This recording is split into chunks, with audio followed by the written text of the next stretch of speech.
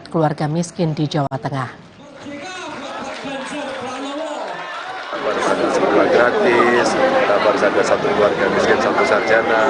Karena makin kita masuk ke pelosok-pelosok Indonesia, makin banyak yang kita temui persoalan seperti ini. Tapi Anda yang lihat tadi, teman-teman yang disabilitasnya semangatnya luar biasa. Tapi kalau mereka diberikan ruang untuk mereka bisa bersekolah, memiliki ilmu lebih tinggi, rasa-rasanya nasibnya akan jauh lebih baik. Saudara calon wakil presiden nomor urut 1 Muhaimin Iskandar menyindir soal utang Indonesia akibat pembelian alutsista. Menurut Caimin, negara tidak sedang perang, tapi membeli alat perang banyak patut dipertanyakan. Menurut Caimin, pertahanan yang sesungguhnya adalah pangan dan perjuangan melalui para petani. Caimin menyebut utang lebih baik jika digunakan untuk alat pertanian daripada alat perang. Kalau kita nggak perang, kenapa kebanyakan utang beli alat perang? Lebih baik utang untuk beli alat pertanian. Pertahanan yang sesungguhnya adalah pangan, pertahanan yang sesungguhnya adalah kemampuan para petani untuk berproduksi. Itu sehingga insya Allah, bismillah, kita ini mau mengatasi yang paling dirasakan berat oleh rakyat, bukan mengatasi mimpi-mimpi yang berat. Calon Wakil Presiden nomor urut 3 Mahfud MD menilai Capres Ganjar Pranowo sudah siap menghadapi debat ketiga Pilpres 2024 yang akan digelar hari Minggu 7 Januari mendatang. Mahfud menyebut dirinya akan ikut mendampingi Ganjar minggu nanti. Mahfud mengaku sudah banyak bicara soal topik debat berikutnya bersama Ganjar. Mahfud yakin Ganjar siap dan menguasai materi debat. Topik debat terkait pertahanan, keamanan, hubungan internasional, dan geopolitik. Menurut Mahfud sudah sering jadi pembahasan. Pak Ganjar sudah tahu itu, dia sudah menguasai itu, saya sudah bicara, jadi saya tidak akan memberi masukan khusus, tapi saya akan mendampingi, karena dia sudah siap, baik untuk menampung pertanyaan, menjawab pertanyaan, maupun untuk melontarkan pertanyaan dalam debat, dia sudah siap segalanya. Dengan potensi suara cukup besar, para capres-cawapres berusaha meraih suara pemilih dari kalangan santri. Pasangan calon presiden dan calon wakil presiden berlomba-lomba membuat janji dan program untuk kelompok santri dan pondok pesantren. Pasangan calon presiden dan calon wakil presiden nomor urut 1, Anies Muhaimin, akhir Desember lalu mendapat dukungan dari sejumlah pengasuh dan alumni pesantren Lirboyo Kediri. Anies Muhaimin pun menjanjikan akan melakukan penyempurnaan terhadap pesantren. Khusus untuk pondok pesantren ini kami dengan Gus Imin ingin menseriusi apa PR-PR yang selama ini belum selesai, ingin kami selesaikan. Kenapa? Mumpung ada kesempatan, punya kewenangan untuk memberikan rasa keadilan pada mereka yang sudah berkontribusi luar biasa untuk umat dan Indonesia. Calon Presiden nomor urut 2 Prabowo Subianto juga mengunjungi pesantren sebagai bagian dari kampanyenya. Saat berkunjung ke Pondok Pesantren Genggong di Probolinggo, Prabowo menyebut akan melanjutkan program Jokowi di depan para santri. Saya bukan orang yang suka menjilat, saya bukan orang yang suka, apa istilahnya, memuji-puji tanpa alasan. Tidak, saya pernah dikalahkan beliau 2 kali. Emang enak dikalahkan? Sasuke! Loh, Anda sekalian ketawa, aku sedih. Aduh, gemoy! Kalah sepak bola aja nangis, apalagi kalah presiden. Bagi calon presiden nomor urut 3 Ganjar Pranowo, memberikan insentif bagi guru mengaji adalah program yang akan dilakukan jika terpilih. Ganjar menyebut telah menghitung besaran anggaran yang dibutuhkan dan telah mempraktikannya saat menjabat Gubernur Jawa Tengah. Kita melonceng bahwa seluruh guru agama, guru ngaji akan mendapatkan insentif karena praktek ini pernah kita lakukan waktu di Jawa Tengah. Kita pernah menghitung-hitung waktu itu anggarannya kurang lebih 4 triliun lah, kalau pakai pola Jawa Tengah. Dan insya Allah mudah-mudahan ini bisa berjalan karena kita punya kepentingan yang lain. Apa itu? Di samping mereka mengajarkan ilmu-ilmu agama kepada anak-anak, juga saya titip budi pekerti. Insya Allah kalau ilmu agamanya bagus, budi pekertinya bagus, kan hubungan sosialnya menjadi bagus.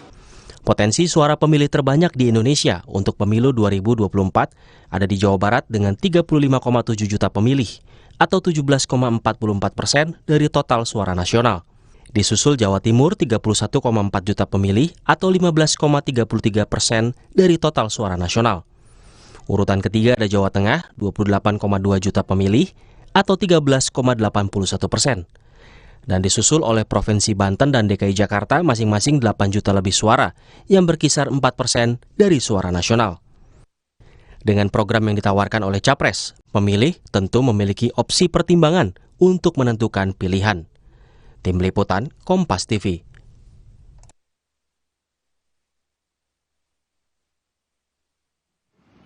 Saudara, pesawat Japan Airlines terbakar di landasan pacu Bandara Haneda, Tokyo usai menabrak pesawat penjaga pantai. Kita kembali usai jeda.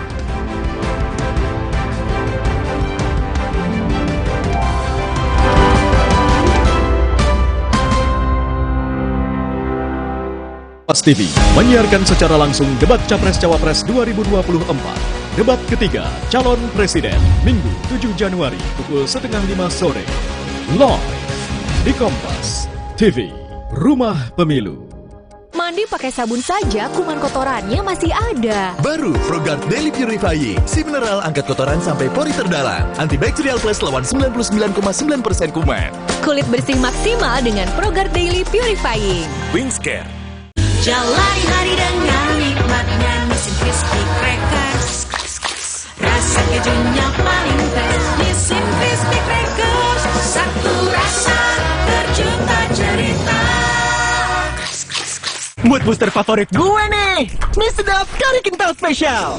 Kuahnya kental, berpadu rempah pilihan yang bikin makin sensasional. Rasanya makin spesial. Buruan cobain yang sedapnya berkari-kari dari Wings Food. Selamat datang di kuis warna-warni surat suara. Sebuah kuis yang akan menguji wawasan tentang arti atau maksud dari warna-warna yang tercetak pada lembar surat suara yang akan kita coblos pada pemilu 2024. Apakah kalian bisa mengidentifikasi perbedaan warna pada setiap surat suara?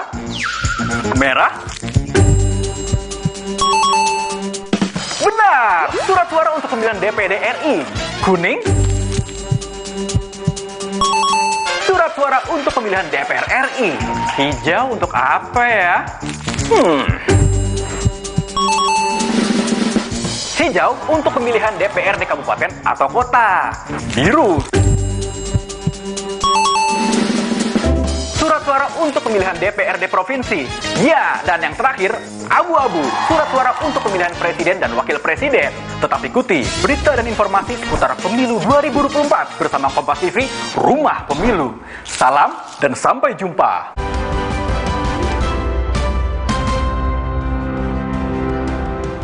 Saudara, pesawat Japan Airlines penerbangan JAL 516 terbakar di landasan pacu Bandara Haneda, Tokyo, Selasa waktu setempat. Pesawat terbakar usai menabrak pesawat lain.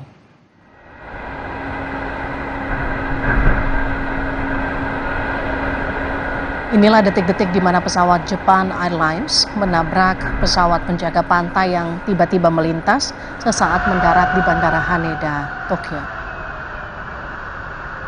Akibat insiden ini 5 kru pesawat penjaga pantai tewas.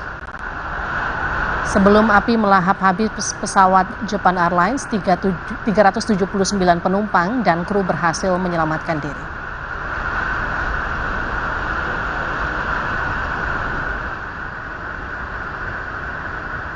Diketahui Bandara Haneda merupakan bandara tersibuk di Jepang, terlebih saat masa libur Natal dan Tahun Baru. Sebelumnya tabrakan terjadi saat pesawat Japan Airlines sudah menerima konfirmasi pendaratan di Bandara Haneda usai penerbangannya dari Hokkaido.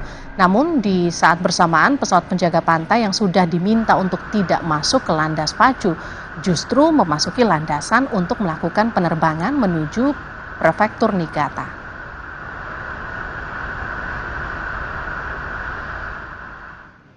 Saudara, adu domba bukan hanya di Garut, Jawa Barat, di Nigeria juga ada kompetisi adu domba. Lebih lengkap saja.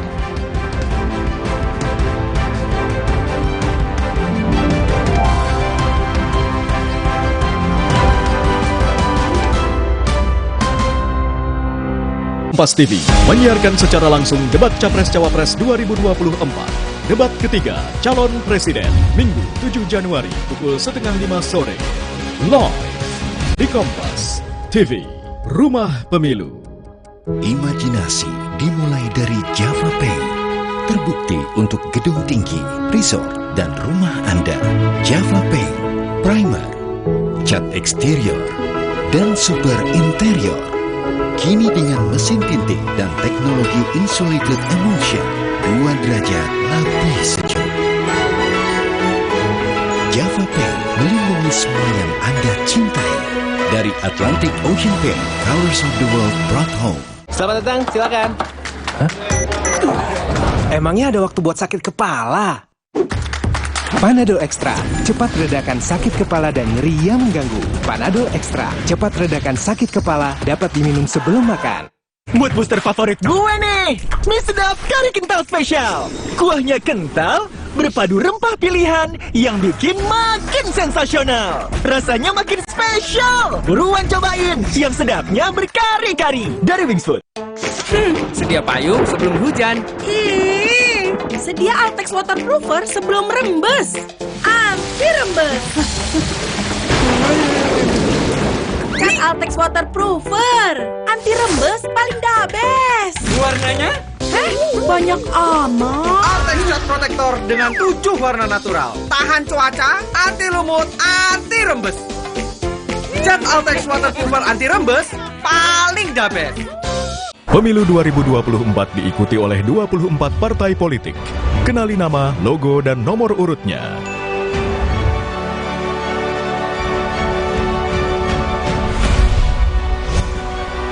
Jadilah bagian dari perhelatan akbar demokrasi negeri ini untuk Indonesia damai sejahtera. Ikuti perkembangan dan informasi terkini seputar Pemilu 2024 bersama teman memilih. Kompas TV, Rumah Pemilu.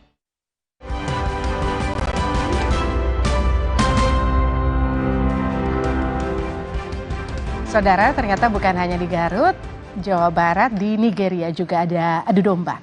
Bagaimana pelatihan domba yang siap ikut turnamen ini? Informasinya sekaligus menutup Sapa Indonesia Malam, saya Liviana Cerlisa. Dan saya Cindy Sistiarani, terima kasih telah bersama kami. Sampai jumpa. Ini bukan perlombaan adu domba yang ada di Garut, Jawa Barat, melainkan di benua Afrika, tepatnya di Lagos, Nigeria. Pada turnamen adu domba ini hanya diperbolehkan dengan domba jantan. Seperti tinju, domba yang akan bertarung dikategorikan sesuai berat badan. Domba yang akan mengikuti pertandingan akan dilatih dan diberi asupan khusus oleh para pemilik. We just try to do some other little trainings to them, like padding them, sparring them, and taking them for road work. After doing that, you can now take them for challenge. Namun kini tengah menjadi sorotan para pecinta hewan karena dianggap salah satu eksploitasi hewan dan praktik perjudian. We want the government to ban ram fighting alongside with the malpractices that surrounds it, because people that handles this ram, uses this ram, don't care about the welfare of the ram. Kompetisi adu domba di Nigeria ini diklaim sudah berlangsung sejak tahun 1980.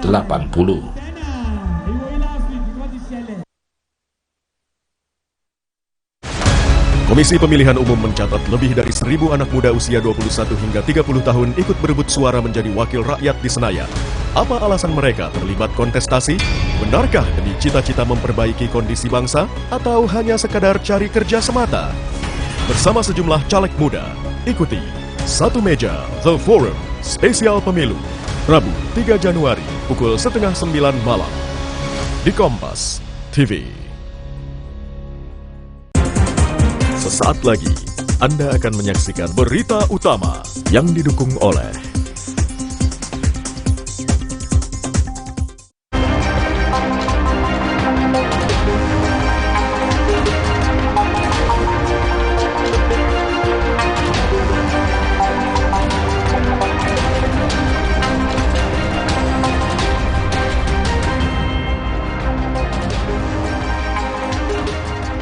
Halo saudara, bagaimana kabarnya Anda hari ini? Selama 1 jam ke depan, Berita Utama akan menyajikan sejumlah informasi menarik. Bersama saya, Eldin Fridianto. Dan saya masih Serta Riga. Saudara, penuhi panggilan Bawaslu Jakarta Pusat untuk klarifikasi kegiatan bagi-bagi susu di Car Free Day.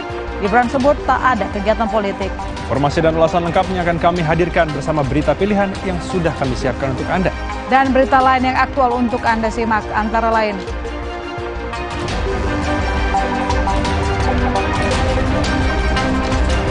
Pasangan Capres dan Cawapres saling beradu gagasan terkait perbaikan gizi masyarakat. Saling sindir antara pasangan calon dan para tim suksesnya pun tak terhindarkan.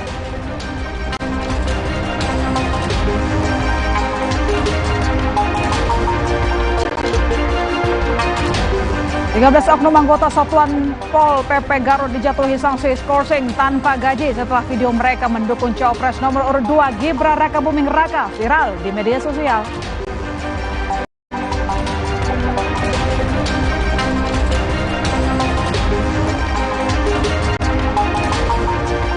Di akhir acara kami juga memiliki video pilihan satu bangunan rumah makan di Wonosari, Gunung Kidul, Yogyakarta yang ambruk akibat diterjang angin kencang.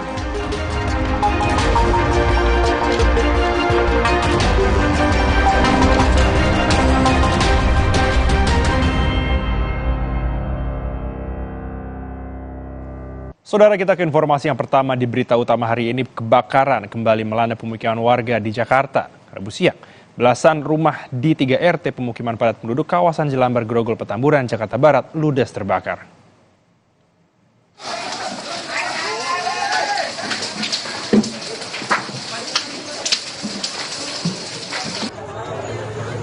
Api yang cepat membesar membuat warga pemukiman padat penduduk ini panik. Petugas pemadam kebakaran Jakarta Barat yang mendapat laporan langsung berupaya memadamkan api yang telah menghanguskan belasan rumah di Jelambar Utama Grogol Petamburan, Jakarta Barat. Salah satu warga terluka saat membantu memadamkan api.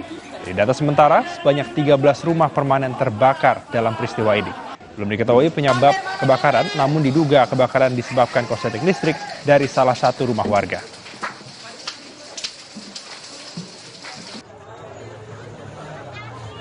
Sementara itu di Jalan Laut Seraya, Sawah Besar, Jakarta Pusat, sebuah rumah juga hangus terbakar. Api yang muncul secara tiba-tiba dari bagian belakang rumah sempat membuat penghuni rumah panik.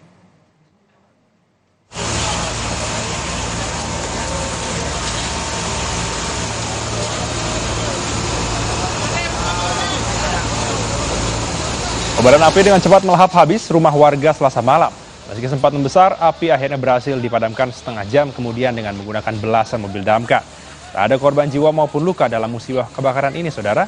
Namun kerugian ditaksir mencapai ratusan juta rupiah. Penyebab kebakaran masih dalam penyelidikan.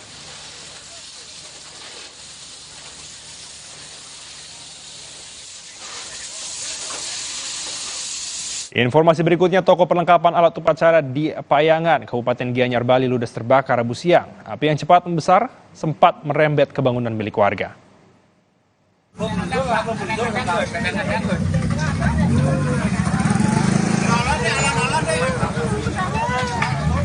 Kebakaran ini terjadi saat toko ditinggal pemiliknya pergi berobat. Dipenuhi dengan barang yang mudah terbakar membuat api semakin cepat membesar. Api yang cepat membesar sempat merembet ke bangunan milik warga sebelum akhirnya berhasil dipadamkan oleh petugas damkar Gianyar. Percikan api yang terjadi juga mengakibatkan pura keluarga ikut terbakar, saudara. Petugas kepolisian dari Polsek Payangan masih melakukan penyelidikan untuk mengetahui penyebab pasti kebakaran ini.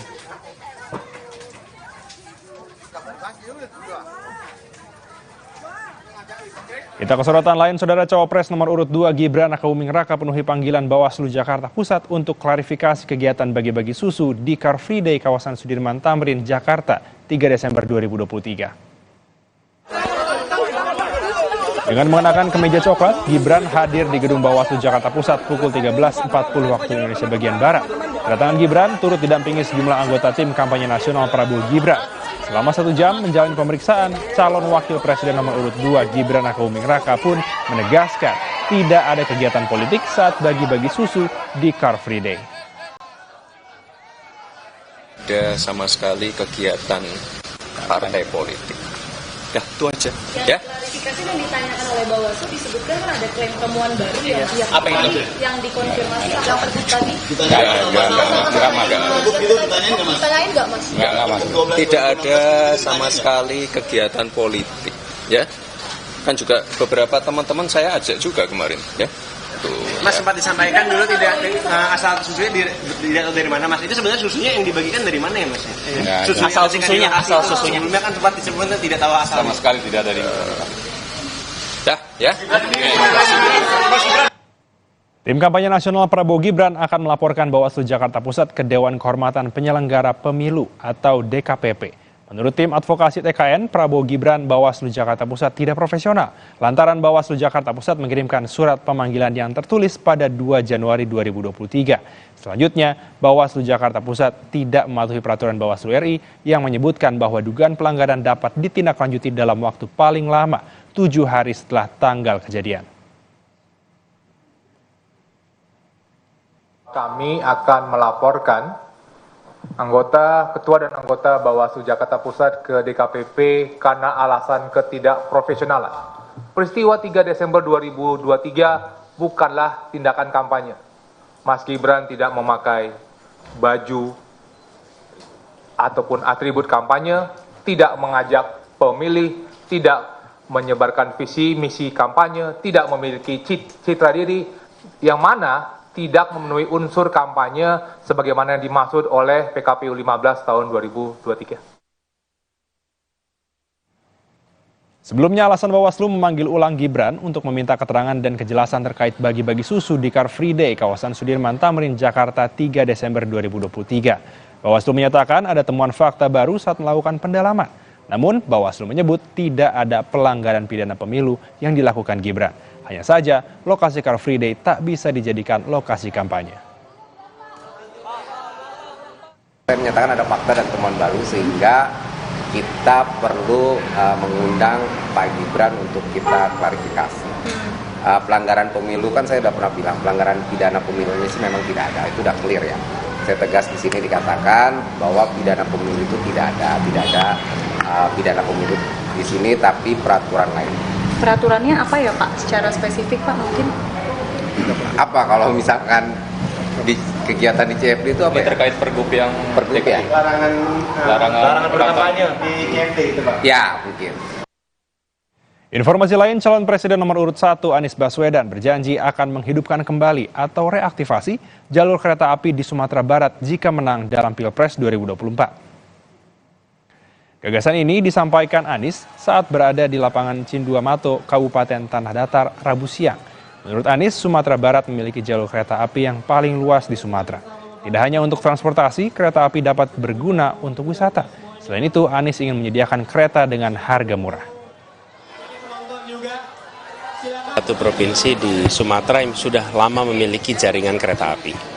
Dan jaringan kereta api ini perlu diaktifasi menjadi salah satu moda transportasi umum yang bisa menjangkau begitu banyak kabupaten kota dengan murah, efisien, dan aman. Calon Presiden nomor urut 3 Ganjar Pranowo mendengungkan gagasan program Satu Keluarga Miskin Satu Sarjana saat bertemu dengan anak muda di Jepara, Jawa Tengah. Saudara, dalam safari politiknya Selasa sore, Ganjar menemui ratusan warga dari kelompok milenial dari berbagai kota di Taman Kopi Jepara. Sejumlah anak muda menyampaikan aspirasinya kepada Ganjar. Salah satu anak muda bahkan meminta Ganjar untuk membuka kembali salah satu kasus pelanggaran HAM yang belum tuntas. Kelompok milenial juga minta diberi akses untuk bisa belajar lebih tinggi, khususnya bagi yang tidak mampu. Sekolah gratis, harus ada Satu Keluarga Miskin Satu Sarjana, karena makin kita masuk ke pelosok-pelosok Indonesia, makin banyak yang kita temui persoalan seperti ini. Tapi Anda yang lihat tadi, teman-teman yang disabilitasnya semangatnya luar biasa. Tapi kalau mereka berikan ruang untuk mereka bisa bersekolah, memiliki ilmu lebih tinggi, rasa-rasanya nasibnya akan jauh lebih baik. Sementara itu, calon presiden nomor urut 2 Prabowo Subianto melayat ke rumah duka mendiang mantan Menko Kemaritiman Rizal Ramli. Rabu petang, Prabowo datang melayat ke rumah duka mendiang Rizal Ramli di Jalan Bangka, Mampang Perapatan, Jakarta Selatan. Prabowo mengatakan mengenal sebagai sahabat, Rizal Ramli merupakan sosok yang idealis. Prabowo terakhir bertemu dengan Rizal Ramli akhir September lalu.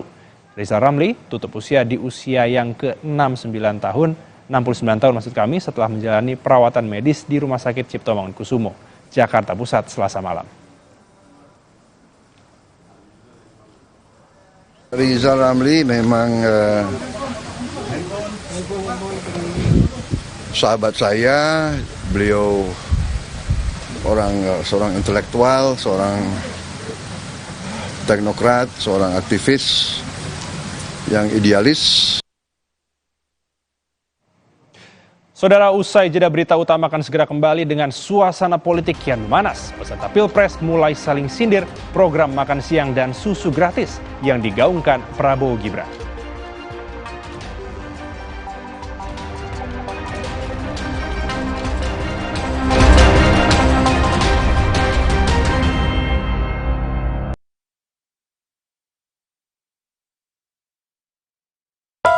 Wuih, jangan asal nubruk. Lu yang asal nubruk. Nih, yang gak asal nubruk, gula aren instan nomor 1 di Indonesia ada versi tubruknya. Top Coffee susu gula aren tubruk. Paduan kopi tubruk, susu dan gula aren. Gile. Ampasnya lebih halus, brother. Gak sembarang kopi susu nih. Ampasnya aja enak. Berkelas, bos. Rasanya pengen lagi. Top Coffee susu gula aren tubruk. Puas tubruknya, legit gula arennya. Dari Wingstop, top enaknya. Terasa gigi ngilu kalau minum dingin, terus kondisi gigi sensitif. Jika dibiarkan lebih lama, ada kemungkinan untuk memburuk. Sensodyne memberikan perlindungan hingga 24 jam. Saya merekomendasikan Sensodyne untuk perawatan gigi ngilu.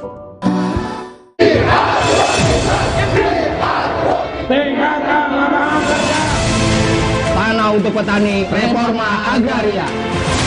Pendidikan gratis hingga perguruan tinggi. Anti impor beras demi kedaulatan pangan. Gratiskan iuran BPJS Kesehatan. Perahu dan solar murah untuk rakyat. Bersama Partai Buruh, mari kita wujudkan welfare state, negara sejahtera, Indonesia bahagia. Wow, kirain pot, taunya Fresh Care Smash yang lagi viral. Fresh Care Smash 4-in-1. Tren baru, double inhalernya unik, nonjok segernya. Bisa buat ngerok, sampai pijit. Keren dan stylish. Fresh Care Smash, ekspresikan gayamu. Inovasi baru dari Hotin. Hotin Go. Oles, go. Roll on, go. Pijat, go. Nggak sentuh langsung, nggak bikin tangan panas. Hotin Go. Hotnya in, langsung go. Suatu hari, sekeluarga nonton TV, tiba-tiba tembok rembes, plafon netes. Nippon Elastex 3-in-1 siap beresin dengan teknologi Hydroplex. Pasti beres pakai Nippon Elastex. Nggak enak? Iya, kayak aroma manisnya. Le Mineral memang berbeda. Setiap tetesnya mengandung mineral esensial seimbang yang penting untuk tubuh dan juga membuat rasa airnya lebih segar. Le Mineral. Alergi jontor nih. Aku biduran, obatnya yang depannya Indal CTN. Bisa dibeli tanpa resep dokter. Indal CTN, komposisi anti alerginya redakan alergi. Indal CTN. Luka, memar di kulit. Sakit. Pegalinu nyeri sendi, butuh dipijit. Sakit. Gak usah ngeluh kalau sakit, pakai Herba Wahid. Herba Wahid, minyak herbal berkhasiat. Herba Wahid, minyak gosok, urut dan pijit. Wahid. Terasa gigi ngilu kalau minum dingin, terus kondisi gigi sensitif. Jika dibiarkan lebih lama, ada kemungkinan untuk memburuk. Sensodyne memberikan perlindungan hingga 24 jam. Saya merekomendasikan Sensodyne untuk perawatan gigi ngilu. Wuih, jangan asal nubruk. Lu yang asal nubruk. Nih, yang gak asal nubruk, gula aren instan nomor 1 di Indonesia ada versi tubruknya. Top Coffee susu gula aren tubruk. Paduan kopi tubruk, susu dan gula aren. Gile. Ampasnya lebih halus, brother. Gak sembarang kopi susu nih. Ampasnya aja enak. Berkelas, bos. Rasanya pengen lagi. Top Coffee susu gula aren tubruk. Puas tubruknya, legit gula arennya. Dari Wingstop, top enaknya.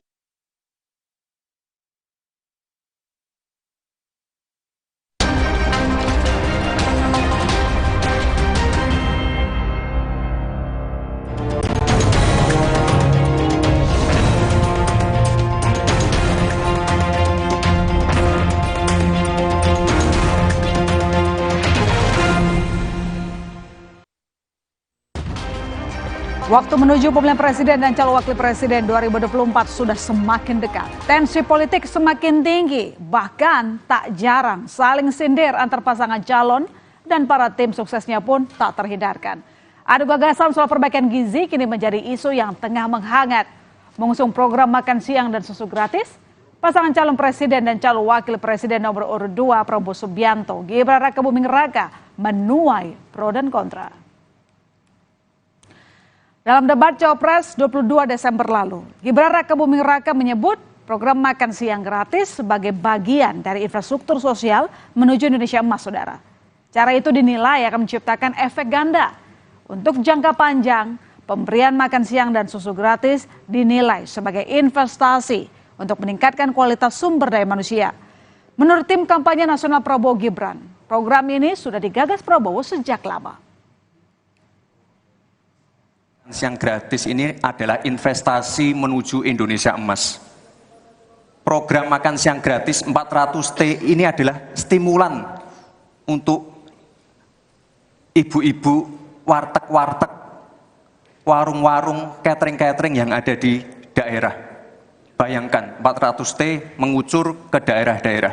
Semua ibu-ibu ikut memasak makan siang untuk anak-anak kita. Itu Pak yang saya maksud dengan infrastruktur sosial. Namun, program makan siang dan susu gratis yang diusung pasangan Cawapres Prabowo Gibran disindir pihak pasangan calon presiden dan calon wakil presiden nomor urut 3, Ganjar Pranowo dan Mahfud MD. Program itu dinilai menghabiskan anggaran, sementara masih banyak fasilitas kesehatan belum memadai. Mahfud bahkan mempertanyakan prospek program yang disebut akan menelan anggaran kurang lebih 400 triliun rupiah. Ia juga bilang, pasangan Ganjar Mahfud juga punya program untuk perbaikan gizi yang katanya akan lebih memberdayakan masyarakat. Makan siang gratis itu menurut bagus lah, tetapi prospeknya apa? Gitu. Kita lebih dari itulah. Orang tidak hanya dikasih ikan, tapi diberi pancingnya. Sementara Capres nomor urut 3 Ganjar Pranowo sempat menyinggung tentang program makan siang gratis dibandingkan dengan program internet gratis yang tengah digaungkan pasangan Ganjar Mahfud. Ia menyebut sejumlah masyarakat yang pernah ia tanya lebih memilih internet gratis karena bisa menunjang komunikasi. Harapannya dengan internet gratis bisa meningkatkan akses informasi terutama bagi pelajar maupun pelaku UMKM. Menyiapkan infrastruktur persebarannya ya. Kalau kemudian kita mau adil ya di remote area juga mendapatkan itu. Yang kedua dari sisi kecepatan. Yang ketiga tentu kita bicara siapa yang mesti memanfaatkan ini. Maka pilihan kita yang pertama adalah para pelajar. Tadi ada masukan juga UMKM. Oke, saya kira itu masuk juga. Maka kalau mereka bisa mendapatkan internet gratis, saya kira apa yang menjadi potensi dari mereka akan bisa terangkat. Menanggapi sindiran-sindiran yang ada, tim kampanye nasional Prabowo Gibran tampaknya tidak ambil pusing. TKN pun tidak mempersoalkan kritik soal program makan siang gratis. Mereka hanya menegaskan bahwa makan siang dan susu gratis merupakan program prioritas untuk memperbaiki gizi anak-anak Indonesia demi menyambut era bonus demografi. Atas pernyataan Cawapres nomor urut 3 Mahfud MD tentang prospek program makan siang dan susu gratis, Cawapres nomor urut 2 Gibran Rakabuming Raka hanya berkomentar singkat. Yang katanya makan siang nggak prospek itu gimana Mas? Tanggapan dari Mas? Ya terima kasih masukannya Pak. Mas terkait panggilan Bawaslu tanggal 2 gimana Mas?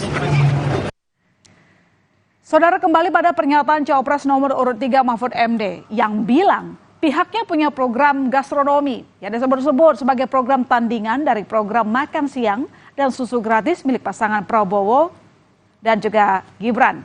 Arti kata gastronomi sendiri yakni berkaitan dengan seni menyiapkan hidangan yang lezat. Melalui makna itulah, tim pemenang nasional Ganjar Mahfud menjelaskan bahwa melalui program gastronomi, asupan gizi akan dibuat beragam sesuai potensi pangan yang ada di masyarakat. Menurut Mahfud, ini akan menjadi bagian dari program jangka panjang. Kalau soal makan, kita punya program namanya gastronomi, bukan hanya makan siang, tapi makanannya juga sehat. Karena makan siang gratis, susu, dan sebagainya itu kan impor, kira-kira gambaran kita. Barang-barang impor, kalau gastronomi dari bumi-bumi kita dan laut kita. Itu nanti, tetapi tidak dalam sebuah program yang khusus dan seketika gitu. Itu nanti akan menjadi bagian dari program yang jangka panjang. Nah, saudara, pasangan Prabowo Gibran dan pasangan Ganjar Mahfud saling unjuk gigi dengan program perbaikan gizi. Lalu, bagaimana dengan pasangan Capres-Cawapres nomor urut 1 Anies Baswedan dan Muhaimin Iskandar? Sedikit berbeda dengan kedua pasangan calon lainnya, Anies Imin justru muncul dengan ide tunjangan untuk ibu hamil. Karena kesehatan anak dinilai bermula dari kesehatan para calon ibu. Menurut Cawapres Muhaimin Iskandar, hal tersebut sebagai salah satu upaya mencegah stunting atau gangguan pertumbuhan anak yang sebab utamanya karena kurangnya nutrisi. Saya mengusulkan ibu hamil mendapatkan tunjangan khusus. Itu ada yang bilang, nanti kalau diumumkan itu banyak orang-orang ingin hamil, maka wajib hukumnya negara memperhatikan keturunan sampai mulia hidupnya. Dan saudara, jelang debat ketiga Minggu 7 Januari 2024, ketiga pasangan Capres-Cawapres kini semakin belak-belakan. Debat ketiga nanti yang bertemakan pertahanan, keamanan, hubungan internasional, dan geopolitik akan diikuti oleh para calon presiden. Selain sebagai ajang untuk menonjolkan program yang mereka usung, harapannya juga bisa memikat hati para calon pemilih dalam Pilpres nanti. Para calon presiden pun mengaku telah mulai bersiap-siap agar memperoleh hasil yang lebih baik. Dari sisi calon presiden nomor urut 1, Anies Baswedan mengaku siap menghadapi debat capres dengan membaca buku yang berkaitan dengan tema debat seperti pertahanan, keamanan, dan geopolitik. Ia juga berdiskusi dengan tim serta tokoh-tokoh yang berkaitan dengan tema tersebut. Tim Nasional Pemenangan Anies Imin menambahkan, debat akan penuh dengan ide dan gagasan yang seru. Anies juga menyiapkan diri dengan menghadiri forum gagasan bertemakan seperti tema debat ketiga nanti. Sementara, Wakil Ketua Tim Kampanye Nasional Habibur Rahman memastikan tema debat kali ini akan menguntungkan Capres nomor urut 2, Prabowo Subianto. Prabowo disebut tidak melakukan persiapan khusus, namun akan fokus menyampaikan gagasan-gagasan terkait pertahanan dan geopolitik. Yang menyebut Prabowo akan berusaha meyakinkan masyarakat bahwa Indonesia butuh pemimpin berani di kancah internasional. Nah, bagaimana dengan Capres nomor urut 3 Ganjar Pranowo? Menurut Ganjar, ada sejumlah isu pertahanan keamanan yang krusial dan perlu dibahas dalam debat. Antara lain, kesiapan transisi alutsista, industri pertahanan dalam negeri, hingga perlindungan pekerja migran. Ganjar mengaku siap dan tak gentar, meski dua capres lainnya mengaku menguasai tema debat kali ini. Semakin mendekati Pilpres, maka semakin penasaran pula masyarakat terhadap program dan sosok para kandidat Capres-Cawapres. Satu persatu program unggulan para pasangan calon dikritisi, bukan hanya oleh rakyat, namun juga oleh sesama peserta Pilpres.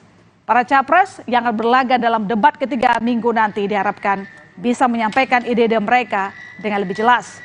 Dan tentunya siapapun yang menjadi pemenang dapat merealisasikan janji-janji mereka. Saudara, usai jeda ada informasi terkait dengan 13 oknum anggota Satuan Pol PP Garut dijatuhi sanksi skorsing tanpa gaji setelah video mereka mendukung Cawapres nomor urut 2 Gibran Rakabuming Raka viral di media sosial.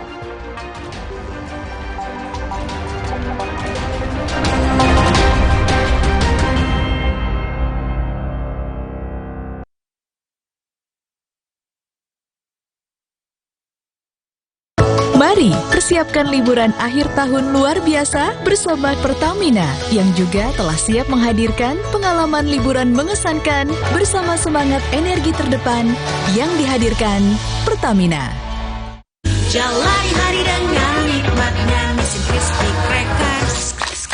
Rasa kejunya paling fresh Nissin Crispy Crackers. Satu rasa berjuta cerita. Di tanganmu, botol plastik bekas bisa jadi baru lagi. Seperti tas, baju, hingga sepatu ini. Bersama Gerakan Ekonomi Sirkular Nasional Le Mineral, mari mulai kebiasaan baru memilah sampah plastik dari rumah, menyalurkan lewat aplikasi, pemulung, ataupun bank sampah. Sampah plastikmu memberi nilai tambah untukmu dan juga untuk mereka. Dengan langkah sederhana, pisahkan sampah sesuai jenisnya. Sampah organik, plastik termasuk PET, kertas, dan kaleng, lalu salurkan. Sampah plastik yang terpilah bisa didaur ulang. Mulai kebiasaan baru dan buat botol plastik bekasmu jadi baru lagi.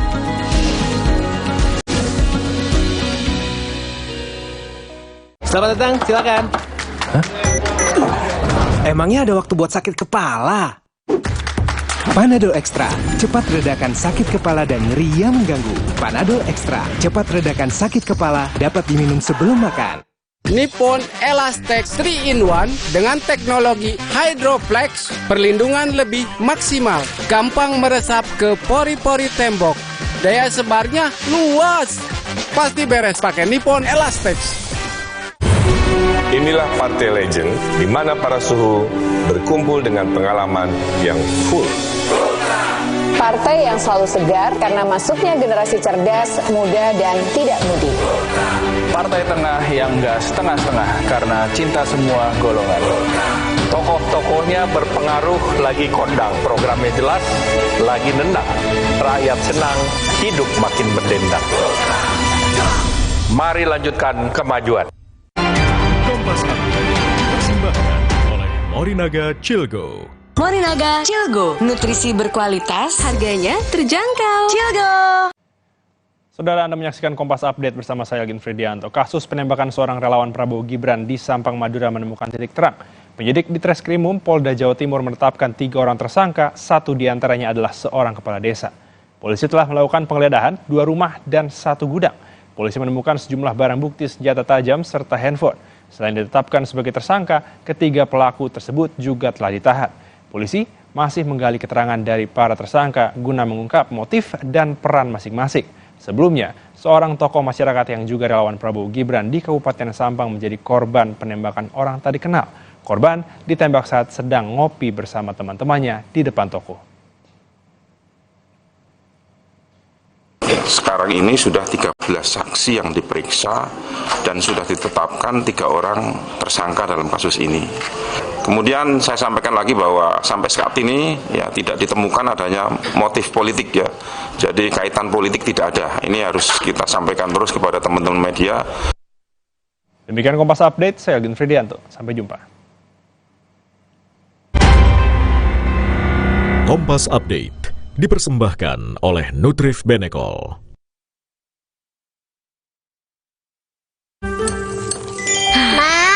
Minum dulu biar nggak capek. Senang kan melihat anak tumbuh dengan baik bersama Morinaga Cilgo, nutrisi berkualitas untuk dukung daya tahan tubuh, bantu tumbuh kembangnya. Morinaga Cilgo.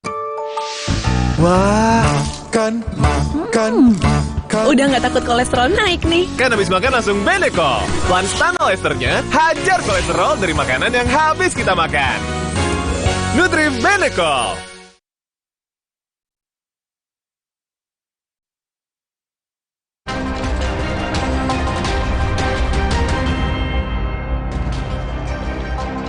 Berita utama kembali hadir untuk Anda, Saudara, dan kami sudah menyiapkan 5 berita pilihan untuk Anda. Kita ke informasi yang pertama, viral. Satpol PP dukung Gibran.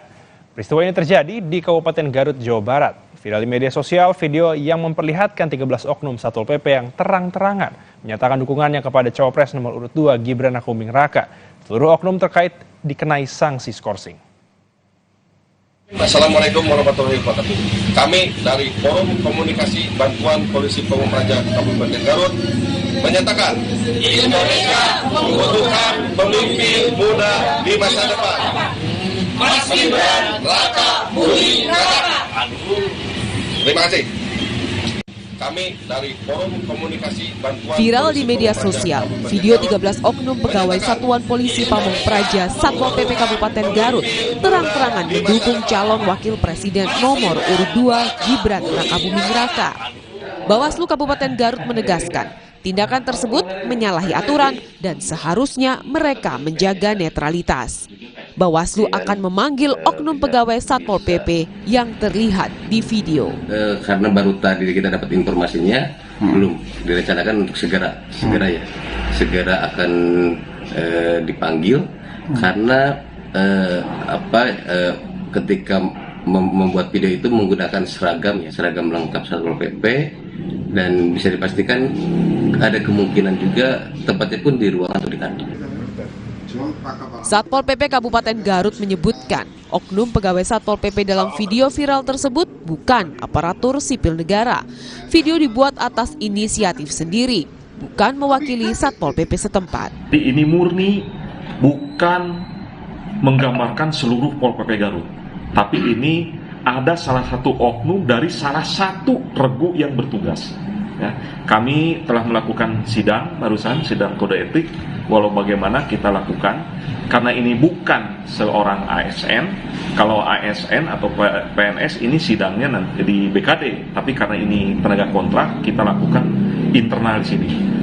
Atas perbuatannya, ke-13 oknum pegawai diberikan sanksi berupa skorsing dari tugasnya tanpa gaji selama 3 bulan bagi oknum berinisial CS dan 1 bulan untuk oknum anggota lainnya. Ridwan Mustafa, Kompas TV, Garut, Jawa Barat. Berita pilihan berikutnya, saudara, salah paham Satpol PP dikeroyok. 5 pelaku pengeroyokan terhadap 2 petugas Satpol PP yang viral di media sosial akhirnya ditangkap polisi. Dalam keterangannya pada Rabu siang, 4 di antara pelaku ternyata positif narkoba. Peristiwa pengeroyokan ini terjadi pada 31 Desember 2023 lalu sekitar jam 4 sore. Berlokasi di depan sebuah mal wilayah Kecamatan Menteng, Jakarta Pusat, 2 petugas Satpol PP yang tengah menutup jalur menjelang Car Free Night ini mendapatkan kekerasan dari 5 orang pria. Tak terima, kedua korban pun melapor ke polisi. Beberapa jam pasca kejadian, para pelaku akhirnya ditangkap. Rabu siang, para pelaku yang berbaju tahanan dibawa ke hadapan media. Kapolres Metro Jakarta Pusat menyebut motif para pelaku nekat melakukan pengeroyokan lantaran salah paham terkait penutupan arus yang akan digunakan untuk Car Free Night pada tanggal 31 Desember 2023 kemarin. Ironisnya, dari 5 pelaku, 4 diantaranya positif narkoba jenis syabu dan ganja. Kami juga telah melakukan tes urin kepada 5 tersangka. Ya. Hasilnya untuk LH, katakan LH, ya, ini positif amfetamin atau menggunakan sabu. Kemudian SM, katakan ini adalah positif amfetamin dan juga THC atau ganja. Kemudian SR ini positif amfetamin juga ganja. Kemudian BD ini positif amfetamin atau penggunaan sabu. Atas perbuatannya, pelaku terjerat pasal 170 tentang pengeroyokan dengan ancaman pidana penjara paling lama 7 tahun. Bongga Wangga, Kompas TV, Jakarta. Berikutnya, saudara, pegawai BNN aniaya istri. Seorang pegawai BNN diduga menganiaya istri di depan ketiga anaknya di Bekasi, Jawa Barat. Setelah cukup bukti, polisi telah menetapkan pelaku sebagai tersangka. Video terpaksa kami samarkan karena mengandung unsur kekerasan. Setelah lama berusaha mempertahankan rumah tangga, akhirnya YA menyerah. Berkali-kali mendapatkan kekerasan dari sang suami yang juga merupakan pegawai BNN, korban lantas melaporkan kasus ini ke polisi. Apalagi penganiayaan itu dilakukan di hadapan ketiga anak mereka. Sebelumnya YA juga sudah pernah melaporkan sang suami ke polisi pada tahun 2021 dalam kasus yang sama. Namun mereka sempat rujuk kembali. Harapan berumah tangga dengan harmonis tak kunjung terwujud. KDRT tetap terjadi hingga tahun 2023. Video yang beredar, KDRT itu dilakukan tiap tahun, di tahun 2022, di tahun 2023. Yang parahnya pihak suami berani melakukan KDRT itu di depan ketiga anak saya, bahkan menggunakan sajam atau senjata tajam. Akan penundaan proses hukumnya dengan alasan sudah rujuk dengan suami. Kemudian dalam proses rujuk tersebut pada tahun 2022 sekira bulan April terjadi KDRT kembali yang dilakukan oleh suaminya yang videonya itu yang saat ini viral di media massa dan media sosial. Hasil pemeriksaan dokter forensik menunjukkan terdapat luka memar di dahi dan lecet di punggung serta tangan korban. Selain itu, rekaman CCTV menjadi bukti kekerasan. Polisi pun menetapkan pelaku sebagai tersangka dan rencananya ia akan dipanggil pada hari Jumat untuk dimintai keterangan. Jika terbukti bersalah, ancaman penjara selama 5 tahun pun di depan mata. Alexander Blegur, Kompas TV, Bekasi, Jawa Barat. Berikutnya, saudara, sakit hati ART bunuh majikan. Sakit hati lantaran digaji tak sesuai kesepakatan, seorang pria tega membunuh majikan serta seorang ART di sebuah rumah di Blitar, Jawa Timur. Pelaku yang sempat kabur berhasil ditangkap polisi. Kami dari Polres Blitar Kota, Mas. Aza hanya bisa tertunduk saat polisi berhasil menangkapnya di rumahnya di Kediri, Jawa Timur. Polisi terus menanyainya perihal kejadian pembunuhan di rumah sang majikan Ragil. Pria berusia 21 tahun ini diduga kabur usai melakukan pembunuhan terhadap Ragil dan pembantunya Luciani. Aza pun menjelaskan kepada polisi tentang kronologi kejadian pembunuhan dengan terbata-bata. Polisi juga menyita sejumlah barang berharga milik korban sebagai barang bukti. Peristiwa yang terjadi di Blitar, Jawa Timur ini terungkap setelah adanya bau busuk yang menguar dari rumah korban yang juga dijadikan tempat penampungan anjing. Saat diperiksa, kedua jenazah berada di tempat berbeda.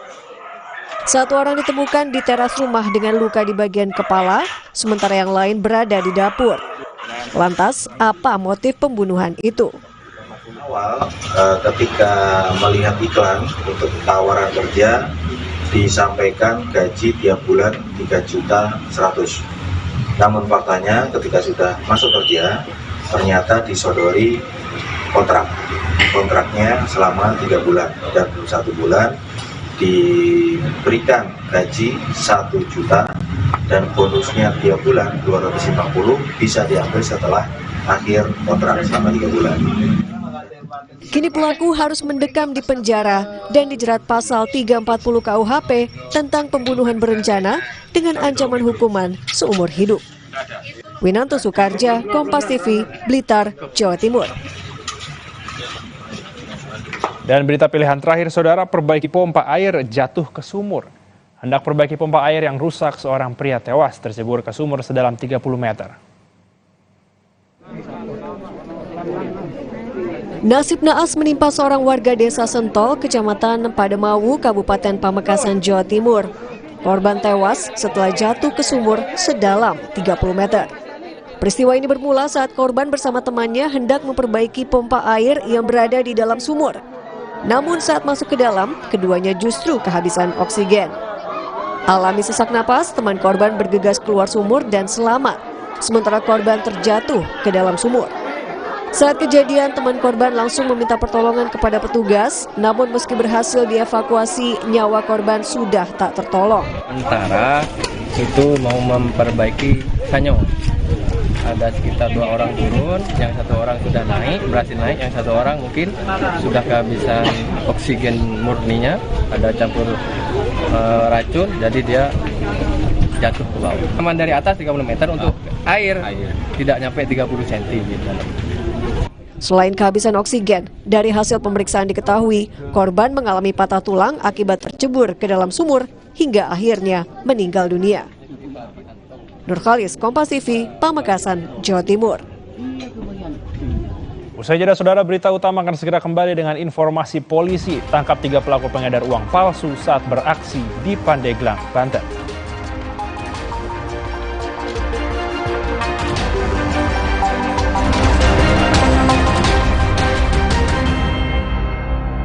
Kopi tubruk, susu, dan gula aren. Gile, ampasnya lebih halus, brother. Beli 2 ekstra 1. Top Coffee, susu gula aren, tubruk. Pengen lagi. Beli 2 ekstra 1. Puas tubruknya, legit gula arennya. Beli 2 ekstra 1. Suatu hari, sekeluarga nonton TV. Tiba-tiba, tembok rembes, plafon netes. Nippon Elastex 3-in-1 siap beresin. Dengan teknologi Hydroplex. Pasti beres pakai Nippon Elastex. Mereka adalah perempuan-perempuan berdedikasi, perempuan mandiri, selalu optimis. Mereka percaya tolak angin untuk menjaga kesehatan. Mencintai Indonesia. Mandi pakai sabun saja, kuman kotorannya masih ada. Baru ProGuard Daily Purifying, si mineral angkat kotoran sampai pori terdalam. Antibakterial plus lawan 99,9% kuman. Kulit bersih maksimal dengan ProGuard Daily Purifying. Wingscare. Jalani hari dengan nikmatnya Nissin Crispy Crackers. Rasa kejunya paling best. Nissin Crispy Crackers, satu rasa terjuta cerita. Kopiko ekstra besar. Ini lebih mantap kopinya. Enaknya, gak habis-habis, gak habis-habis, gak habis-habis. Kopiko. Nippon Elastex 3-in-1 dengan teknologi Hydroflex, perlindungan lebih maksimal, gampang meresap ke pori-pori tembok, daya sebarnya luas. Pasti beres pakai Nippon Elastex. Paduan kopi tubruk, susu, dan gula aren. Gile, ampasnya lebih halus, brother. Beli 2, ekstra 1. Top Coffee, susu gula aren, tubruk. Pengen lagi. Beli 2, ekstra 1. Puas tubruknya, legit gula arennya. Beli 2, ekstra 1. Aku pikir semua air mineral itu sama. Le mineral itu beda.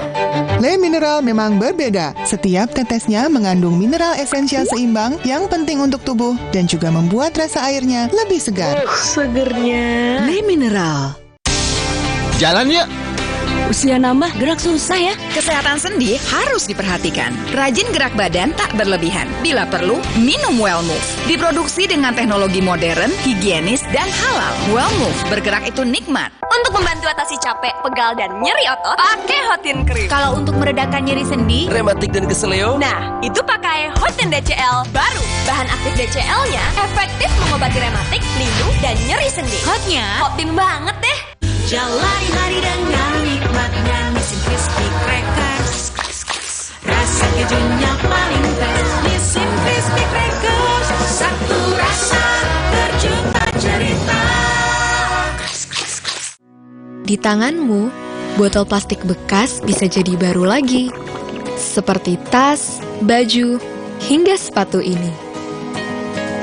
Bersama Gerakan Ekonomi Sirkular Nasional Le Mineral, mari mulai kebiasaan baru memilah sampah plastik dari rumah, menyalurkan lewat aplikasi, pemulung, ataupun bank sampah. Sampah plastikmu memberi nilai tambah untukmu dan juga untuk mereka. Dengan langkah sederhana, pisahkan sampah sesuai jenisnya, sampah organik, plastik termasuk PET, kertas, dan kaleng, lalu salurkan. Sampah plastik yang terpilah bisa didaur ulang.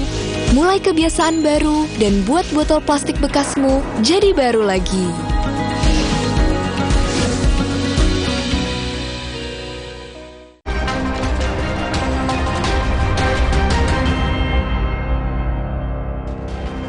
Anda kembali menyaksikan berita utama. Diduga korsleting listrik, sebuah mes karyawan gudang kayu terbakar pada Selasa malam. Akibatnya, 1 orang terluka dan dilarikan ke rumah sakit.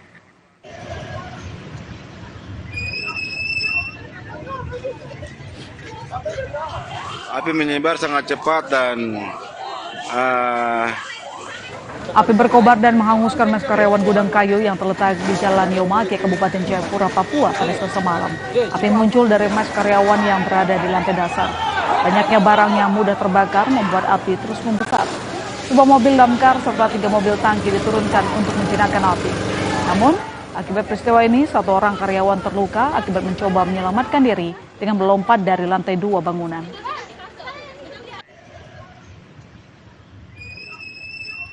Tiga pelaku pengedar uang palsu di wilayah Kecamatan Sumur, Kabupaten Pandeglang, Banten ditangkap polisi. Sebanyak 30 juta rupiah uang palsu berbagai pecahan berhasil disita.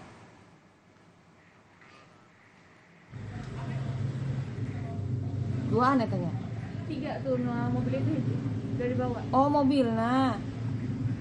Beginilah suasana saat anggota kepolisian Polres Pandeglang menangkap 3 pelaku pengedar uang palsu di wilayah Kecamatan Sumur, Kabupaten Pandeglang, Banten. Ketiga pelaku merupakan warga Sukabumi dan Bogor, Jawa Barat. Selain pelaku, polisi juga turut mengamankan 30 juta rupiah, pecahan $100, $100.000 dan $50.000 uang palsu. Tak menutup kemungkinan uang palsu sudah beredar di Kabupaten Pandeglang. Kemungkinan ada tersangka lainnya karena kami belum menemukan peralatan untuk mencetak dan bahan-bahannya. Yang 3 ini cuma berperan untuk menyebarkan uang? Ya, kemungkinan mereka datang ke sini untuk menjual uang palsu tersebut. Sorotan lainnya, 157 pengungsi Rohingya yang terdampar ke Deli Serdang memiliki tanggal lahir sama, yakni 1 Januari. Keganjilan ini ditemukan warga dan perangkat Desa Karanggading, Kecamatan Labuhan Deli, Kabupaten Deli Serdang. Pengungsi Rohingya yang mendarat di Pulau Kosong memiliki identitas kartu UNHCR dengan tanggal lahir sama. Saat ini, para pengungsi sementara tinggal di tenda sebuah pulau di Desa Karanggading, Kabupaten Deli Serdang.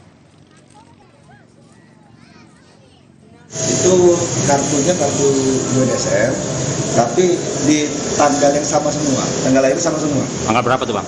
Tanggal 1 apa tuh ya? Tanggal 1 semua. Januari. Tahunnya yang kita. Tahunnya yang berbeda-beda. Nah, tahun sama juga. Tahun sama juga. Tanggal itu lahir atau pembuatan Bang? Kartu pembuatan atau tahun lahir? Tanggal lahir. Cuman yang belum jelas nah.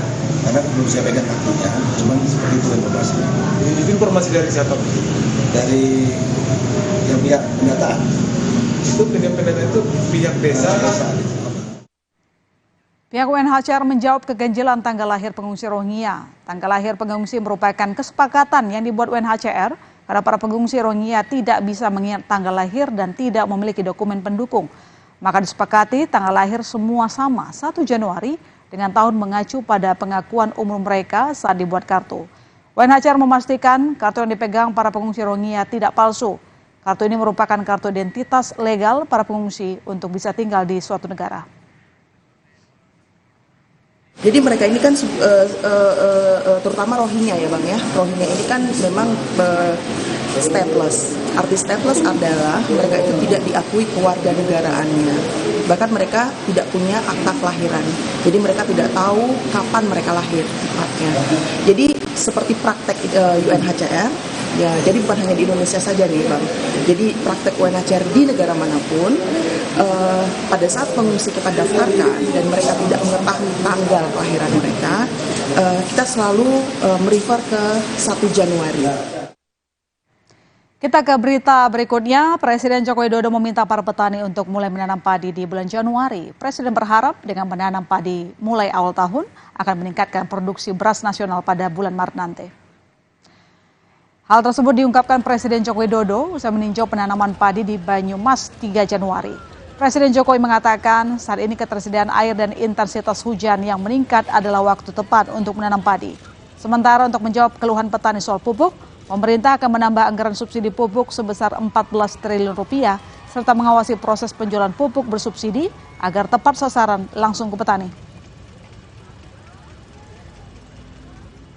Saya ingin memastikan bahwa di awal Januari ini mulai menanam semuanya karena hujan sudah turun, air berarti kebutuhan air sudah tercukupi dari hujan sehingga tanam. Di Desember kita tanam 1,4 juta. Di Januari 1,7 juta hektar. Kemudian di Februari 1,4 juta hektar. Saudara, sebuah rumah makan di Wonosari, Gunung Kidul, Yogyakarta ambruk akibat diterjang angin kencang. Selengkapnya sesaat lagi di Berita Utama.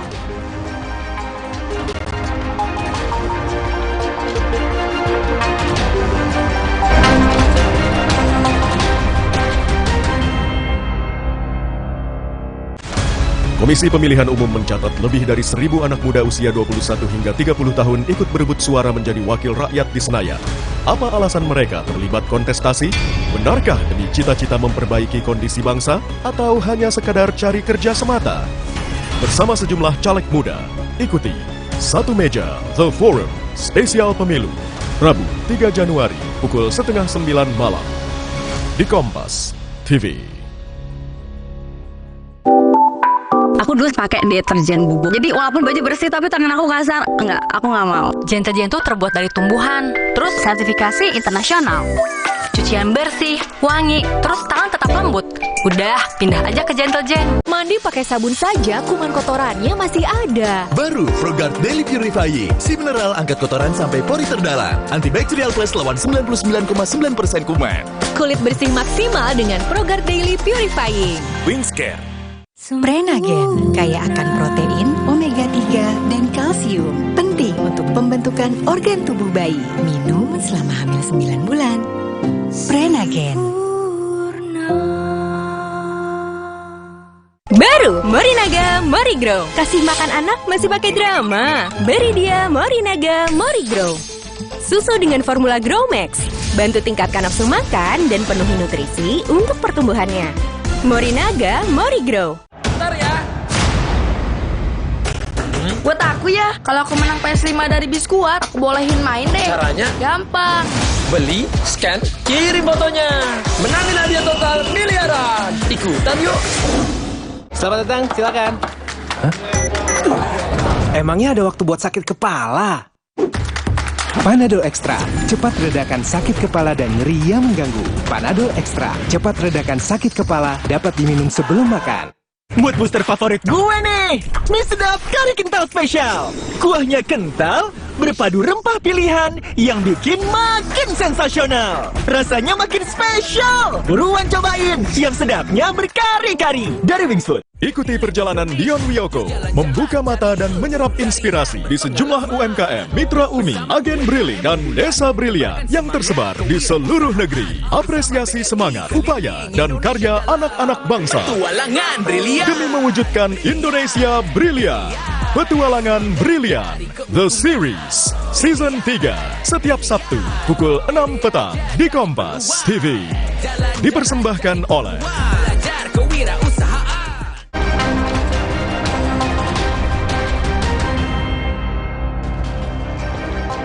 Terima kasih Anda masih menyaksikan berita utama, Saudara. Karena makan dan merusak tanaman jagung, 5 ekor sapi dianiaya pemilik kebun dengan senjata tajam. Karena sapi mengalami luka bacok, pemilik ternak pun melaporkan ke polisi.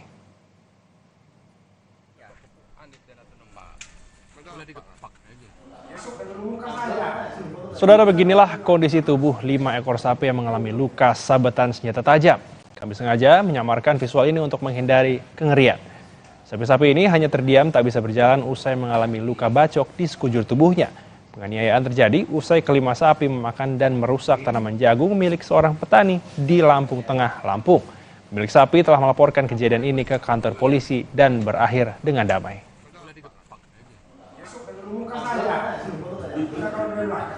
Itu laporan ke Polsek. Setelah kami tidak lanjuti bahwa sebab musababnya daripada melakukan penganiayaan tersebut karena sapi-sapi tersebut makan jagung yang ditanam oleh si terlapor. Dan permasalahan itu sudah kami clearkan karena dari kedua belah pihak minta dimediasi. Berbeda dengan informasi sebelumnya, Saudara, kali ini seekor harimau Sumatera masuk kawasan perkebunan dan memangsa ternak sapi milik warga di Kabupaten Pasaman, Provinsi Sumatera Barat.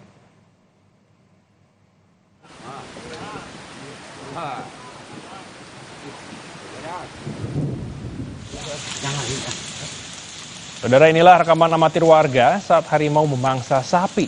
Warga mengatakan ada 3 harimau yang memangsa sapi di kawasan hutan lindung yang telah ditanami sawit dan kemunculannya bukan yang pertama kalinya.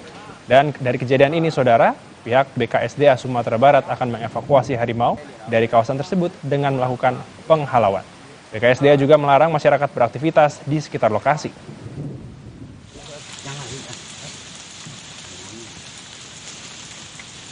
Informasi lain, truk muatan baja ringan masuk ke jurang sedalam 20 meter di Jalan Raya Puncak Ciloto, Cianjur, Jawa Barat pagi tadi. Sopir dan kernet truk terluka dalam kecelakaan ini. Bagian depan truk ringsek usai membentur di dasar jurang. Sopir dan kernet sempat jepit badan truk tetapi berhasil diselamatkan oleh warga. Keduanya langsung dibawa ke RSUD Cimacan karena mengalami luka berat.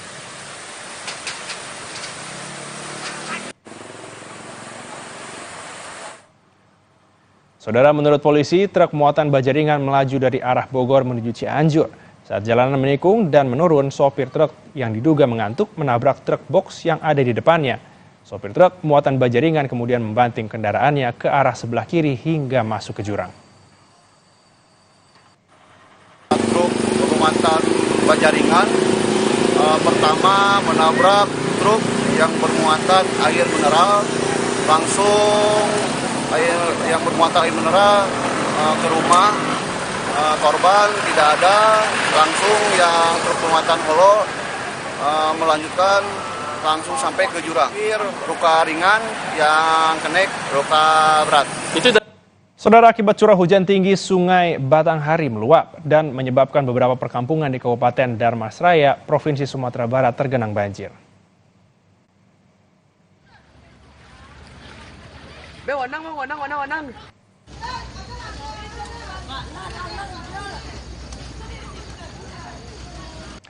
Untuk mengevakuasi warga di daerah terparah, petugas gabungan menurunkan 1 unit perahu karet.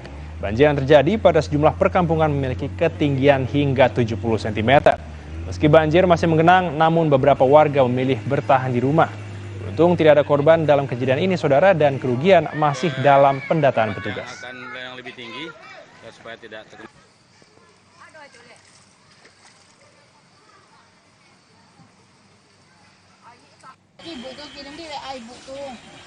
Informasi berikutnya, akibat meluapnya air Sungai Siak, Jalan Sudirman Ujung di Kota Pekanbaru Riau masih digenangi banjir dalam beberapa hari terakhir. Sejumlah kendaraan yang nekat menerobos mengalami mogok.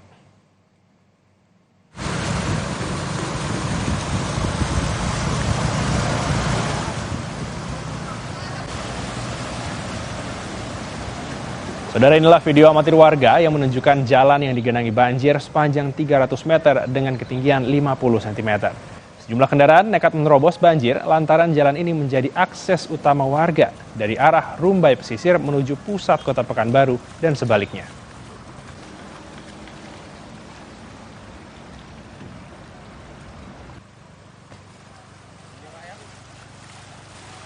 Saudara, 2 unit mobil yang terparkir di halaman Pasar Hewan Depok di Solo, Jawa Tengah tertimpa pohon tumbang. Peristiwa dipicu hujan deras dan angin kencang.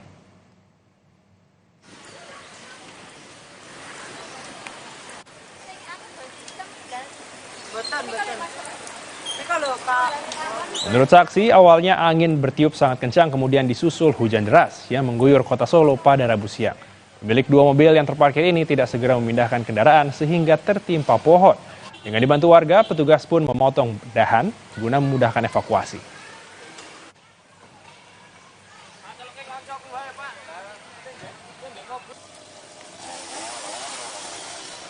Saudara, angin kencang melanda kawasan Kecamatan Wonosari, Gunung Kidul, Yogyakarta hingga merobohkan sebuah rumah makan.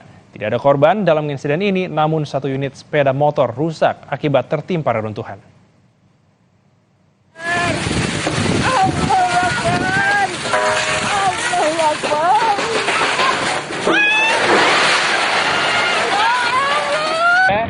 Sekarang balik ini lihat. Berani, Bos.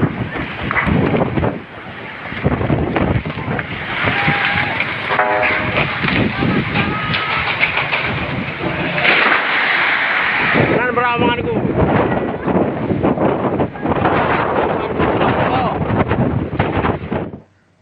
Terima kasih saudara telah menyaksikan berita utama hari ini. Saya Algin Fridianto. Dan saya mahasiswa Tarigan, sukseskan pemilu 2024 dan pastikan tetap di Kompas TV, independen, terpercaya.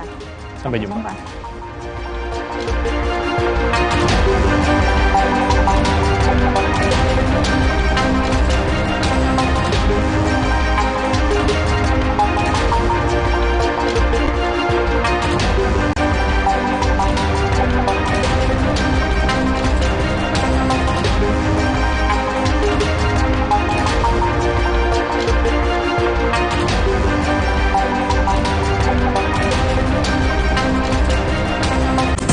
Terima kasih Anda telah menyaksikan Berita Utama yang didukung oleh Kompas TV menyiarkan secara langsung debat Capres-Cawapres 2024. Debat ketiga calon presiden Minggu 7 Januari pukul 4:30 sore. Live di Kompas TV, Rumah Pemilu. Gara-gara tersulut emosi, Seorang ayah tega membanting anak kandungnya hingga tewas. Kejadian awalnya, kawan itu bermain sepeda dengan kencang, terus menabrak anak kecil. Kebetulan itu anak saya sih. Sama ayah saya langsung dipukul. Nah, habis dari situ katanya langsung dibantu. Mengakibatkan pendarahan dan kerusakan jaringan otak. Sasaran 3 Januari 2024 pukul 11 malam di Kompas TV.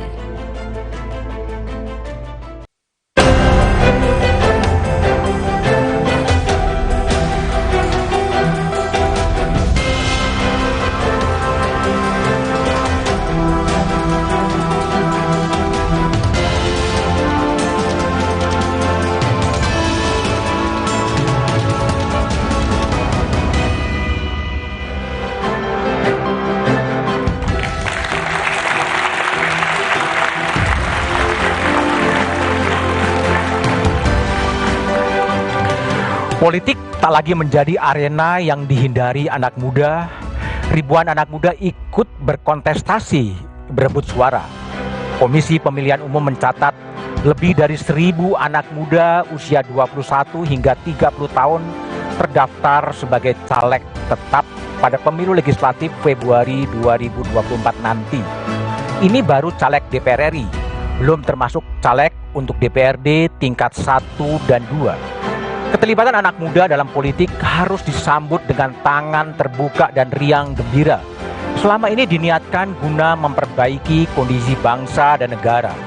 Namun, keterlibatan anak muda dalam politik bisa menjadi tanda tanya jika hanya sekedar mencari pekerjaan di Senayan atau ikatan kekerabatan, bukan karena harapan dan cita-cita membangun Indonesia ke depan. Karena itu muncul pertanyaan, apa alasan dan tujuan mereka ikut berlaga berebut suara? Apakah karena asa dan cita-cita? Atau hanya cari kesibukan dan pekerjaan semata? Dan bagaimana strategi yang akan dilakukan agar mereka bisa lolos ke Senayan?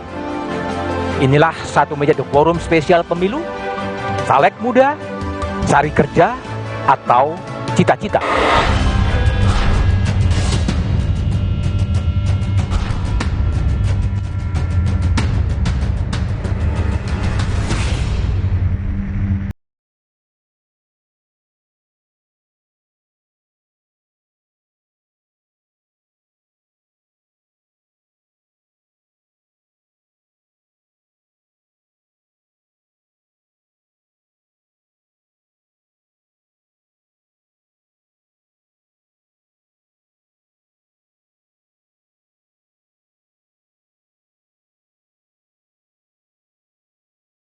Kita mesti cek bagaimana mekanisme di internal partai politik untuk menentukan keluarga-keluarga pejabat ini bisa dicalonkan sebagai anggota legislatif. Kita juga tidak bisa menutup mata bahwa partai politik itu seringkali menggunakan jalan pintas untuk memenangkan pertarungan secara politik.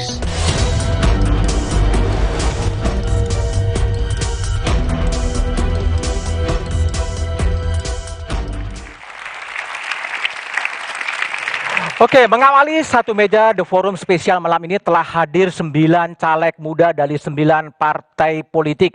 Saya persilahkan memperkenalkan diri dari ujung sayap paling kanan, Ismail Bahtiar. Silakan perkenalkan diri. Assalamualaikum, saya Ismail Bahtiar, caleg DPR RI Sulawesi Selatan 2. Saya ingin menyampaikan bahwa anak muda itu bukan cuma usia. Anak muda itu adalah energi, ide, dan eksekusi. Olehnya, dalam kesempatan yang sangat mulia ini, melalui Kompas TV, insya Allah dari Jakarta untuk Sulawesi Selatan 2, satu suara sejuta kebaikan, insya Allah. Satu suara sejuta kebaikan. Oke, selanjutnya, Rafif Muhammad Rizkullah. Assalamualaikum warahmatullahi wabarakatuh. Perkenalkan sebelumnya, nama saya Rafif Muhammad Rizkullah. Saya caleg DPR RI dari Partai Kebangkitan Bangsa, daerah pemilihan Jakarta 2, meliputi Jakarta Selatan, Jakarta Pusat, dan luar negeri. Pada kesempatan hari ini saya ingin sampaikan bahwa berbicara anak muda, berbicara jutaan anak muda lainnya yang belum memiliki kesempatan, belum memiliki kesetaraan, dan masih banyak kesenjangan di level anak muda itu sendiri. Hari ini kita berbicara 5 menit untuk 5 tahun kita, untuk Jakarta Selatan dan Jakarta Pusat yang lebih maju. Terima kasih. Oke, selanjutnya Cindy.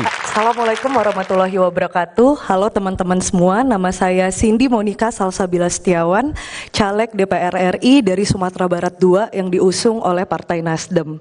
Saat ini saya merupakan bendahara DPW Nasdem Sumatera Barat dan saya mengawali karir politik saya sebagai pengusaha dan aktivis sosial. Saya juga sudah turun sampai ke 600 titik di Sumatera Barat dan gagasan yang saya usung adalah pemerataan akses khususnya kesehatan dan infrastruktur untuk masyarakat sampai ke daerah pedalaman. Terima kasih. Oke. Seno. Selamat malam, Assalamualaikum warahmatullahi wabarakatuh. Nama saya Aryo Seno Bagaskoro. Usia saya hari ini 22 tahun. Saya tidak bisa menawarkan banyak pengalaman panjang di dalam politik, tapi saya memilih untuk berproses di partai politik yang saya yakin punya kaderisasi dan basis ideologi yang baik, yang sesuai dengan angan-angan saya tentang masa depan bangsa. Dan itu di PDI Perjuangan. Sejak 3 tahun yang lalu saya menjabat sebagai ketua saya partai di kota Surabaya. Oleh karena itu saya memilih berproses dari tingkatan terbawah. Hari ini saya berbeda dengan teman-teman yang lain. Saya maju di DPRD Kota Surabaya, Dapil 3 di Surabaya Timur. Di situ saya ingin berharap dan saya ingin berjuang bersama lebih banyak kawan-kawan muda untuk memastikan bahwa proses politik kita inklusif, terbuka. Tidak boleh ada lagi anak-anak muda yang bingung cari sekolah. Tidak boleh ada anak-anak muda yang galau karena mencari pekerjaan. Semuanya harus didengar, semuanya harus berjuang bersama-sama. Terima kasih. Merdeka. Oke, Seno. Sandra Salsabila. Assalamualaikum, nama saya Sandra. Saya caleg DPR RI dari wilayah Jawa Timur 5, Malang Raya.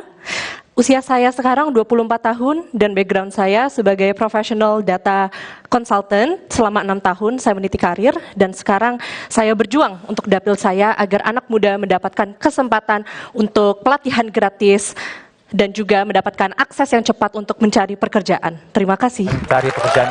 Abraham. Assalamualaikum warahmatullahi wabarakatuh. Salam sejahtera untuk kita semua. Perkenalkan, nama saya Abraham Srijaya, calon anggota DPR RI dari Partai Golkar, Dapil DKI Jakarta 2 yang meliputi Dapil Jakarta Pusat, Jakarta Selatan, dan Luar Negeri nomor urut 3. Sebagai calon anggota DPR RI, saya hadir untuk berbicara mengenai penegakan hukum yang berkeadilan. Seperti kita ketahui, penegakan hukum di Indonesia belum atau masih jauh dari kata sempurna.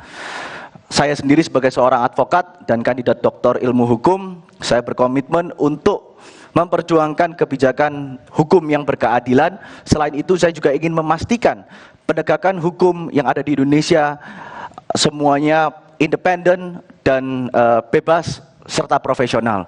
Mari kita jadikan negeri kita Indonesia yang tercinta di mana hukum dijunjung tinggi. Terima kasih. Oke, selanjutnya Ruby Kairani. Assalamualaikum warahmatullahi wabarakatuh. Nama saya Ruby Hairani Shifadia. Saya adalah caleg DPR RI dari Dapil Lampung 1. Dengan background saya sebagai pengusaha, saya ingin memastikan bahwa masyarakat Indonesia mampu menjadi mandiri secara ekonomi dan juga berpendidikan tinggi untuk meyakinkan Indonesia kita akan selalu maju. Hillary Brigita Lasut. Terima kasih. Saya Hillary Brigita Lasut dari Dapil Sulawesi Utara, saya dari Partai Demokrat. Saya punya tagline petugas rakyat yang muda, cerdas, dan berpengalaman melayani dengan kasih, kejujuran, dan ketulusan. Sebagai seorang dokter hukum perempuan, saya tahu bahwa di Indonesia tidak banyak orang-orang yang bisa mampu mempertahankan idealismenya. Kita melihat bahwa Indonesia membutuhkan anak-anak muda yang mampu untuk bertahan terhadap visi, misi sejak awal dia emban, dan tentunya kedepannya dapat bermanfaat bagi masyarakat secara real. Tidak hanya membawakan kata-kata, tapi mampu untuk berjuang dan juga untuk berkorban buat masyarakatnya, bahkan ketika ia harus mempertahankan jabatannya. Saya ingin jadi wakil rakyat yang paling baper untuk masyarakatnya, menjadi dewan perwakilan netizen yang tentunya bisa dipercaya dan tentunya bisa terus dipegang sampai akhir masa jabatan saya. Terima kasih. Oke, Hillary. Kemudian Ayu Arianti. Assalamualaikum warahmatullahi wabarakatuh. Perkenalkan saya Ayu Arianti, saya caleg DPR RI dari Dapil Jabar 3, Kota Bogor Cianjur, nomor urut terakhir nomor 9. Seperti yang kita tahu, Indonesia merupakan negara hukum dan saya ingin sekali untuk ikut andil dalam membuat kebijakan berupa peraturan dan juga perundang-undangan yang ada di Indonesia melalui DPR RI. Dan dari sini juga saya ingin memotivasi anak-anak muda bahwa anak muda harus berani untuk terjun ke politik, harus berani untuk berpolitik, dan jangan mau untuk dipolitisasi. Terima kasih. Jangan mau untuk dipolitisasi. Itulah sebetulnya mimpi-mimpi visi dari anak-anak muda. Saya tidak sendiri, saya ditemani oleh panelis Effendi Ghazali, Bung, malam, dan Mbak Ivi Batuta. Assalamualaikum. Waalaikumsalam. Warahmatullahi wabarakatuh. Dan ada juga mahasiswa dari 4 kampus Universitas Negeri Jakarta, kemudian dari UIN Syarif Hidayatullah Jakarta,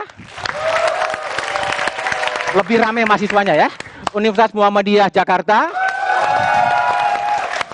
dan Indonesia Esa Unggul. Oke, saya ingin tanya dulu kepada Abraham ya. Saya tergelitik dari hukum yang nggak adil. Gimana akan memperjuangkan hukum yang adil? Bukan hukum yang tidak adil, hukum yang saya memperjuangkan hukum yang berkeadilan. Berkeadilan. Berkeadilan. Apa bedanya? Jadi begini, saya boleh bercerita mengenai pengalaman. Saya kebetulan seorang advokat. Saya juga mengadvokasi masyarakat Mes Tanah Abang yang ada di Cendrawasih. Mereka sudah tinggal di Cendrawasih, Tanah Abang selama 59 tahun. Oke. Diberikan izin oleh Presiden pertama kita, Soekarno. Lalu sekarang Pemprov Papua karena ada kepentingan bisnis, minta mereka untuk pindah direlokasi ke Bekasi, yang dimana satu rumah itu hanya luasnya 30. Oke. Satu kakak isi 8 orang atau 9 orang. Mereka datang dengan tim lengkap, datang ke sana meminta mereka 3.000 kakak harus keluar di bulan Desember ini, kalau tidak mereka akan dipidana. Kita memberikan advokasi yang sudah bertahun-tahun, Pak. Sudah 1,5 tahun mereka nggak mendapatkan keadilan dan terus-terus diprovokasi. Tapi Anda DPR loh, mau ngapain sebenarnya? Di DPR kami memiliki kewenangan, Pak, karena kebetulan mereka mendapatkan somasi dari Kejaksaan Tinggi Papua. Oke. Nah, tentunya kami juga sebagai pengawas, kita bisa mengawasi kejaksaan juga. Ya, itu yang ingin kita perjuangkan untuk masyarakat Papua yang di Jakarta. Terima kasih. Oke, saya ke Cindy ya. Tadi turun 600 titik ya di Sumatera Barat. Di Sumatera Barat, Dapil 2 mencakupi 8 kota kabupaten. Gimana Pak? Naik apa itu? Naik mobil tentunya. Naik mobil, ya? Tapi ada beberapa daerah yang tidak mungkin dengan mobil biasa, jadi kita naik mobil double cabin di situ. Berapa lama 600 titik datengin tuh? Dalam 1,5 tahun. 1,5 tahun didatengin? Iya, karena dalam itu kalau dihitung uang udah berapa habis itu? Udah berapa habis kalau dihitung uang itu? Kayaknya nggak boleh sebut spesifik deh. Iyalah, kira-kira kan boleh di sini. Ya, bisa lebih dari itu. Lebih dari 2? Jadi modalnya sekitar 2 M-an ya untuk nyalek? Khusus untuk operasional dan makanan yang kita kasih kepada konstituen, iya kurang lebih. Oke, luar biasa. Saya ingin tanya ada 2 hal yang menarik ya. Kalau kemudian tadi PKS, Mas Ismail Bahtiar dari DPRD mau naik kelas ke DPR Senayan. Tapi Seno kan mengatakan, udah gua di DPRD kota aja sih. Ismail, kenapa mau naik kelas? Pertama, saya ingin sampaikan ke Pak Budiman bahwa DPR ini kan kolektif kolegial, wewenangnya masing-masing berbeda. Saya masuk ke DPRD Sulawesi Selatan tahun 2019. Pengalaman saya cukup menarik. Tidak menggunakan baliho, tidak menggunakan spanduk, dan semua saya persiapkan. Tapi pakai Instagram? Sosial media dan movement. Jadi kami hadir ke masyarakat jauh-jauh hari sebelum masa kampanye. Dan ternyata itu cukup efektif. Artinya apa? Bahwa kesadaran masyarakat untuk memilih orang yang tepat, orang yang benar, itu sangat tinggi. Cuma kadang-kadang mereka dihadapi pada kondisi 5 tahunan, pragmatisme, siraman rupiah. Ini yang membuat pendidikan politik warga kita akhirnya tidak begitu menghadapi realitas yang seharusnya. Sehingga kemudian saya menganggap bahwa ada banyak wewenang pada tingkatan kolektif kolegial di tingkat provinsi, harus kami emban jauh lebih baik. Ketika 2019 status saya baru selesai sebagai mahasiswa bidik misi di Universitas Hasanuddin, saya melihat bahwa peluang ini bisa saya buka jauh lebih lebar. Dengan cara apa? Saya harus masuk ke dalam sistem. Dan inilah yang kemudian saya persiapkan. Harapan masuk dalam sistem bisa lebih baik. PKS menjamin dan menggaransi itu. Kenapa? Proses kaderisasi PKS disiapkan dengan cara yang sangat matang, tidak langsung dimasukkan karena tidak ada kesiapan apa-apa. Oke, baik. Kalau Seno, kenapa? Kok nggak loncat ke Senayan aja? Bolak-balik ke Jakarta, kau milih di DPRD Surabaya? Iya, memang karena saya pengen belajar dari proses yang paling dekat dengan masyarakat, Pak. Dan itu harus dilalui step by step. Buat saya pribadi, pilihan terbaik untuk melatih diri adalah ya di kota di mana saya tinggal di Surabaya. Di situ saya bisa belajar, bertemu langsung, belajar mengawal legislasi, belajar memonitoring, mengkontrol, dan saya bisa bertemu dengan beragam masalah di sana yang saya rasa saya akan lebih bermanfaat jika saya mengikuti tahapan kaderisasi itu dengan baik, tidak hanya di kepartean tapi juga di dalam proses politik di kenegaraan. Oke, baik. Dari advokat saya ke Ruby ya, seorang pengusaha dan sekarang mencoba nyalek gitu. Tadi ngomong soal UMKM. Sebagai legislator kalau terpilih, apa yang mau dikerjakan? Ya Bapak, jadi Ruby mau cerita sedikit tentang background Ruby. Ruby ini backgroundnya sebenarnya di fashion design. Kita adalah seorang desainer dan desainer betul, dan kita memiliki usaha pakaian sendiri. Dan sebagai seorang pengusaha UMKM, Ruby merasakan sendiri kesusahannya dalam membangun sebuah usaha, bagaimana cara kita memanage dan cara kita membangun usaha itu untuk terus berkembang. Nah, menurut Ruby, di dapil Ruby sendiri di Lampung 1, potensi untuk mengembangkan usaha itu sangat banyak. Kita terkenal dengan kopi, kita terkenal dengan pariwisata kita juga terkenal dengan seni budaya kita. Dan ini banyak yang bisa dikembangkan oleh masyarakat untuk meyakinkan mereka bisa menghidupkan diri mereka dan keluarga mereka dengan mapan, dengan secara mandiri, secara pantasnya. Nah, makanya sebagai seorang anggota DPR RI, kita ingin memastikan bahwa kita bisa memberikan anggaran yang tepat kepada masyarakat Lampung agar mereka bisa merealisasikan impian-impian mereka. Oke, baik. Rafif, ini kan sering bicara soal kesetaraan anak muda dan para generasi baby boomer seperti saya. Kesetaraan seperti apa sih sebetulnya? Jadi gini Pak, mungkin sedikit cerita, saya nih lahirnya di sini Pak. Di Jakarta? Di Jakarta Selatan. Saya lahir di Jakarta, cari makannya di sini, besar di sini, sempat hijrah sekolah di Bandung, kerja di luar, terus akhirnya balik lagi ke Jakarta. Hari ini yang saya selalu sampaikan ke anak muda di Jakarta Selatan dan Jakarta Pusat, saya cuma sedikit lebih beruntung. Sedikit lebih beruntung dalam artian bahwa kesempatan itu hadir di depan saya. Pertanyaannya, apa yang harus dilakukan sama orang yang sudah diberikan kesempatan? Tarik naik Pak semua teman-teman yang ada saat ini mencari kesempatan. Jadi kita berbicara untuk mendorong, memastikan bahwa hari ini Jakarta Selatan dan Jakarta Pusat terlihat sebagai satu kota metropolis yang sangat indah, sangat megah, sangat mewah. Bahkan sampai ada julukan sendiri, anak Jaksel. Anak Jaksel? Seakan-akan anak Jaksel adalah epitomnya atau titik sentralnya kemewahan yang ada di Indonesia ini. Tapi itu tidak dibarengi dengan proses atau penyerapan kesempatan yang terjadi untuk anak-anak asli wilayah Jaksel dan Jakpus, Pak. Jadi bicara hari ini sebagai anggota legislatif, nantinya saya akan memiliki 3 kewenangan. 3 kewenangan membentuk legislasi, melakukan penganggaran terhadap legislasi tersebut, dan melakukan pengawasan terhadap legislasi tersebut. Oke, baik. Dorongan ini akan kita dorong untuk memberikan kesempatan lebih untuk anak muda Jaksel dan Jakpus. Ayu, tadi mengatakan bahwa anak muda saatnya andil punya kontribusi dalam pengambilan kebijakan politik. Persisnya Anda bisa perankan ketika nanti kalau terpilih jadi DPR seperti apa? Yang tentunya Pak, selama ini anak-anak muda, mahasiswa-mahasiswa rajin banget untuk demo ke DPR RI. Rajin demo. Dan hal tersebut adalah menuntut suatu kebijakan yang dibuat oleh pemerintah. Dan dari situ ketika penolakan-penolakan tersebut seperti tidak ada artinya ketika orang di dalam DPR RI itu yang dibutuhin cuma tanda tangan orang-orang yang di DPR RI. Jadi menurut saya ketika anak-anak muda itu banyak yang masuk parlemen, itu anak-anak muda akan merasa terwakilkan. Soalnya anak-anak muda itu terkait pemikirannya itu bisa disetarakan juga.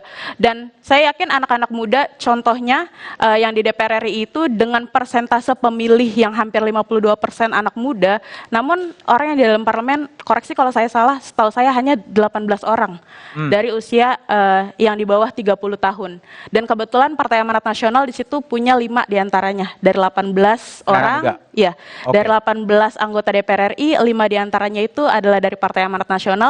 Dan dari situ adalah salah satu bukti konkret bahwa Partai Amanat Nasional memang memberikan ruang anak-anak muda untuk berpolitik dan bukan mempolitisasi anak-anak muda. Bukan mempolitisasi anak-anak muda.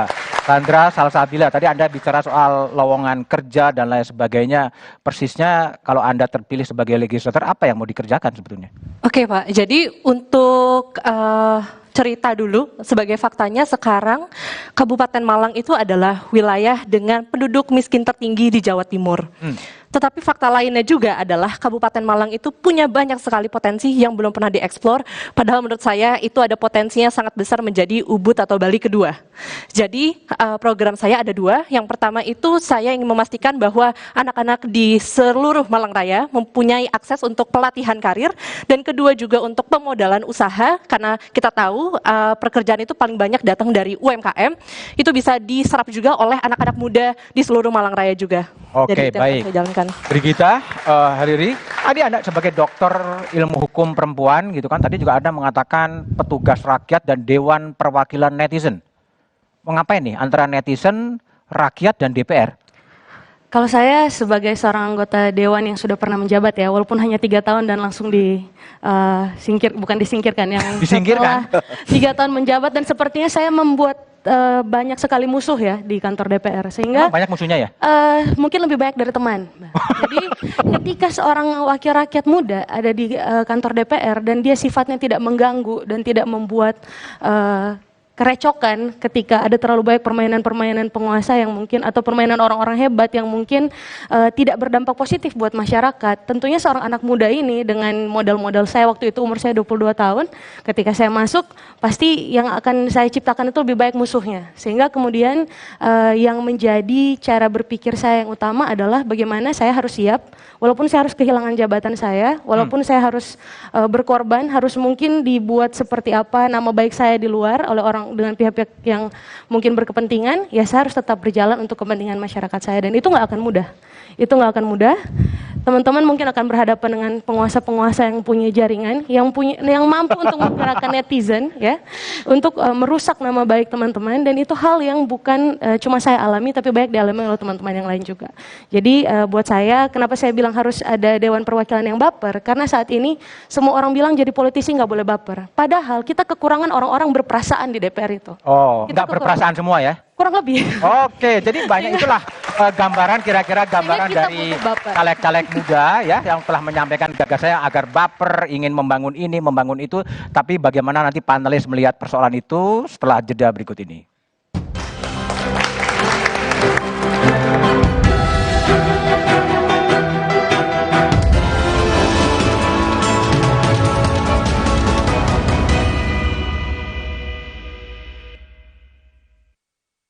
Gara-gara tersulut emosi, seorang ayah tega membanting anak kandungnya hingga tewas. Kejadian awalnya, kawan itu bermain sepeda dengan kencang, terus menabrak anak kecil, kebetulan itu anak saya sih. Sama ayah saya langsung dipukul, nah habis dari situ katanya langsung dibantu. Mengakibatkan pendarahan dan kerusakan jaringan otak.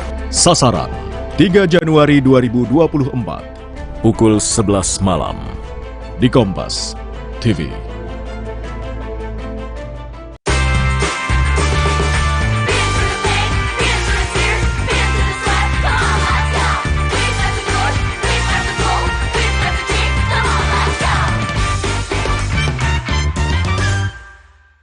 Di mana letak matahari?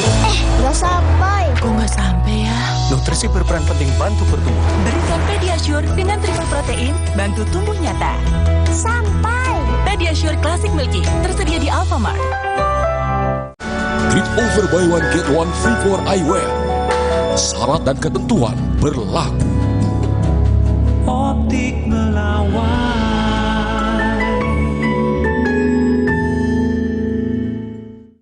Prenagen, kaya akan protein, omega 3, dan kalsium. Penting untuk pembentukan organ tubuh bayi. Minum selama hamil 9 bulan.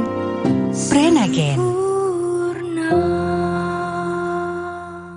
Baru Morinaga Morigrow. Kasih makan anak masih pakai drama? Beri dia Morinaga Morigrow. Susu dengan formula Grow Max. Bantu tingkatkan nafsu makan dan penuhi nutrisi untuk pertumbuhannya. Morinaga Morigrow.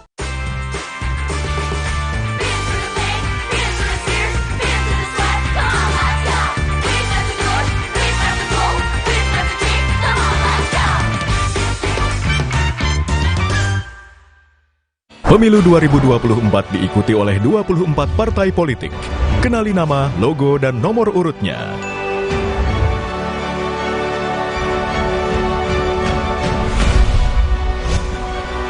Jadilah bagian dari perhelatan akbar demokrasi negeri ini untuk Indonesia damai sejahtera. Ikuti perkembangan dan informasi terkini seputar pemilu 2024 bersama teman memilih. Kompas TV, Rumah Pemilu. Kompas TV menyiarkan secara langsung debat Capres-Cawapres 2024. Ikuti dialog dengan tim sukses dan perwakilan generasi muda, live report dari titik-titik nobar dan markas kemenangan para kontestan, hingga pembahasan pasca debat dengan tema pertahanan, keamanan, hubungan internasional, dan geopolitik. Ikuti jelang dan pasca debat ketiga calon presiden, Minggu 7 Januari pukul 4:30 sore, live di Kompas TV, Rumah Pemilu.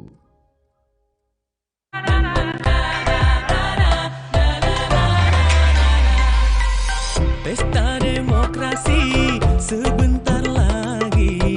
Kita akan memilih pemimpin negeri. Pilihlah, cobloslah dengan nurani. Bersama kita majukan negeri. Dia bukan pilihan, cerdas kawan. 5 menit tentukan 5 tahun ke depan. Berbeda pilihan, itu biasa. Tetaplah berpegang, Bhinneka Tunggal Ika.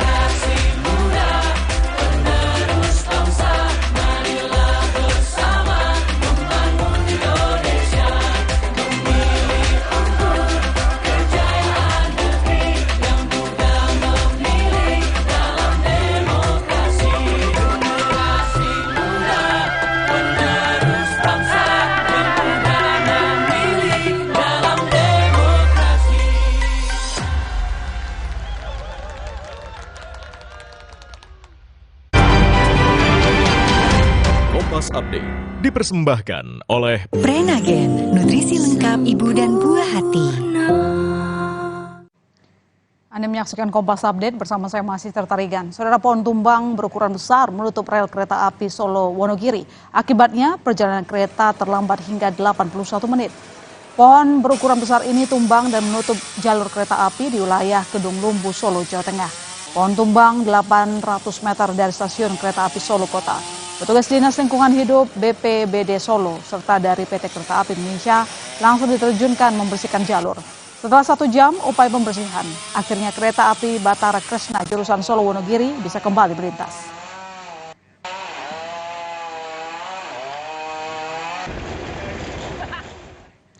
Demikian Kompas Update, sampai jumpa.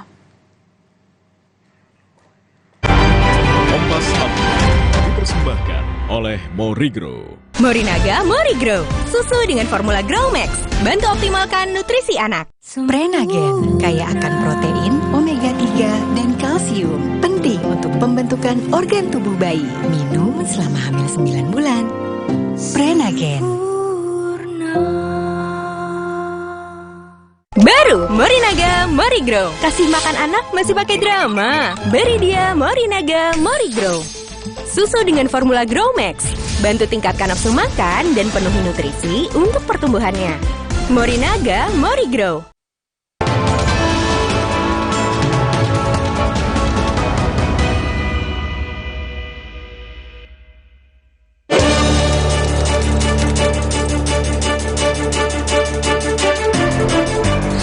Untuk saat ini belum ya? Kalau kira-kira nama caleg bisa sebut nggak? Belum tahu sih. Belum ada yang dikenal. Bisa nggak disebutkan salah satu caleg di tempat Nova? Bapak Dr. Sogiarto. Untuk saat ini sih belum. Ya, belum tahu sih.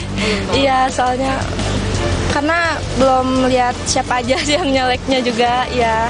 Sebenarnya bingung, tapi karena teman-teman saya juga pada nyalek ya, jadi pada pengen milihnya mereka mendukung gitu. Belum sih, saya kan belum tahu ya siapa aja gitu orang-orangnya. Emang belum tahu kan? Belum sih, paling kayak di banner jalan gitu sih, lihatnya selewat-selewat gitu. Kalau untuk pemilu nanti belum ada caleg. Kayaknya ada udah. Siapa tuh? Aji Nugraha kalau nggak salah. Kenapa tuh? Soalnya familiar sudah dengan mukanya. Untuk belum ada. Di kayak mana ada nggak yang mau dipilih? Ada. Siapa namanya? Kakak Ya, untuk pemilihan tahun depan untuk calon legislatif, untuk saya sendiri belum ada kayaknya.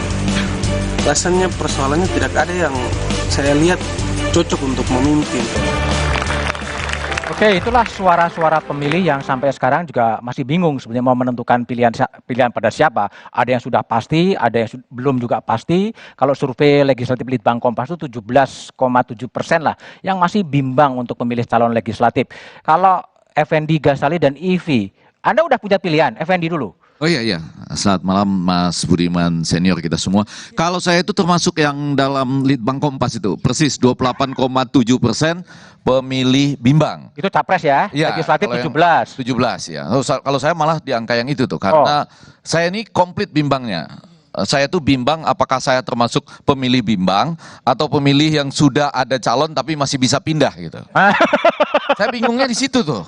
Saya masuk yang bimbang betul ataukah sebetulnya sudah ada cuma masih bisa pindah gitu. Ketemu dengan anak-anak muda tuh selalu bikin semangat, terutama kan kalau ketemu di kalangan yang lebih tua itu kita kan bicara soal obat asam urat dan semacamnya lah gitu.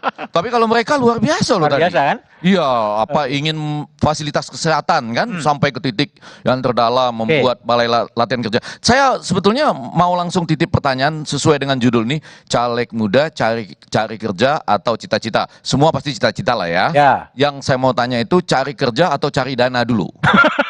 Oke, nanti biar dijawab ya. Biar dijawab dulu ya. Kalau Ivi gimana Ivi? Kalau Ivi? Oke, aku juga bimbang. Apalagi aku sebagai partai emak-emak kan ya yang milih shade bedak aja juga selalu bingung kan ya. Gitu. Maksudnya aku tuh juga terus terang terutama ngelihat caleg-caleg muda ini ya yang perjuangannya adalah mengenai edukasi. Nah, ini kan ada beberapa tadi yang menyebutkan soal edukasi kan gitu. Nah, karena kalau soal edukasi di sini tuh terutama juga mau kepingin gitu loh bahwa punya pendidikan yang sebaik-baiknya anak-anak muda atau ada kesempatnya juga bekerja kesempatannya besar. Nah, yang aku bingungin tuh adalah bagaimana kalian meyakinkan bahwa kalian bisa menggantikan aku ya. Karena kalian anak muda pengen dapat kesempatan kerja gitu ya. Jadi pengen taunya tuh adalah emang kalian tuh mikir kita-kita yang tua-tua ini kalau kerja tuh gimana sih gitu. Karena dari ya sepenglihatan aku nih ya Bang Effendi dan juga teman-teman, ini sebenarnya kesempatannya juga emang cukup banyak buat anak-anak, tetapi kenapa kami tidak tergeser karena ya ada hal-hal yang memang membuat kami segitu okenya gitu loh ya. Jadi ya di sini tuh justru pengen bertanya gitu loh, kalian tuh melihat kami tuh apa sih, apakah kami itu bahwa nggak sekompeten itu atau mungkin kami tuh kolot atau apa? Buktinya cuma 18 kan yang lolos ke DPR ya, yang muda-muda ya kan? Iya katanya tadi kan? Iya. Oh iya. Yang ada di DPR. Tapi gini, kalau persoalan soal data nanti biar dijawab ya. Apakah tadi cari kerja atau cari dana, lalu bagaimana meyakinkan generasinya EV untuk menjadi legislator? Kita coba lihat data dari Magister Tarigan soal profil data-data dari caleg-caleg muda itu seperti apa agar data itu yang berbicara. Ya, makasih. Ya, makasih Mas Budiman. Jadi kalau misalnya kita lihat sebenarnya ada total 9.917 calon dari 18 partai politik nasional yang tercatat di KPU dan ada anggota DPD RI yang akan ikut berkompetisi di pemilu 2024 ada 668 calon. Total inilah nanti yang akan memperebutkan 580 kursi yang akan bertanding di pemilu 2024 nanti. Dan dari total ini Mas Budiman, ada caleg berusia 21-30 tahun, ada 1.473 caleg DPR RI. Lumayan ya. Sementara di caleg DPD RI ada 48 caleg. Mereka inilah nanti yang akan bertanding dengan semua generasi untuk memperebutkan 580 kursi. Pertanyaan berikutnya adalah, partai-partai mana saja yang hobi atau mau menyokong anak muda untuk maju di pemilu 2024? Kita akan paparkan datanya. Dan kalau kita lihat partai politik dengan caleg muda terbanyak usia 21 hingga 30 tahun, sebenarnya paling banyak adalah partai muda yang mengusungnya. Yakni ada Partai Garuda, PSI, kemudian ada PKN, lalu kemudian ada Partai Buruh. Selanjutnya juga memang ada Gerindra, kemudian ada Partai Perindo. Berikutnya, ini dia partai politik yang mengusung anak muda usia 21 hingga 30 tahun. Ada PKB, ada kemudian PAN, Hanura, ada kemudian P3 tadi, kemudian ada PKB, P3, ada Partai Nasdem dan juga PBB. Lalu kemudian berikutnya ada Partai Demokrat, PKS, PD Perjuangan, ada Partai Gelora Indonesia, Partai Umat dan Partai Golkar. Nah, ini tadi kalau misalnya kita menjelaskan terkait dengan profil partai politik mana yang berani untuk mengusung anak muda maju di pemilu 2024. Apa yang membuat partai politik begitu ingin mengusung anak muda maju di pemilu 2024? Tidak lain karena memang daftar pemilih tetap mayoritas juga merupakan anak muda. Saya paparkan datanya. Ini dia, jadi di Gen Y 33,6% atau 68,8 juta pemilih. Merupakan mayoritas yang nanti akan diperebutkan suaranya. Mereka merupakan orang-orang yang lahir di 1981 hingga 1996. Kemudian disusul oleh Gen X 28,7% atau 57,4 juta pemilih. Kemudian ini merupakan survei Litbang Kompas, ada Gen Z 22,85%, 46,8 juta. Kemudian ada generasi baby boomer 13,73% atau 28,1 juta pemilih. Kalau kita lihat dari daftar pemilih ini paling banyak merupakan generasi muda. Apakah bisa para caleg muda ini memenangkan darah muda? Kembali ke Anda, Mas. Oke, thank you Mas Sister Tarigan.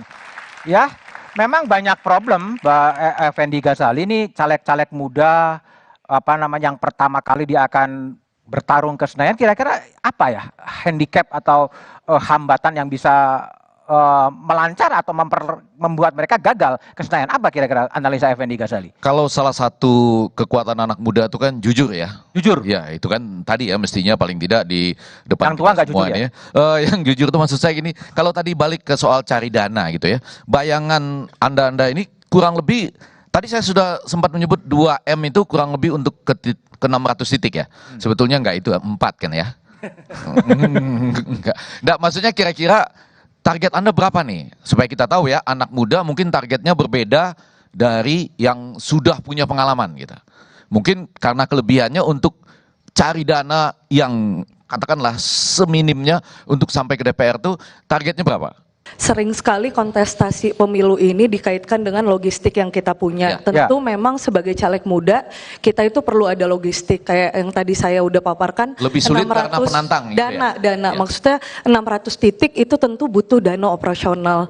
Tapi sekarang yang harus kita highlight adalah kita juga perlu edukasi khususnya konstituen kita bahwa dana atau uang itu bukan segalanya. Jadi dengan proses saya ke 600 titik itu adalah upaya saya untuk bertemu langsung kepada masyarakat pemilih saya dan untuk menjelaskan bagaimana visi misi saya dan bagaimana saya nge-gather data apa yang mereka butuhkan gitu loh. Jadi untuk maksudnya kita juga mengedukasi bahwa jangan sampai ada politik uang di sini. Mending keluar dulu untuk mensosialisasikan dan tahu masalahnya apa sehingga nanti masyarakat ini tidak disuguhi mohon maaf serangan fajar nanti. Serangan fajar. Nah, jadi panjang nih Cindy jawabannya. Jadi panjang. Enggak, uang bukan segalanya gitu ya, tapi segalanya enggak jalan kalau enggak pakai uang gitu ya. Betul. Kira-kira berapa angkanya Cindy? Nanti sampai selesai masa kampanye dan kemudian ada target minimalnya.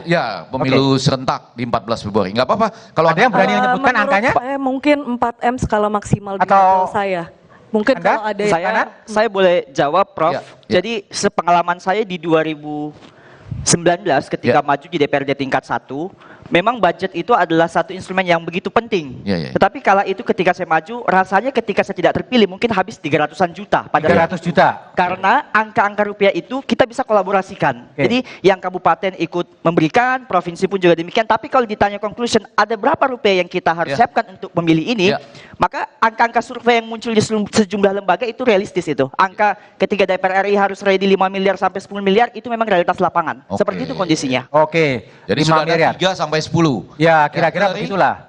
Pengalamannya? Ya. Coba. Kalau aku sebenarnya jujur ya Mas, aku ini caleg modal sosmed pertama. Oke. Jadi pertama kali aku datang, masyarakat semua pada rata-rata ya teriak minta duit lah, minta 50.000, minta 100.000. Tapi mereka tahu aku caleg modal sosmed yang dari sebelum aku menjabat, aku sudah punya basis massa. Sekarang anak-anak muda, kenapa aku bilang masih mungkin untuk berpolitik dengan duit yang so-so? Karena kita ternyata bisa pakai sosmed kita untuk bikin konten-konten viral, followernya naik, buka endorse, dari situ kita muter-muter sendiri. Aku bantu masyarakat dengan followers aku untuk aku datang ke UMKM, siapa yang mau di endorse gratis langsung baik. Nanti saya ke Ivi dulu loh. Ivi gimana kalau Anda menambahkan nggak dalam perspektif itu soal uang bukan segala-galanya, tapi segala-galanya uang juga sih. Wow, baru tahu loh di sini karena bahwa uang bukan segala-galanya. Enggak, karena bukan masalah uang bukan segala-galanya, tapi baru tahu bahwa ada yang tadi bilang katanya nggak seglam itu, nggak sebanyak itu gitu kan. Wow gitu, karena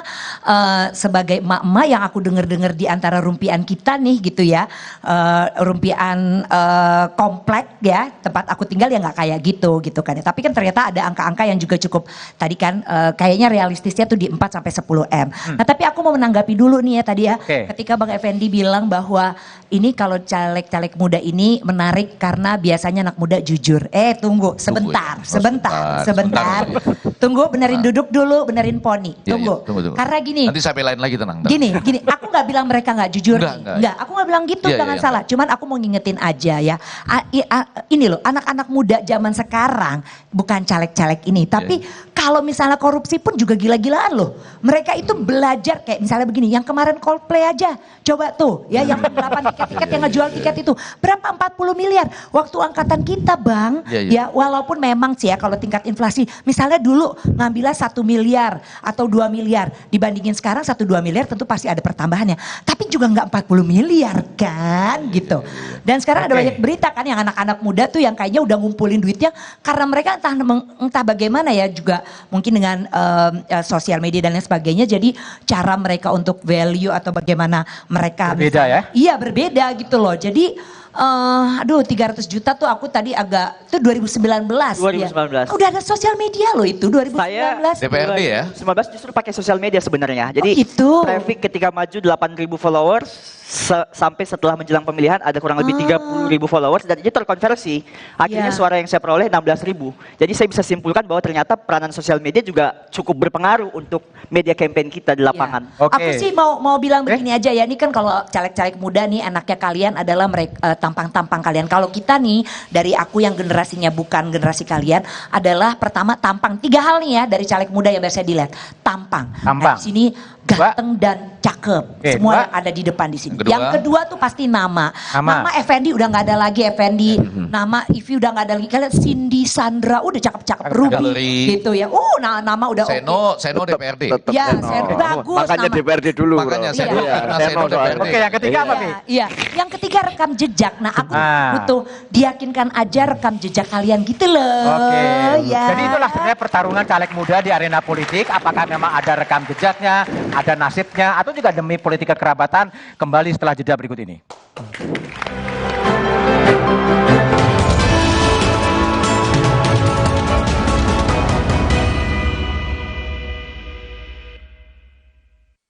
Kompas TV menyiarkan secara langsung debat Capres-Cawapres 2024. Debat ketiga calon presiden Minggu 7 Januari pukul 4:30 sore. Live di Kompas TV, Rumah Pemilu. Mood booster favorit gue nih, mie sedap kari kental spesial. Kuahnya kental, berpadu rempah pilihan yang bikin makin sensasional. Rasanya makin spesial. Buruan cobain, yang sedapnya berkari-kari dari Wings Food. Selamat datang, silakan. Emangnya ada waktu buat sakit kepala? Panadol Extra, cepat redakan sakit kepala dan nyeri yang mengganggu. Panadol Extra, cepat redakan sakit kepala, dapat diminum sebelum makan. Hey guys.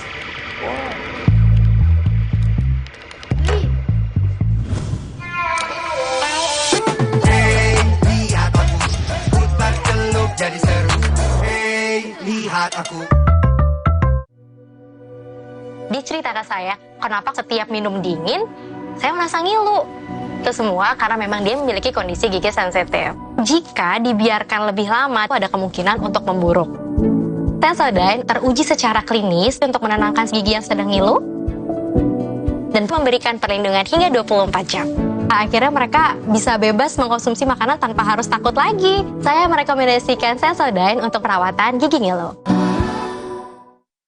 Gara-gara tersulut emosi, seorang ayah tega membanting anak kandungnya hingga tewas. Kejadian awalnya, kawan itu bermain sepeda dengan kencang, terus menabrak anak kecil, kebetulan itu anak saya sih. Sama ayah saya langsung dipukul, nah habis dari situ katanya langsung dibanting. Mengakibatkan pendarahan dan kerusakan jaringan otak. Sasaran 3 Januari 2024, pukul 11 malam.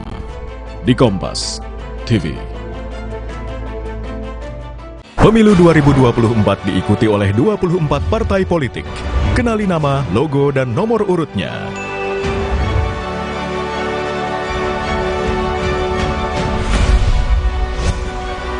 Jadilah bagian dari perhelatan akbar demokrasi negeri ini untuk Indonesia damai sejahtera.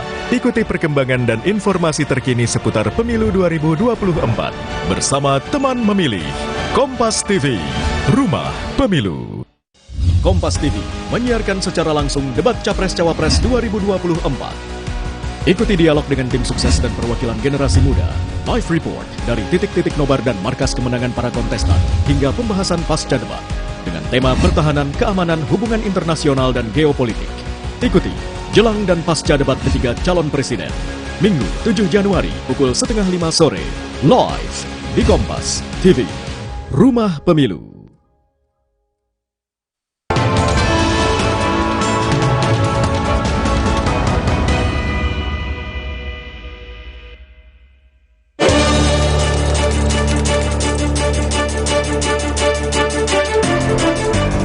Wajar-wajar aja ya boleh, karena kan melihat batas umurnya juga kalau emang udah masuk nggak masalah, karena memang juga biasanya anak-anak muda ini kan pemikirannya udah dibentuk dari baru anget-angetnya. Pantas nggak sih Bang? Ya menurut saya sih pantas aja sih, kan banyak juga caleg-caleg yang udah sekarang. Ya pantas wae udah itu mah sekolah itu tinggi. Kalau yang nggak ada pendidikan kan nggak pantas. Yang cuma lulusan SD apa SMP itu kan nggak pantas. Kalau ini mah kan tinggi pendidikannya. Bagusnya sih lebih pengalaman ya. Karena memang satu pengalamannya lebih banyak ya. Pengalamannya lebih banyak mungkin untuk lobby-lobby keluarnya lebih ada gitu daripada yang memang baru. Ya kalau misalnya sudah habis lulus kuliah, kalau memang dia ada kemampuan, ya boleh. Karena orang bicara tidak sembarangan. Menurut saya sah saja, malah bagus. Karena sekarang ini kan anak muda banyak yang pintar, bisa untuk juga berkarya, bisa mengeluarkan ide-ide atau pikirannya yang lebih fleksibel atau yang lebih membangun.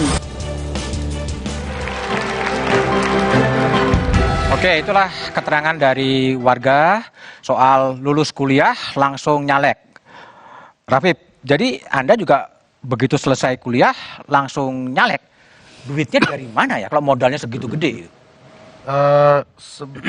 Justru saya nggak langsung lulus, saya udah 29 tahun nih sekarang. Oke. 29 tahun, jadi saya lulus kuliah dulu dari Fakultas Hukum Universitas Padjadjaran Bandung. Saya sempat hijrah dulu ke Singapura kerja, Pak. Oh, udah kerja dulu ya, udah ada modal. Kerja dulu, habis itu balik kita mulai bisnis. Pertanyaannya apa? Hari ini kan saya bicaranya adalah bahwa saya sedikit lebih beruntung aja Pak dibanding anak tongkrongan saya yang lain. Dibanding teman-teman tongkrongan saya yang lain, saya sedikit lebih beruntung. Hari itu ada kesempatannya. Kesempatan satu untuk berkuliah, dua kesempatan untuk mendapatkan pekerjaan di luar dan mengaktualisasi diri dalam kerangka global. Lalu balik akhirnya punya usaha. Hari ini adalah bentuk nyata saya mengembalikan kesempatan yang dulu pernah diberikan kepada saya. Oke, baik. Kalau Ruby, untuk apa kampanye sekarang pertama kali dan nyalek di Partai Gerindra, itu dananya hasil kerja Anda selama ini, kemudian dimanfaatkan untuk meningkatkan elektabilitasnya Ruby? Pastinya dananya juga menggunakan dana penghasilan Ruby sendiri selama Ruby kerja dan juga membangun usaha sendiri. Tapi itu juga tanpa bantuan orang tua juga lah. Tanpa bantuan orang tua? Dengan bantuan orang tua. Oke. Dengan bantuan orang tua juga, keluarga dan kerabat yang siap mendorong Ruby untuk mencalonkan diri, siap untuk mensupport. Oke. Baik, coba ada mahasiswa yang juga ingin bertanya kepada caleg-caleg muda. Faisal Keliobas. Perkenalkan, nama saya Faisal Mubarak Keliobas, mahasiswa Fakultas Ilmu Sosial dan Ilmu Politik Universitas Muhammadiyah Jakarta. Di parlemen sana kita tidak hanya bicara tentang gagasan atau ide apa yang Bapak Ibu punya begitu, tapi tentang bagaimana seberapa mampu Bapak Ibu untuk mengakomodir massa, untuk mengkonsolidasikan apa yang Bapak Ibu punya begitu. Gagasan-gagasan seperti apa yang mampu untuk direalisasikan begitu. Karena lagi dan lagi bukan menjadi rahasia umum bahwasannya kegagalan sebuah realisasi kebijakan itu tergantung pada persetujuan fraksi-fraksi lainnya begitu.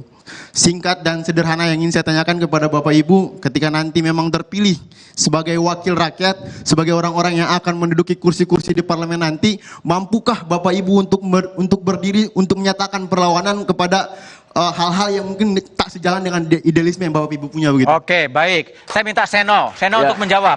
Mampu nggak Seno, meskipun Anda di DPRD tadi kan soal gagasan dan kemudian menyuarakan aspirasi-aspirasi publik? Ya, terima kasih.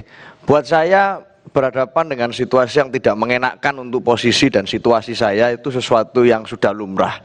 Saya mengawali proses beraktivasi di organisasi itu tidak melalui partai politik dulu sebenarnya Mas Budiman, tetapi berangkat dari gerakan pelajar pada waktu itu yang memperjuangkan agar sekolah gratis di SMA di Surabaya tetap bertahan. Yang saya lakukan dan saya tempuh pada waktu saya SMP pada waktu itu adalah mengkonsolidir pasukan teman-teman pelajar untuk mengirimkan 33.000 surat kepada Presiden untuk memperjuangkan itu. Proses belajar di organisasi dari sekolah hingga lulus SMA, hingga masuk ke partai politik itu yang membuat saya, pada waktu itu saya menghadapi situasi yang luar biasa juga. Dipaksa ditekan untuk keluar dari sekolah, dipaksa untuk segala macam, berbagai macam terjadi. Maka bagi saya tidak ada alasan di dalam partai politik jika dalam situasi-situasi tertentu harus memilih antara mana yang harus saya bela, apakah saya harus membela yang dibutuhkan oleh masyarakat atau saya membela kelompok tertentu, maka bagi saya tidak sulit untuk memilih jawabannya. Oke, baik Seno. Abraham, tadi kalau pertanyaan kan Golkar ini kan partai yang bersama PDI ya, kan relatif tua, tapi kehadiran Anda yang muda ini bisa nggak sih mengubah sistem atau mewarnai perubahan-perubahan dalam DPR nanti atau gimana? Atau ikut larut saja? Ya, jadi kebetulan kalau saya sendiri, saya ini tidak cari makan dari politik. Tidak cari makan dari politik? Cari makan dari politik. Saya juga generasi pertama dari keluarga besar saya yang masuk ke dunia politik. Artinya apa? Artinya saya nothing tulus. Saya salah satu orang yang menolak pada waktu itu, mohon maaf Mas Seno, saya menolak pada waktu itu apabila Ketua Komisi 3 mengatakan, oh ya ini nunggu juragan. Saya yang menolak, karena apa? Kita pada waktu kita menjadi anggota DPR RI, kita menjadi Dewan Perwakilan Rakyat. Yang artinya apa? Artinya kita harus membela kepentingan masyarakat pada umumnya. Dan apabila hal itu harus kita tentang, ya harus kita tentang apapun konsekuensinya. Dan apabila saya hari ini harus dipecat dari partai, ya sudah, saya kembali cari uang di tempat lain. Saya tidak ini siap dipecat. Kita siap dipecat kapanpun. Kita siap untuk memperjuangkan apa yang menjadi idealisme kita. Maka dari itu saya juga sekaligus menjawab pertanyaan Mbaknya tadi. Anak muda ini yang di anggota DPR ini belum tentu jujur. Memang betul Bu. Tapi saya salah satu saya salah satu orang yang mendukung anak-anak muda untuk masuk ke anggota DPR. Untuk memberikan apa? Memberikan transparansi. Kita buka, ayo itu dana reses, dana aspirasi, dana Kundapil itu berapa? Dilaporkan bukan hanya ke BPK, tapi dilaporkan kepada publik. Dipakai untuk apa? Itu satu-satu dananya apa? Karena apa? Ya dana-dana tersebut juga sering dikuntit. Termasuk dalam tadi Masnya juga bilang dalam membuat suatu keputusan kita dibutuhkan meyakinkan fraksi-fraksi lain. Terkadang untuk meyakinkan fraksi-fraksi lain, apakah betul bertarung ide dan gagasan atau ujung-ujungnya duit, kan gitu. Nah itu yang kita harus buka, kita transparan aja. Kita nggak usah ngomong DPR transparan, kita ngomong diri kita dulu transparan, bisa Pak? Ya awali dari diri sendiri ya. Oke, itulah Abraham, itu Seno. Saya coba lihat lagi, tadi ada mahasiswa lagi ingin bertanya, Rifki. Perkenalkan, saya Rifki Abdillah, mahasiswa dari Universitas Negeri Jakarta. Dari konsolidasi kami yang sudah kami lakukan, yang sering kami jalankan, mana gagasan dari caleg muda yang ada di depan ini yang mendebatkan gagasan anak muda Indonesia hari ini. Terima kasih. Wassalamualaikum warahmatullahi wabarakatuh. Baik, saya minta Ayu untuk menjawab ya soal gagasan untuk bisa meraih suara-suara anak muda yang masih bimbang. Gagasan apa sih yang mau dibawa oleh Ayu? Baik, sebenarnya kebetulan mengungkit terkait diskusi, saya juga sering mengadakan diskusi selama 2 tahun terakhir dari setiap kota ke kota, dari sebelum saya memantapkan diri sebagai caleg DPR RI. Jadi sudah berlangsung selama 2 tahun dan di situ saya datang seorang diri dan floornya, pesertanya itu siapa aja boleh datang. Di situ saya memperkenalkan diri bahwa saya di sini sebagai politisi muda, di mana saya butuh 2 arah. Saya butuh masukan dari teman-teman yang di mana mungkin ada ketertarikan di dalam politik, namun belum tahu untuk memilih bendera yang mana gitu. Dan saya di sini selalu menekankan bahwa berpolitiklah dimanapun tempat kalian yang menurut kalian idealismenya sesuai sama kalian. terserah mau dimanapun gitu. Tapi kalau misalnya teman-teman mau masuk Partai Amanat Nasional, saya akan terima dengan tangan terbuka gitu. Tapi kalau misalnya milih di tempat lain pun nggak apa-apa, nggak masalah. Tapi saya selalu menekankan bahwa berpolitik itu memang penting dan mungkin menyangkut juga sama pertanyaan yang tadi yang pertama. Karena berpolitik itu bukan cuma hanya menjual program apa yang bisa kita bawa, bahwa kitanya sebagus apa, pendidikan kita setinggi apa, tapi bisakah kita merangkul jembatan-jembatan ini gitu? Bisa nggak sih kita ngerangkul orang-orang untuk sama nih satu visi sama kita, sama nih satu frame sama kita, dan itulah yang nggak bisa kita dapat gitu. Namun dalam ilmu-ilmu berpolitik kita, ilmu-ilmu yang kita punya untuk merangkul orang, karena berpolitik itu sebenarnya apa sih gitu? Selain untuk ngomong, selain untuk mengumpulkan orang gitu, kita menyamakan satu pikiran gitu. Dan itulah yang sebenarnya gagasan-gagasan yang saya pun selalu ambil dari setiap diskusi-diskusi yang saya lakukan selama 2 tahun terakhir. Baik, kalau Sandra tadi kan sebagai data analis ya, melihat berbagai macam data. Tapi persisnya kalau nanti Anda seandainya terpilih ke Senayan, gagasan seperti apa yang akan dibawa? Ada nggak sih satu benang merah anak-anak muda ini ingin membuat apa di parlemen? Atau ikut arus saja semuanya dengan para elit-elit partai yang sudah senior itu? Oke, jadi kalau boleh bercerita sedikit, saya pun juga ikut sebagai caleg DPR RI bukan untuk mencari duit, karena insya Allah saya akan mewakafkan seluruh gaji dan tunjangan saya 100% untuk dapil. Jadi terima kasih. Jadi apa yang saya janjikan untuk masyarakat dan sudah saya utarakan dari sekarang, pertama adalah transparansi. Saya harus selalu, komitmen saya adalah mempublish semua data, baik dari pertama FGD, focus group discussion, siapa yang hadir, apa yang disetujui, apa yang tidak disetujui, dan kedua alur dana reses dan dana-dana lainnya semua. Betul, akan dibuka semua dan akan dengan sangat transparan kita publish dan kita kritik sama-sama. Jadi saya nggak mau sebagai DPR RI berarti saya yang paling benar, saya tidak ada ruang untuk berkembang, tapi karena ini adalah caleg-caleg muda, kita adalah caleg-caleg yang berani untuk bilang mungkin saya salah, mungkin saya harus mendengarkan Anda, mungkin kita harus memperbaiki. Kita adalah anak-anak muda yang ingin selalu berproses dan always connecting ya dengan konstituen ya. Oke, baik. Kalau Ruby, ini kan Gerindra kan relatif paling banyak nih caleg-caleg muda yang ditempatkan oleh Partai Gerindra di DPR.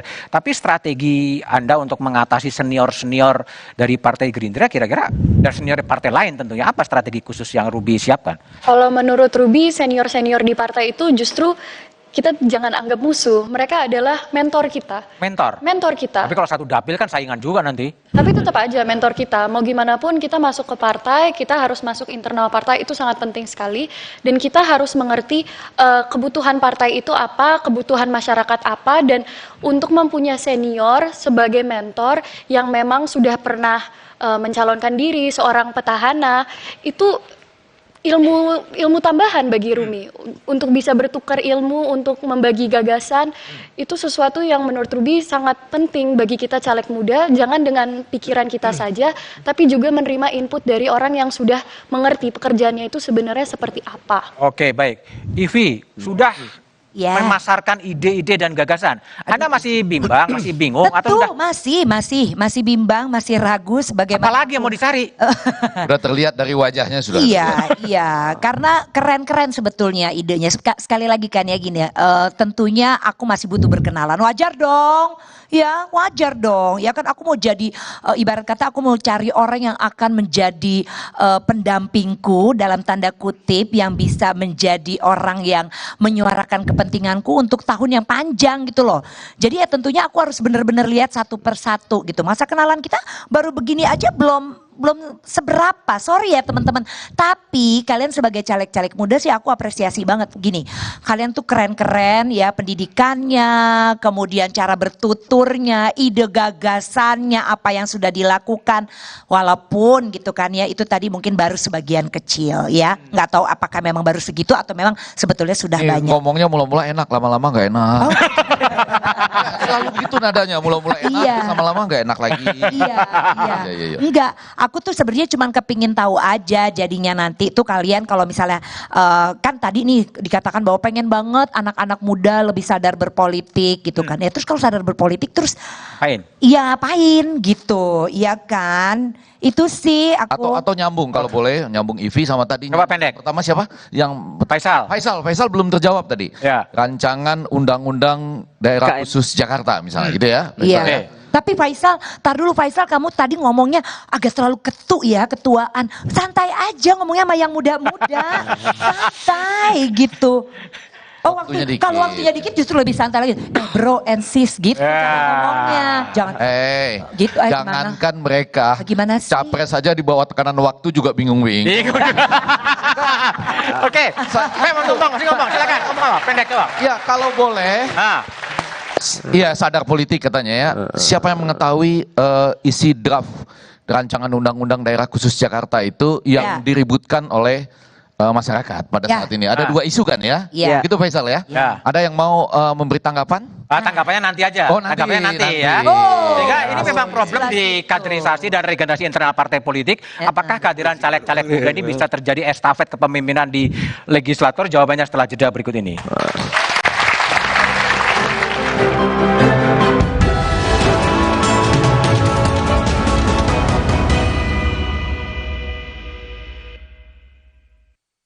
Kompas TV menyiarkan secara langsung debat Capres-Cawapres 2024. Ikuti dialog dengan tim sukses dan perwakilan generasi muda, live report dari titik-titik nobar dan markas kemenangan para kontestan, hingga pembahasan pasca debat dengan tema pertahanan, keamanan, hubungan internasional, dan geopolitik. Ikuti jelang dan pasca debat ketiga calon presiden, Minggu 7 Januari pukul 4:30 sore, live di Kompas TV, Rumah Pemilu. Terima kasih Ibu, selalu dukung tumbuh tinggi, tumbuh optimal. Berikan nutrisi dan perhatian terbaik bagi si kecil. Enak. Pediasure dipercaya lebih dari 25 tahun. Bentar ya.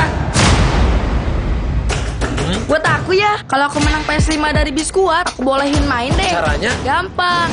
Beli, scan, kirim fotonya. Menangin hadiah total miliaran. Ikutan yuk. Terasa gigi ngilu kalau minum dingin. Terus kondisi gigi sensitif. Jika dibiarkan lebih lama, ada kemungkinan untuk memburuk. Sensodyne memberikan perlindungan hingga 24 jam. Saya merekomendasikan Sensodyne untuk perawatan gigi ngilu. Mood booster favorit gue nih, mie sedap kari kental spesial. Kuahnya kental, berpadu rempah pilihan yang bikin makin sensasional. Rasanya makin spesial. Buruan cobain, yang sedapnya berkari-kari dari Wings Food. Prenagen kaya akan protein, omega 3, dan kalsium. Penting untuk pembentukan organ tubuh bayi. Minum selama hamil 9 bulan. Prenagen. Baru Morinaga Morigrow. Kasih makan anak masih pakai drama. Beri dia Morinaga Morigrow. Susu dengan formula Grow Max. Bantu tingkatkan nafsu makan dan penuhi nutrisi untuk pertumbuhannya. Morinaga Morigrow. Pemilu 2024 diikuti oleh 24 partai politik. Kenali nama, logo, dan nomor urutnya.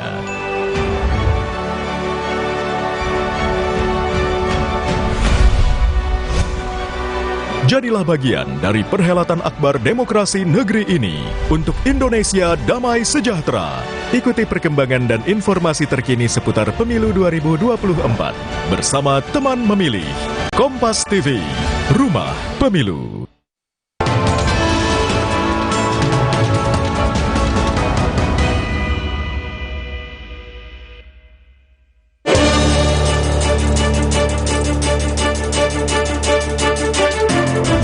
Enggak sih Kak, karena lihat dari politik sekarang tuh di Indonesia tuh banyak problematikanya gitu.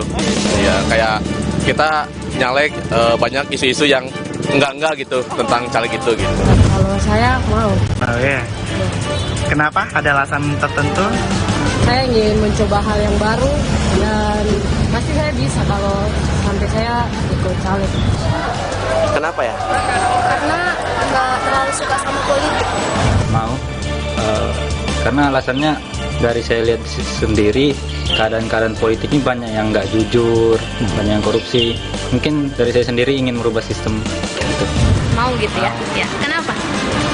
Karena kalau nyalek itu kan jadi wakil rakyat.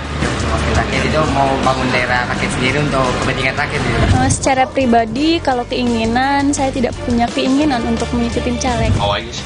Alasan ya siapa tahu kalau nyalek bisa ngebantu masyarakat, mungkin bisa ngelakuin hal yang nggak bisa dilakuin sama pendahulu-pendahulu. Kalau untuk saat ini sih tidak ada pikiran ke sana, karena menurut saya untuk menjadi seorang caleg tuh harus mempunyai banyak pengalaman di bidang politik, dan saya masih seorang mahasiswa yang harus mempunyai banyak pengalaman untuk mengarah ke situ. Ya, itulah suara publik. Saya ingin bertanya kepada mahasiswa yang hadir di studio, siapa yang setelah lulus kuliah ingin nyalek? Oh, banyak juga. Semua. Ya, banyak juga yang ingin nyalek, luar biasa. Coba salah satu yang ingin, alasannya apa ingin nyalek? Saya Leli Lutfiatul Mahbubah dari UIN Syarif Hidayatullah Jakarta. Adapun alasan saya sendiri bercita-cita ingin menjadi anggota legislatif karena seperti yang saya lihat di sini menjadi anggota legislatif itu seperti terlihat seperti superhero di superhero. Wah, luar biasa. Superhero dalam pemerintahan yang bisa mengorbankan diri sendiri gitu. Oke, superhero menyalurkan aspirasi yang tidak berniat nyalek. Ada nggak? Oh, sedikit coba. Kenapa? Sebelumnya perkenalkan, nama saya Arianto Manulang dari BEM Fakultas Hukum Universitas Indonesia Esa Unggul. Sejauh ini saya belum berpikiran sih untuk kesana untuk jadi caleg, karena saya masih mikir skripsi ini. Karena lulus dulu, saya masih fokus studi dulu nih. Lebih realistis. Ya, belum berpikir sejauh ke sana. Tapi dari pemaparan gagasan dan ide daripada 9 caleg ke depan ini sangat-sangat bagus, seperti yang kata Mbak Evi cantik tadi, sangat bagus ide-idenya. Saya harap gagasan ini bukan sekedar omongan semata. Saya harap semua gagasan para caleg ini memiliki bukti nyata dalam menjaga dan menata Indonesia untuk ke depannya. Terima kasih. Oke, baik ya. Itu dari pandangan-pandangan dari mahasiswa. Saya ingin bertanya kepada Hillary dulu. Hillary, jadi kalau Anda milih partai politik, tempat Anda ingin menjadi caleg, itu dasarnya apa sih? Dulu kan pernah di satu partai, kemudian sekarang kemudian berpindah. Yang Anda pilih itu apanya sebetulnya? Sebenarnya saya memilih partai yang bisa membuat saya menjadi diri saya sendiri. Menjadi diri sendiri? Saya mempertahankan idealisme saya itu dengan cara saya sendiri. Dimana saya, tadi Ruby sempat sampaikan, beruntung punya mentor. Kalau saya secara pribadi jujur menyampaikan, tolong anak-anak muda di sini, kalau ingin jadi politisi, tolong jangan belajar dari senior-senior. Tolong jadi anak muda yang membawa suara baru. Karena jujur saja, namanya DPR ya, DPR dan politisi adalah salah satu lembaga yang punya penilaian kepercayaan publik paling rendah. Paling rendah. Jadi kalau kita belajar dari senior, kita akan sama seperti mereka. Dan ketika kita jadi sama seperti mereka, kita sebenarnya tidak hanya datang ke DPR untuk bawa gagasan loh. Ya, tapi kita datang untuk melindungi masyarakat. Jadi kalau Anda milih ya dari Nasdem sekarang ke Demokrat, pilihan pribadi Anda atau didorong oleh ayahnya sih? Kalau saya pilihan pribadi saya karena saya dan ayah saya dan ibu saya cenderung selalu beda partai. Keluarga beda partai memang. Almarhum ibu saya dulu pernah beda partai. Kemajumukan dalam keluarga ya, dalam pilihan partai ya. Karena membawa keluarga politisi juga ada, selain saya anak dari politisi, saya seorang anak narapidana juga, Pak. Jadi ketika kita membawa nama keluarga, sebenarnya itu tidak hanya privilege yang datang, tapi misalnya dia anak koruptor, dia anak maling, dia anak narapidana. Itu menjadi hal yang sebenarnya kita bisa ceritakan ke teman-teman. Dari situ teman-teman boleh lihat, jangan belajar dari senior, jadilah politisi sendiri yang punya warna sendiri, walaupun teman-teman mungkin harus disingkirin cepat kayak saya. Menjadi diri sendiri. Luar biasa ya. Coba. Boleh nggak kami berdua mau? Iya, lo jujur banget ya, tapi I like it. I like how you say it gitu. Maksudnya tuh ya berani mengatakan ini ya, tapi meskipun ada satu hal juga sih, ya memang ya jangan sampai juga kamu nanti jadi lupa bahwa gak perlu belajar dari mentor juga, karena setiap manusia tuh punya sisi baik. Kalau aja sih, benar gak sih? Kalau aku sih yes ya. Oke, baik, saya ke Ismail dulu. Ismail, jadi dari DPRD naik kelas ke Senayan, sebetulnya semata-mata cari penghasilan yang lebih besar atau perjuangan yang lebih luas sebetulnya? Kalau realisasinya penghasilannya pasti lebih besar, tapi itu bukan tujuan saya. Bukan tujuannya apa? Itu bukan tujuan saya. Apa yang saya lakukan sepengalaman 4 tahun di DPR, ada satu fraksi yang begitu kuat hari ini mengalahkan 9 fraksi yang lain yang ada di DPR. Fraksi apa itu? Fraksi netizen. Dengan metode viralisme. Dan metode pendekatan inilah yang saya lakukan ketika hampir 4 tahun di DPR. Tahun pertama ada wilayah yang hampir setiap akhir pekan, hari Minggu, hari Ahad, macet karena tumpukan mobil truk. Nggak pernah ada selama ini yang memviralkan itu. Begitu masuk di bulan pertama, saya viralkan, bulan berikutnya dikerjakan. Artinya apa? Bahwa kekuatan sosial media yang kita miliki ternyata mampu mengubah kebijakan. Jadi maksud saya adalah jangan sepenuhnya berharap ke kita-kita semua. Kenapa? Partisipasi publik itu sangat dibutuhkan. Teman-teman ini adalah pemegang kendali kekuasaan yang sesungguhnya. Tapi didengar nggak? Masyarakat kan teriak-teriak nggak pernah didengar. Saya ingin sampaikan, inilah kenapa Mas Budiman, tahun 2024 kita pastikan diberikan kebijakan kewenangan kepada partai yang betul-betul menghadiri setiap forum-forum yang kemudian partai minta. Artinya apa? PKS selama ini tidak bisa melakukan itu karena sendiri. Coba aja PDIP, coba aja P3, coba aja PKB dan coba PDIP misalnya. Kalau PDIP ini kan problemnya kan caleg yang muda yang disodori oleh DPP PDIP kan paling kecil tuh. Nggak sampai 20%. Memang terhambat kaderisasi di PDIP anak muda ya? Enggak gede juga kok. Di data tadi kan gede juga. Artinya gede juga di data. Tapi kurang dibanding yang lain. Paling enggak beda satu dengan PKS. Kan gini Mas. Di PDI Perjuangan itu kita belajar sebelum SMA harus SMP dulu, sebelum SMP harus SD dulu. Oh gitu, nggak boleh loncat ya? Ya, kalau akselerasi agak repot kita di PDI. Maka kita belajar proses itu dari step by step. Di PDI itu bahkan di kepartaiannya kita punya kaderisasi berjenjang dari level pratama, madya, utama hingga ke guru kader. Sehingga kita terbiasa untuk ya berproses, belajar satu persatu. Nggak kelamaan ya? Enggak lah, kita kan masih muda, umur politik masih panjang, perjuangan masih banyak, kita buktikan. Karena nggak bisa aja Anda kan mungkin? Kalau di perkara-perkara kecil kita setia mengerjakan dengan tuntas, perkara besar pasti juga akan setia, begitu. Oke. Kalau Abraham, Golkar. Kalau Golkar gimana? Ini kan juga nggak terlalu banyak sebenarnya caleg-caleg muda yang didorong oleh Golkar. Terhambat juga regenerasi anak-anak muda di Golkar ya? Justru tidak. Golkar ini luar biasa karena kaderisasinya kita punya Golkar Institute yang pertama. Lalu lembaga itu? Ya, lembaga untuk sekolah kaderisasi. Untuk membuat kebijakan publik, itu yang pertama. Yang kedua, Golkar ini memiliki kader-kader under 40 yang masuk di kepala-kepala daerah maupun anggota-anggota legislatif. Saya pun sebelum maju nyalek di tahun 2024 ini, saya ngadep ketua umum, saya bilang ke ketua umum saya, Pak Ketum, saya ini mau nyalek, mau menang. Yang saya lawan senior. Jadi kalau misalnya saya harus mengisi kontestasi pileg ini hanya buat lucu-lucuan, saya mau nikah nih Pak, saya mending bangun rumah, saya bilang gitu. Terus Pak Ketum jawab apa? Saya bilang silakan, saya berikan kamu fair fight. Saya bilang siap, saya jalan. Oke, baik. Kalau Cindy, Nasdem, jadi proses regenerasi ya, dari apa? Anda sebagai caleg dari Nasdem yang sekarang mencoba ke Senayan, punya nggak sih Anda punya karir pet gitu, suatu saat akan menggantikan Surya Paloh sebagai ketua umum partai gitu? Tapi maksudnya di sini saya mau cerita pengalaman saya dulu. Tentu dalam proses kaderisasi saya ini dua masuknya. Yang pertama adalah sebagai bendahara partai di Sumatera Barat dan juga caleg muda. Tentu ini merepresentatif komitmen dan komitmen dari Partai Nasdem untuk meregenerasi gitu. Dan Pak Surya Paloh pernah bilang bahwa Partai Nasdem ini harus mengikuti kontestasi pemilu tidak hanya untuk 5 sampai 10 tahun ke depan, tapi beliau udah memikirkan visi misi 20 sampai 30 tahun ke depan. Tentu karena itu kita tahu pentingnya regenerasi yang ada di Partai Nasdem. Dan yang kedua, saya ini juga ikut proses kaderisasi. Mulai dari apa? Mulai dari pelatihan, BIMTEK, program kepartaian, dan ini sangat penting sehingga kita sebagai politisi kalau dipendekin muda, jawabannya iya apa enggak? Oh iya, tentu iya. Iya. Jadi suatu saat memang kalaupun ada keadaan yang memungkinkan, bisa juga kan menggantikan Pak Surya Paloh gitu ya? Iyalah, kan kaderisasi. Iya kan, siap kan?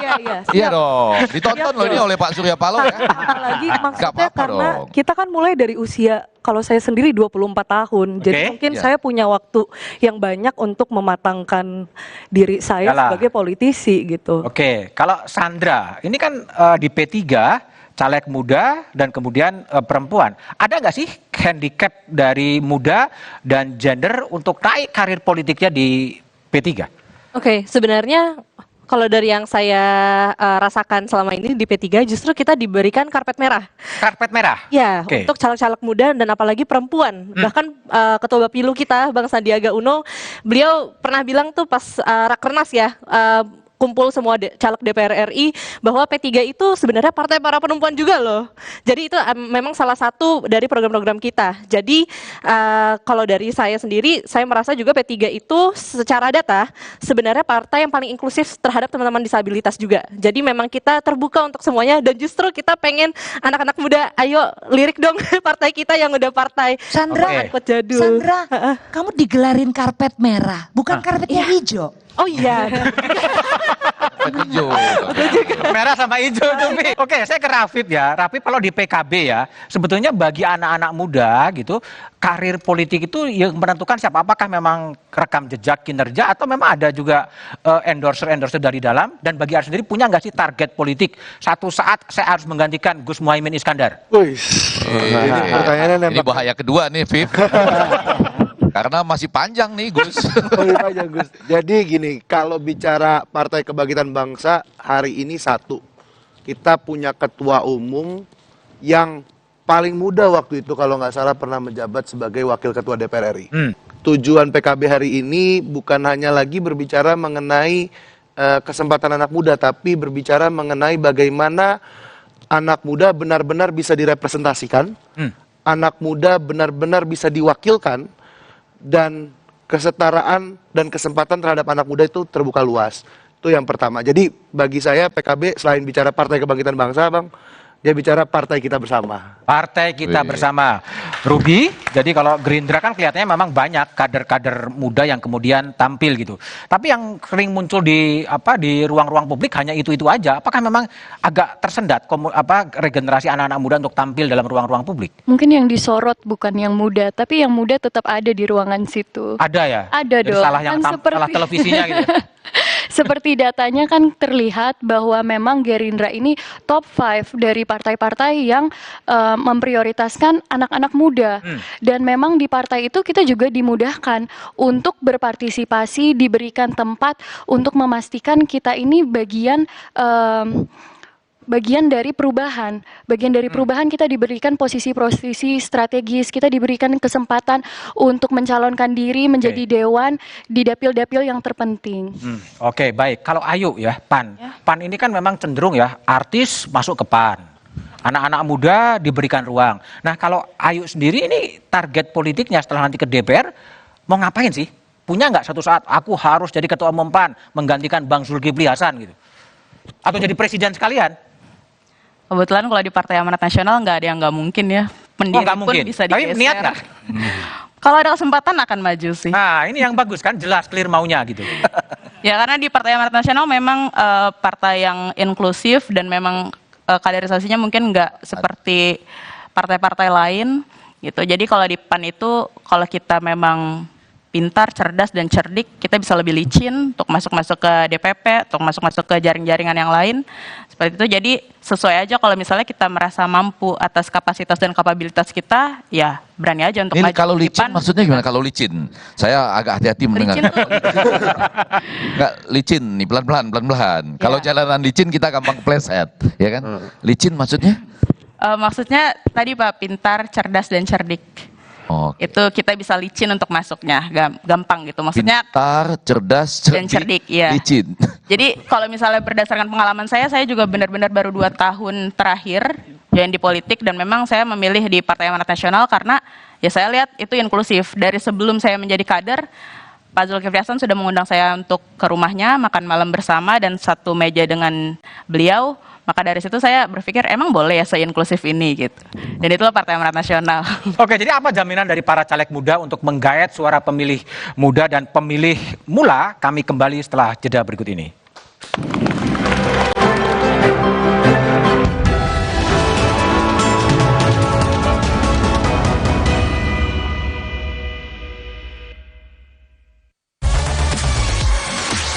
Sensasi rasa intens dengan tarikan mantap dari filter inovatif Airflow Filter. Marlboro Filter Black, Pursue Flavor. Hey guys.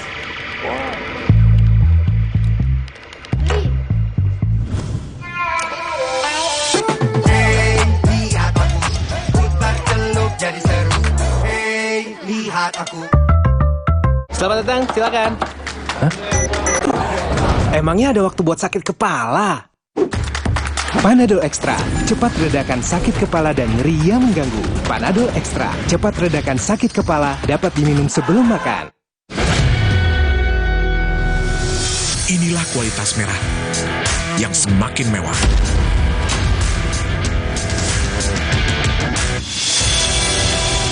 Gudang Garam Merah, edisi terbatas.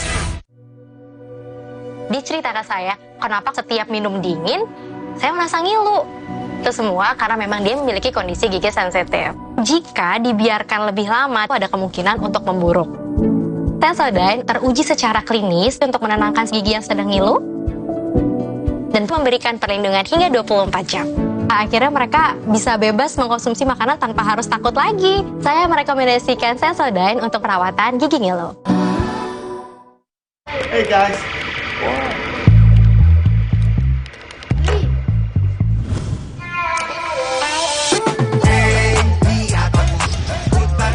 Jadi seru, hey lihat aku. Inilah kualitas merah yang semakin mewah.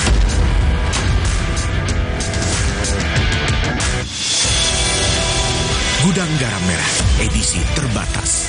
Selamat datang, silakan. Emangnya ada waktu buat sakit kepala? Panadol Extra, cepat redakan sakit kepala dan nyeri yang mengganggu. Panadol Extra, cepat redakan sakit kepala, dapat diminum sebelum makan. Inilah kualitas merah yang semakin mewah.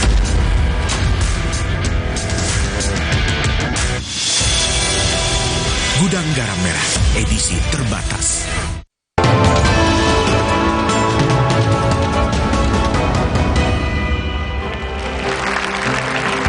Masih bersama saya Budiman Tanurjo di Satu Meja The Forum spesial. Saya ingin bertanya kepada Ismail Bahtiar, apa yang Anda lakukan begitu Anda seandainya Anda terpilih menjadi anggota DPR? Apa yang Anda kerjakan pertama kali sebagai legislator? Bone, Maros, Pangkep, Baru, Pare-Pare, Sinjai, dan Bulukumbah. Saudara-saudaraku semua, ibu-ibuku semua, teman-temanku semua, selama ini kita sudah diperhadapkan dengan banyak kondisi. Caleg-caleg kita hadir dengan gaya dan metodenya masing-masing. Satu hal yang saya pastikan, ketika kesempatan itu diberikan kepada saya, kalau seandainya ada 100.000 suara, Anda harus memastikan satu dari Anda. Dan kalau harus ada satu anak muda yang duduk, itu harus dipastikan adalah kami. PKS insya Allah menjadi terdepan untuk memberikan semua hal baik kepada masyarakat. Terima kasih. Oke. Rafif, apa yang akan Anda kerjakan? Teman-teman Jakarta Selatan, Jakarta Pusat, dan seluruh luar negeri, satu hal yang pada saat duduk legislasi yang akan didorong adalah memastikan seluruh proses kemewahan, perkembangan yang terjadi di Jakarta Selatan dan Jakarta Pusat bisa dinikmati oleh seluruh lapisan pemuda dari Jakarta Selatan dan Jakarta Pusat. Terima kasih. Oke, Rafif tadi. Cindy Monica Salsabila, apa yang Anda lakukan pertama kali sebagai anggota DPR sebetulnya? Dengsana Minangkabau sebagai caleg yang paling banyak turun hingga ke pelosok daerah dan sampai saat ini 600 titik, saya yakin betul bahwa saya memahami permasalahan yang kalian hadapi, yang masyarakat hadapi. Dan tentunya secara formal ketika saya duduk di kursi DPR RI, saya akan bantu menyuarakan dan memperjuangkan masalah-masalah yang kita semua hadapi. Terima kasih. Oke, kemudian kepada Sen dari DPRD Kota Surabaya, apa yang mau kerjakan? Surabaya adalah kota yang menjadi barometer di berbagai hal. Kota maritim, punya situasi sejarah pendidikan yang panjang, sehingga masyarakatnya pun terbuka, egaliter, dan inklusif. Anak-anak mudanya jumlahnya banyak. Oleh karena itu, kalau misalnya nanti saya mendapatkan amanat dan tanggung jawab untuk duduk di DPRD Kota Surabaya, saya ingin pastikan dalam setiap proses musrenbang Kota Surabaya harus ada anak-anak muda yang terlibat, bahkan di tingkat RT, RW sekalipun. Saya ingin memastikan agar sistem pendidikan kita terevaluasi dengan baik dan DPRD terbuka bagi semua anak muda untuk masuk, karena itu rumah rakyat, bukan hanya rumah para politisi. PD Perjuangan siap mengawal itu. Terima kasih. Oke, baik. Sandra Salsabila. Baik, Assalamualaikum arek-arek Malang. Jika saya memang terpilih menjadi DPR RI yang duduk di Senayan, yang pertama kita akan berkumpul di posko saya. Jadi jika ada Anda ada keresahan ataupun masalah apapun, Anda tinggal datang ke saya, kita cari solusinya sama-sama. Short termnya bisa pakai duit wakaf saya dari gaji dan tunjangan, long termnya ayo kita suarakan sama-sama di parlemen. Terima kasih. Baik. Mas Abraham Srijaya, Partai Golkar. Ya, terima kasih. Apabila kami terpilih, yang pertama akan kami lakukan adalah membuka rumah aspirasi sahabat Abraham Srijaya di Purwakarta 39 Menteng, yang nantinya semua warga yang mempunyai keluhan atau aspirasi bisa datang ke sana. Sekaligus kami juga akan membuka website abrahamsrijaya.com sebagai transparansi. Seluruh dana yang saya dapat, semua masyarakat bisa melihat dan ikut mengawasi. Dan apabila kami diberikan di komisi yang terkait, yaitu adalah Komisi 3 mengenai penegakan hukum, kami akan berjuang mengenai penegakan hukum yang berkeadilan. Terima kasih. Baik, kemudian Ruby, tolong disampaikan apa yang akan Anda kerjakan seandainya Anda terpilih. Ya, Tabi pun kepada semua teman-teman Ruby yang ada di Dapil Lampung 1, jika kita terpilih, kita akan selalu memperjuangkan semua aspirasi masyarakat, teman-teman, dan kerabat kita untuk memastikan kita semua mampu menjadi mandiri dalam ekonomi ini. Cukup. Oke, baik. Itu dari Ruby. Sekarang Hillary Brigita Lasut yang sudah pernah di DPR. Kalau terpilih lagi, kemudian apa yang Anda kerjakan kemudian? Baik, warga Sulut, di Indonesia semua apa-apa butuh orang dalam. Saya akan kembali lagi menjadi orang dalam buat warga masyarakat kecil, seperti yang sudah saya lakukan selama ini. Setiap kasus-kasus yang sudah masuk, yang selama ini tidak jadi diatensi karena saya turun dari jabatan, akan langsung saya kembalikan, akan langsung saya minta atensi dari pihak-pihak terkait. Dan saya tentunya akan melanjutkan program yang kemarin, di mana semua gaji dan tunjangan saya berikan kembali untuk masyarakat dengan bantuan hukum dan program beasiswa dari yayasan sendiri. Terima kasih. Oke, itu Brigita Lasut. Selanjutnya Mbak Ayu Arianti. Assalamualaikum, AATT Kota Bogor, Kabupaten Cianjur. Saya akan pastikan bahwa ketika saya menjadi DPR RI adalah saya sebagai Dewan Perwakilan Rakyat dan bukan Dewan Perwakilan Partai Politik. Terima kasih. Oke, baik. Dewan Perwakilan bukan Dewan Perwakilan Partai Politik. Kalau menurut Bang Effendi nih, kita hitung-hitungan aja, kira-kira aja. Dari sekian banyak ini ada berapa yang lolos ke DPR, Bang? Setelah tadi dengar statement terakhirnya. Kalau saya sih lihat-lihat ada 5 mungkin ya. 5 ya, termasuk aku kalau ya. Ivi? Oh 5? Iya, kalau 5 Ivi. doang? Iya, kalau Ivi? Aku 4. Oh aman berarti. Artinya semua lolos. 5 yang sebelah sini, 4 yang sebelah sana. Oh iya, lolos semua berarti. Oke, Pak. Apa catatanmu apa? Singkat. Iya, dari penampilan yang terakhir ini ya, saya masih melihat yang disampaikan itu masih sesuatu yang kalau nggak meso makro, agak besar gitu. Kecuali tadi ada 2 ya yang mengatakan nanti datang saya sampaikan apa yang mau dilakukan di dalam bersama-sama ordal tadi dalam konteks yang positif itu, lalu sama-sama menyumbangkan gaji untuk apa yang dibutuhkan. Tapi mungkin ya mulai dari bone dan lain-lain itu ada 1 atau 2 yang khas betul apa, jadi what is in for me begitu. Kalau saya milih Ismail misalnya, atau Rafif, atau Cindy, atau Seno ya, Sandra, Abraham, kemudian Ruby, Hillary tadi sudah, dan Ayu, langsung mereka dapat apa gitu, sesuatu yang khas dari daerah pemilihan masing-masing. Itu belum terlihat di level mikronya. Mudah-mudahan itu bisa dijawab ya. Dijawab ya. Oke, baik, Ivi. Kalau aku sih teman-teman pokoknya semangat aja gitu ya. Pada dasarnya aku seneng ngelihat kalian anak muda dengan banyak ide, ada banyak pemikiran yang sangat luar biasa. Cuman aku mau bilang aja bahwa kalian harus betul-betul paham bedanya kuasa sama wewenang. Pahami itu ya, karena kuasa yang punya kita loh. Yang punya kita nih rakyat kuasa ya, yang punya wewenangnya kalian. Nah jangan sampai kalian begitu sudah lolos tiba-tiba jadi merasa berkuasa. Nah itu dong. Ya, jadi benar-benar pahami, hayati, dibaca-baca lagi ya. Apa sih bedanya kuasa dan wewenang? Kalian yang megang wewenang, kita yang punya kuasa. Baik, Ivi, Effendi, mahasiswa dan 9 caleg yang telah hadir di studio Satu Meja. Terima kasih telah bergabung dan hadir di studio Satu Meja The Forum malam ini.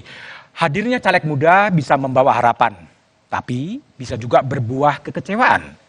Harapan bisa datang jika DPR muda bisa mengubah kerja birokratis parlemen di kantoran yang disekat fraksi-fraksi menjadi kerja-kerja lapangan perseorangan sebagai penyambung lidah rakyat si empunya kedaulatan.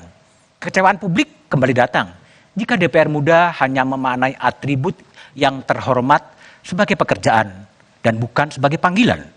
Kecewaan bisa kembali datang jika DPR muda hanya menjadi kepanjangan tangan elit partai yang membuat mereka tak punya kedaulatan dan lebih bertumpu pada kekerabatan. Lewat kemajuan teknologi, DPR muda seyogyanya mampu mengembangkan sensitivitas terhadap rakyat, punya empati terhadap derita rakyat, serta berkemampuan teknis mengolah kuasa wicara di parlemen untuk memperbaiki nasib rakyat. Tetap saksikan Kompas TV untuk memperbarui informasi seputar pemilu hanya di Kompas TV, independen, terpercaya. Sampai jumpa, terima kasih.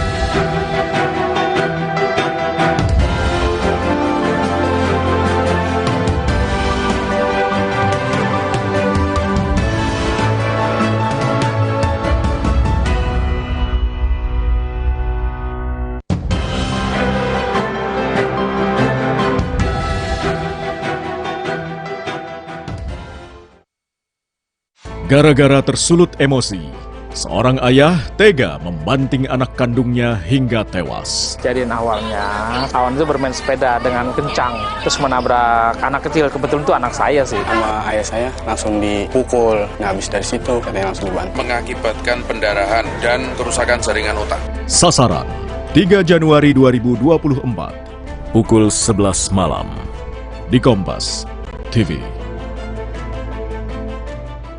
Kompas TV menyiarkan secara langsung debat Capres-Cawapres 2024. Ikuti dialog dengan tim sukses dan perwakilan generasi muda, live report dari titik-titik nobar dan markas kemenangan para kontestan, hingga pembahasan pasca debat dengan tema pertahanan, keamanan, hubungan internasional, dan geopolitik. Ikuti jelang dan pasca debat ketiga calon presiden, Minggu 7 Januari pukul 4:30 sore, live di Kompas TV, Rumah Pemilu. Sesaat lagi, Anda akan menyaksikan Kompas Malam yang didukung oleh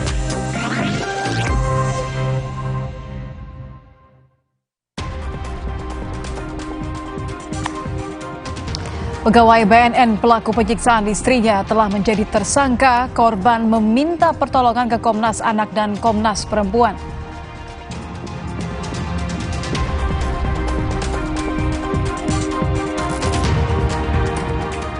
Lima pengeroyok anggota Satpol PP saat pengamanan Tahun Baru di Jakarta Pusat ditangkap. 4 diantaranya positif menggunakan narkoba.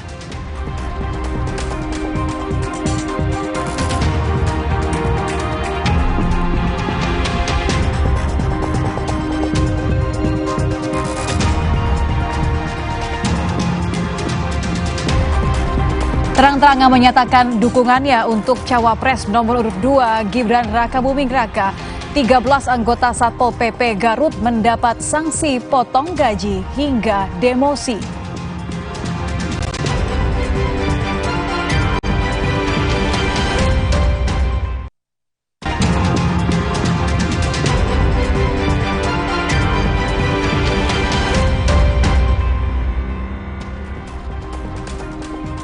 Selamat malam saudara, bagaimana kabar Anda? Semoga selalu sehat. Selain 3 informasi utama tadi, Kompas Malam telah menyiapkan sejumlah informasi pilihan khusus untuk Anda. Selengkapnya hanya di Kompas TV, independen, terpercaya, bersama saya Nitya Anissa. Informasi pertama di Kompas Malam, saudara. Angin kencang melanda kawasan Kecamatan Wonosari, Gunung Kidul, Yogyakarta. Satu bangunan yang akan digunakan sebagai rumah makan roboh.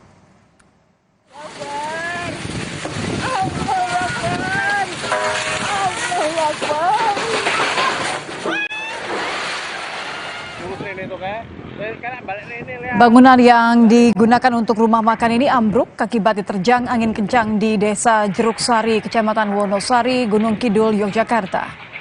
Diduga robohnya bangunan tersebut dikarenakan kencangnya tiupan angin serta konstruksi bangunan yang belum jadi. Beruntung saat kejadian tidak ada aktivitas di bawah bangunan karena banyak warga yang keluar untuk menyelamatkan diri.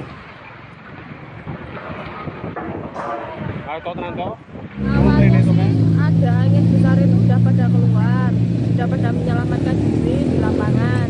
Terus tiba-tiba terdengar suara krek-krek itu, tiba-tiba roboh. Akibat hujan deras sertai angin kencang, pohon besar di Cianjur, Jawa Barat tumbang, batang pohon menutup jalan hingga tak bisa dilalui. Pohon jenis kiara berukuran besar yang tumbang ini menutup jalan dan menimpa 2 rumah serta 1 motor hingga hancur di Sindang Barang, Cianjur, Jawa Barat. Ketika kejadian pohon tumbang, pemilik rumah dan pengendara motor berhasil menyelamatkan diri.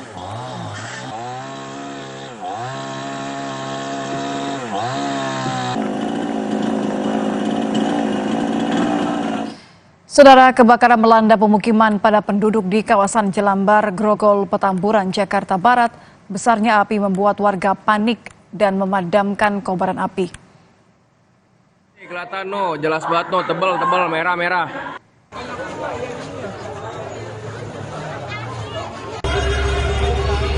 Kobaran api yang melanda pemukiman padat ini menghanguskan belasan rumah di Jelambar Utama, Grogol, Petamburan, Jakarta Barat. Warga yang panik saling bahu-membahu memadamkan api dengan alat seadanya. Sebanyak 13 rumah permanen terbakar dalam peristiwa ini. Belum diketahui penyebab kebakaran, namun diduga kebakaran disebabkan korsleting listrik dari salah satu rumah warga. Awalnya pas tikungan itu, Pak. Tikungan. Batasan antara 10, 9, 11. Ada ledakan atau gimana, Pak? Kayaknya percikan api kecil. Api kecil dari? Cuman entah dari apa itu belum tahu. Kalau di situ kan kita masih diselidikin juga. Masih kita belum tahu dari mana asalnya itu. Kita ke sorotan lain, Saudara. Truk muatan baja ringan masuk ke jurang sedalam 20 meter di Jalan Raya Puncak, Cianjur, Jawa Barat. Akibat insiden ini, sopir dan kernet truk mengalami luka. Truk muatan baja bagian depan ringsek akibat terjun ke jurang sedalam 20 meter di Jalan Raya Puncak Ciloto, Cianjur, Jawa Barat. Sopir truk dan kernet sempat terjepit badan truk. Diduga kecelakaan terjadi akibat sopir mengantuk dan tidak menguasai medan jalan. Dalaman 20 meter. Kondisi dari korban sendiri? Kondisi korban sendiri yang supir luka ringan, yang kenek luka berat.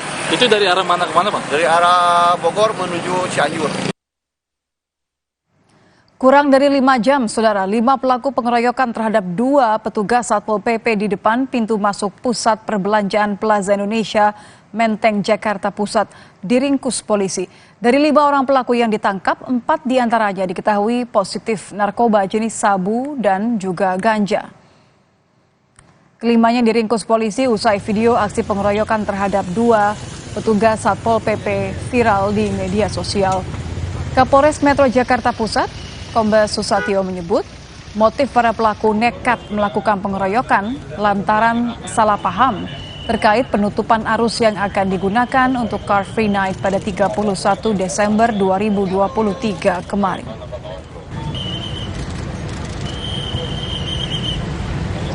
Berdasarkan hasil pemeriksaan bahwa motifnya adalah kesalahpahaman dan tentunya kami tidak ingin bahwa budaya kekerasan itu terjadi di wilayah Jakarta Pusat. Terhadap kelima tersangka ini, kami menerapkan pasal 170 atau kekerasan bersama terhadap orang dengan pidana penjara paling lama 7 tahun.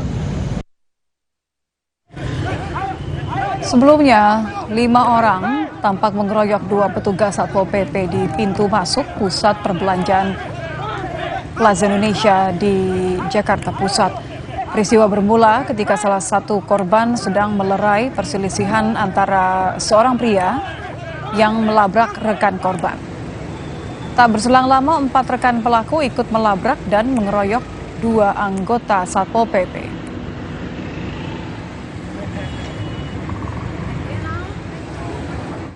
Kita beralih ke informasi lainnya, Saudara.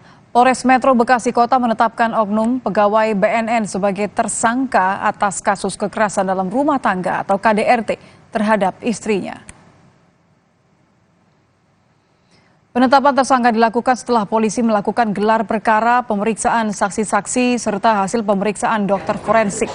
Pemeriksaan terhadap tersangka akan dilakukan Jumat 5 Januari mendatang di Mapores Metro Bekasi Kota. Polisi mengantongi barang bukti, buku nikah, dan rekaman CCTV kekerasan terhadap korban. Saat ini tersangka tidak ditahan karena dinilai kooperatif. Nah, dasar ini korban meminta kepada penyidik untuk melanjutkan kembali perkaranya dan saat ini sudah ditetapkan sebagai tersangka.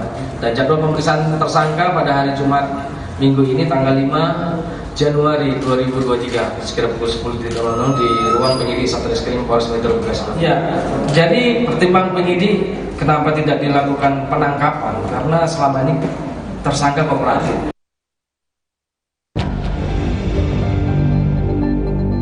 Trauma mendalam kini dialami YA, seorang perempuan yang kerap mendapatkan kekerasan dari suaminya sendiri yang merupakan pegawai BNN RI. YA mengaku sering dianiaya, bahkan diancam dibunuh oleh pelaku tanpa alasan yang jelas. Kekerasan yang ia alami pun kerap dilakukan di depan anak-anak mereka. Meski sempat rujuk dan memberikan kesempatan kepada suaminya, korban kembali mendapatkan KDRT berulang. Selain meminta polisi segera memproses KDRT yang menimpanya, korban juga meminta Komnas Perlindungan Anak dan Komnas Perempuan untuk membantu penanganan kasus KDRT yang ia alami. Saya sangat trauma dan sekarang dua anak saya sama suami, saya cuma minta untuk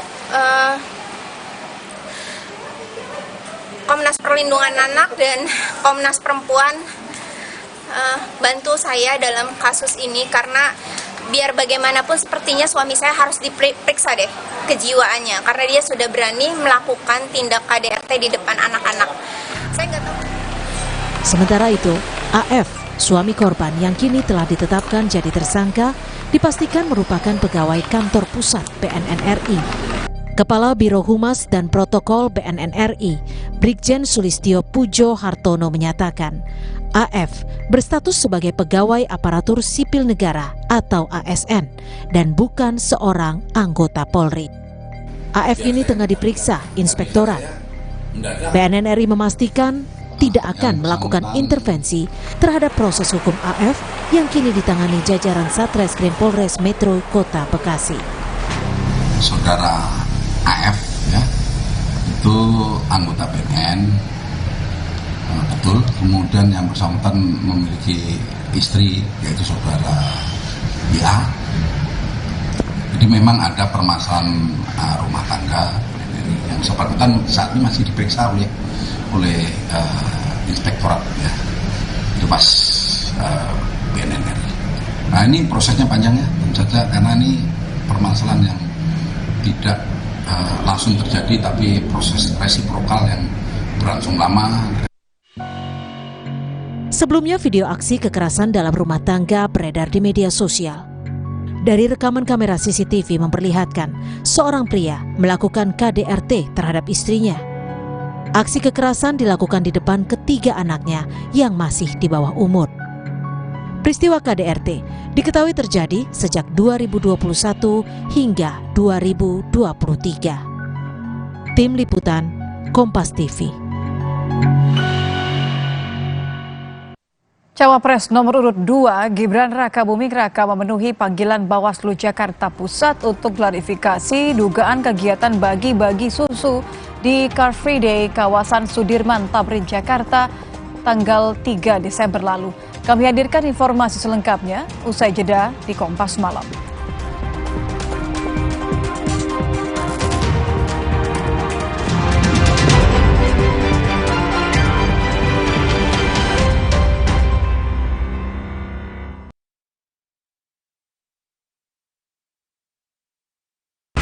Hidup itu selalu tentang pilihan. Saatnya bangkit dengan senyuman. lanjutkan apa yang kita percaya, yang bisa menjadi awal inspirasi semangat baru. Paduan kopi tubruk, susu, dan gula aren. Gile, ampasnya lebih halus, brother. Beli 2, ekstra 1. Top Coffee, susu gula aren, tubruk. Pengen lagi. Beli 2, ekstra 1. Puas tubruknya, legit gula arennya. Beli 2, ekstra 1. Le Mineral beda banget, lebih smooth, lebih segar. Le Mineral memang berbeda. Setiap tetesnya mengandung mineral esensial seimbang yang penting untuk tubuh dan juga membuat rasa airnya lebih segar. Dan lebih enteng. Le Mineral. Inilah Partai Legend, di mana para suhu berkumpul dengan pengalaman yang full. Partai yang selalu segar, bukan karena masuk kulkas, tapi karena masuknya generasi cerdas. Partai yang tegar diterjang badai, santuy di tengah badai. Warna kuning yang gemerlap, itulah cahaya keceriaan dalam politik yang serius-serius amat. Tokoh-tokohnya berpengaruh, lagi kondang, programnya jelas, lagi nendang. Mari lanjutkan kemajuan. Kakekmu yang itu juga dong. Tapi gigi kakek. Gak usah khawatir. Poliden adhesif membuat Anda bebas nikmati setiap gigitan dengan kuat dan cegah terperangkapnya sisa makanan. Poliden Cleanser, bunuh bakteri lebih kuat dari pasta gigi. Terima kasih Ibu, selalu dukung tumbuh tinggi, tumbuh optimal. Berikan nutrisi dan perhatian terbaik bagi si kecil. Enak. Pediasure dipercaya lebih dari 25 tahun. Mandi pakai sabun saja, kuman kotorannya masih ada. Baru ProGuard Daily Purifying, si mineral angkat kotoran sampai pori terdalam. Antibacterial Plus lawan 99,9% kuman. Kulit bersih maksimal dengan ProGuard Daily Purifying. Wings Care. Inilah kualitas merah yang semakin mewah.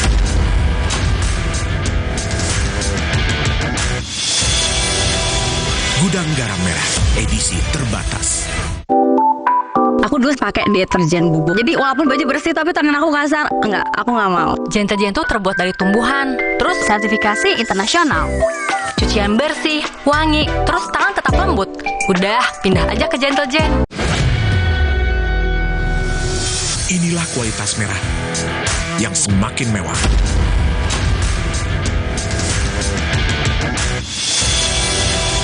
Gudang Garam Merah, edisi terbatas. Galon Le Mineral 100% bebas BPA. Aman untuk anak dan keluarga. Ciri galon bebas BPA, bening transparan, ditandai kode segitiga nomor 1.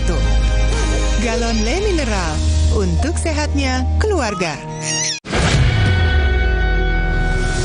Inilah kualitas merah yang semakin mewah.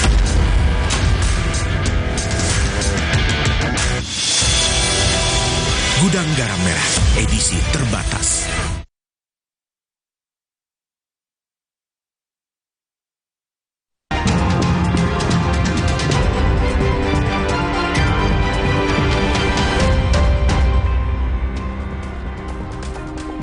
Anda kembali bersama kami di Kompas Malam.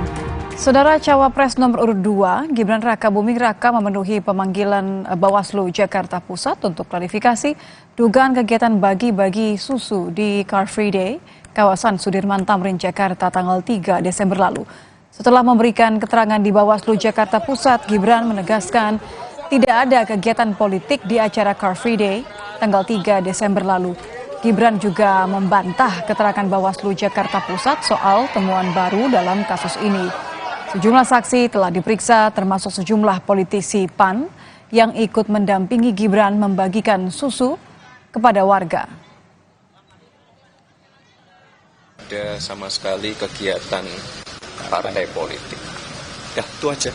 Ya. Klarifikasi yang ditanyakan oleh Bawaslu disebutkan kan ada klaim temuan baru yang dikonfirmasi yang terbit tadi. Ditanyain nggak Mas? Nggak Mas. Tidak ada sama sekali kegiatan politik. Ya. Kan juga beberapa teman-teman saya ajak juga kemarin. Ya. Mas sempat disampaikan dulu tidak asal susunya dari mana Mas? Itu sebenarnya susunya yang dibagikan dari mana ya Mas? Asal susunya. Sebelumnya kan sempat disebutkan tidak tahu asal. Sama sekali tidak dari. Ya. Cawapres nomor urut 1 Muhaimin Iskandar mengapresiasi kerja Bawaslu dalam memanggil Gibran atas dugaan pelanggaran kampanye Caimin meminta semua pihak berlaku netral, jujur dan adil dalam pemilu. Ya, kita senang kalau Bawaslu dan semua aparat, baik itu pengawas pemilu, penegakan hukum, semua aparat hukum, semua bersifat objektif, netral, jujur, adil. Karena itu syarat mutlak keberhasilan pemilu. Kalau pemilu tidak jurdil, tidak jujur dan adil, itu sama dengan menyimpan bom waktu bergenerasi. Capres-Cawapres Pilpres 2024 saling melontarkan kritik soal alat utama sistem senjata atau alutsista. Capres nomor urut 3, Ganjar Pranowo menyebut alutsista harus diikuti kesiapan prajurit TNI. Sementara Cawapres nomor urut 1, Muhaimin Iskandar, menyindir utang Indonesia akibat pembelian alutsista. Saling kritik semakin kerap muncul di antara Capres dan Cawapres di kontestasi politik Pilpres 2024. Jelang debat ketiga Capres-Cawapres, saling kritik terus terjadi. Di sela kegiatan kampanye di Demak, Jawa Tengah, Capres nomor urut 3 Ganjar Pranowo menilai kebutuhan alutsista di Indonesia harus disiapkan serius. Selain itu, alutsista harus diikuti dengan kesiapan prajurit TNI dari 3 matra, yakni darat, laut, dan udara. Ganjar juga menilai Indonesia punya kemampuan memproduksi alutsista sendiri. Kita bicara dari sisi alutsista dan kebutuhan dasar yang mesti terpenuhi, maka matra darat, laut, udara sekarang mesti kita siapkan sungguh-sungguh. Dan yang kita tanya adalah penggunanya. Jangan sampai penggunanya tidak siap. Maka kalau kita mau bicara transisi alutsista, maka transisinya jangan kejauhan karena peralatan alutsista makin hari makin modern. Yang kedua tentu kita berbicara soal industri pertahanan dalam negeri yang sebenarnya kita punya kemampuan. Kalaulah kebutuhan itu tinggi kan lebih baik produksinya juga ada di dalam negeri. Sementara Cawapres nomor urut 1 Muhaimin Iskandar menyindir soal utang Indonesia akibat pembelian alutsista. Muhaimin mempertanyakan negara tidak sedang perang tetapi membeli alat perang banyak. Menurut Muhaimin, pertahanan yang sesungguhnya adalah pangan dan perjuangannya melalui para petani. Selain itu, Muhaimin menilai utang lebih baik digunakan untuk pengadaan alat pertanian daripada alat perang. Kalau kita nggak perang, kenapa kebanyakan utang beli alat perang? Lebih baik utang untuk beli alat pertanian. Pertahanan yang sesungguhnya adalah pangan, pertahanan yang sesungguhnya adalah kemampuan para petani untuk berproduksi itu. Sehingga insya Allah, bismillah, kita ini mau mengatasi yang paling dirasakan berat oleh rakyat, bukan mengatasi mimpi-mimpi yang berat.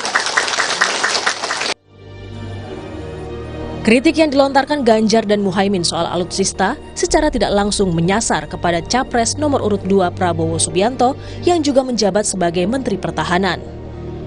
Juru bicara TKN Prabowo Gibran menanggapi kritikan Ganjar dan Muhaimin sebagai hal yang biasa dalam kontestasi politik. Kepanikan itu terjadi di capres yang lain, sehingga kalau kita melihat ya posisi yang tinggi itu pasti akan diserang sebisa mungkin. Jadi saya kira ini ya sesuatu hal yang biasa terjadilah, dan kita juga siap dengan masalah-masalah yang memang dipermasalahkan, ya kita akan klarifikasi. Ya kan, kita akan sampaikan kepada masyarakat, biar masyarakat yang menilai nantinya bahwa sebenarnya siapa yang memang benar-benar memikirkan nasib bangsa dan negara ini dan untuk kemajuan negara ke depannya. Jadi saling kritik dan adu gagasan adalah wajar dalam kampanye Pilpres 2024. Terlebih, debat yang akan kembali mempertemukan 3 capres soal pertahanan, keamanan, hubungan internasional, dan geopolitik. Tim Liputan, Kompas TV. Calon Presiden nomor urut 1 Anies Baswedan mengawali kampanyenya di tahun 2024 di Sumatera Barat. Anies Baswedan menyebut masyarakat Minang sangat terbiasa dengan bertukar pikiran. Saat sampai di Bandara Internasional Minangkabau sekitar pukul 9, Anies Baswedan menyatakan kekagumannya akan antusiasme masyarakat Minang. Anies menjelaskan dukungan bukanlah terhadap satu orang, tapi satu gagasan, yakni gagasan perubahan. Anies juga menegaskan jika masyarakat Minang ada di barisan perubahan yang memilih untuk Indonesia lebih adil. Anies optimistis masyarakat Minang akan mengusung perubahan di Pilpres 2024. Masyarakat Ranah Minang ada di barisan perubahan yang selalu memilih untuk Indonesia lebih adil bagi semuanya, dan kami makin optimis bahwa di Sumatera Barat masyarakat akan terus makin kokoh untuk mengusung perubahan di Pilpres tahun ini. Wakil Ketua TKN Habibur Rahman memastikan tema debat kedua Capres nanti akan menguntungkan Capres nomor urut 2 Prabowo Subianto. Menurutnya Prabowo akan fokus menyampaikan gagasan terkait pertahanan dan geopolitik. Debat kedua Capres akan digelar pada 7 Januari 2024, Saudara. Rangkaian debat Capres-Cawapres akan mengangkat tema pertahanan, keamanan, hubungan internasional, dan geopolitik. Debat Capres tanggal 7 Januari 2024 mendatang yang temanya adalah soal pertahanan, geopolitik internasional, dan lain-lain. Tema-tema tersebut tentu sangat dipahami oleh Pak Prabowo, dan beliau akan menyampaikan gagasan-gagasan besar beliau ya yang diimplementasikan dalam visi misi dan program paslon nomor urut 2 ya. Pada debat besok juga Pak Prabowo akan konsentrasi meyakinkan rakyat. Saudara, sejumlah petinggi parpol tim pemenangan Ganjar Mahfud melakukan rapat internal.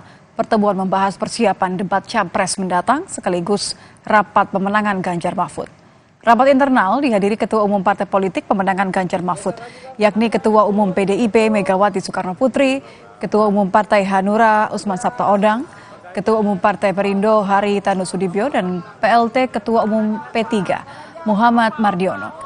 Pertemuan internal membahas pemenangan paslon nomor urut 3 Ganjar Pranowo dan Mahfud MD. Rapat juga membahas persiapan debat Capres yang akan berlangsung hari Minggu 7 Januari 2024. Kita membahas semuanya, kita membahas kejadian-kejadian yang kemudian ditangani oleh tim hukum kita, lalu kita mempersiapkan teknis pemilu sampai ke tingkat bawah.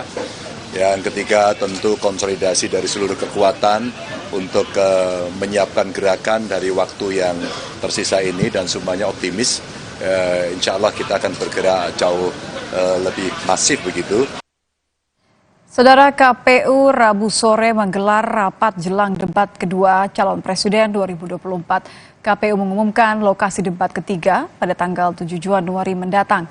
Usai KPU menggelar rapat secara tertutup dengan televisi penyelenggara yang juga dihadiri oleh tim dari ketiga pasangan calon, KPU mengatakan lokasi debat ketiga akan digelar di Istora Senayan, Jakarta. Selain lokasi debat yang berubah, urutan penyampaian visi misi juga berubah. Tak hanya itu, 11 nama panelis dalam debat ketiga nanti juga telah dipilih. Dengan antara KPU, tim paslon, dan media penyelenggara. Jadi untuk debat ketiga itu akan dilaksanakan pada 7 Januari tahun 2023 bertempat di Istora. Tempatnya di Istora Senayan. Temanya itu pertahanan, keamanan, hubungan internasional, globalisasi, geopolitik, dan politik luar negeri. Saudara, Bawaslu Kabupaten Garut akan memanggil 13 anggota Satpol PP Kabupaten Garut yang terekam mendukung Gibran Rakabuming Raka. Hingga videonya tersebar luas di media sosial. Sejauh apa dampaknya kami akan bahas usai jeda di Kompas Malam.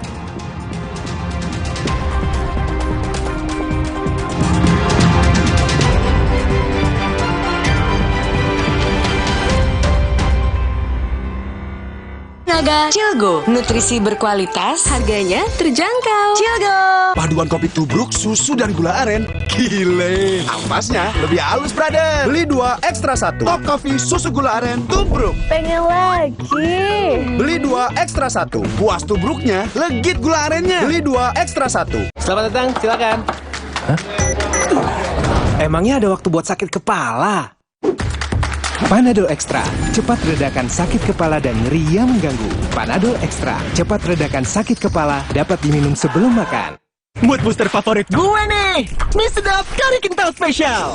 Kuahnya kental, berpadu rempah pilihan yang bikin makin sensasional. Rasanya makin spesial. Buruan cobain, yang sedapnya berkari-kari dari Wings Food.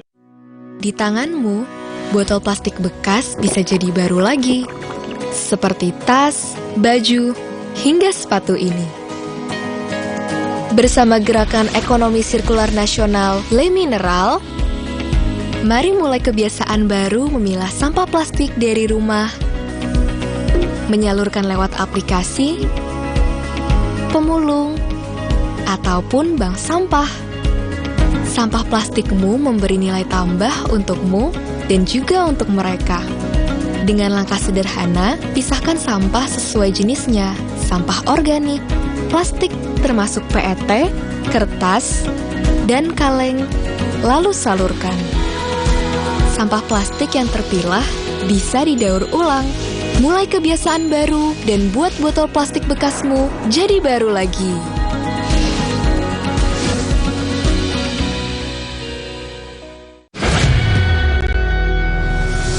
Inilah kualitas merah yang semakin mewah.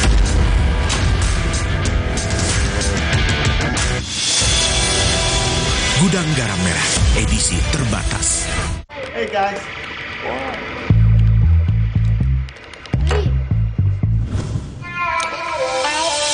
Hey, lihat aku, putar celup jadi seru. Hey, lihat aku.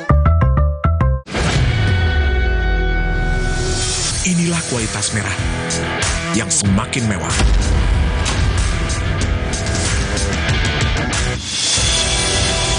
Gudang Garam Merah, edisi terbatas. Morinaga Cilgo, nutrisi berkualitas, harganya terjangkau. Cilgo.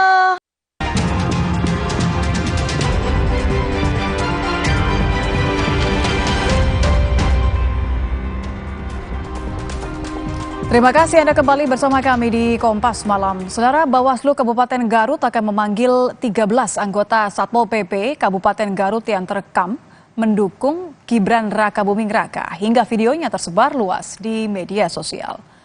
Ketua Bawaslu Kabupaten Garut Ahmad Nurul Syahid memastikan ke-13 orang tersebut akan dipanggil untuk dimintai keterangan soal video anggota Satpol PP yang mendukung salah satu paslon di Pilpres 2024. Bawaslu juga akan mengklarifikasi soal penggunaan seragam Satpol PP dan tempat pembuatan video. Terima kasih. Nah, informasi awal itu harus ditelusuri dan mencari informasi tambahan.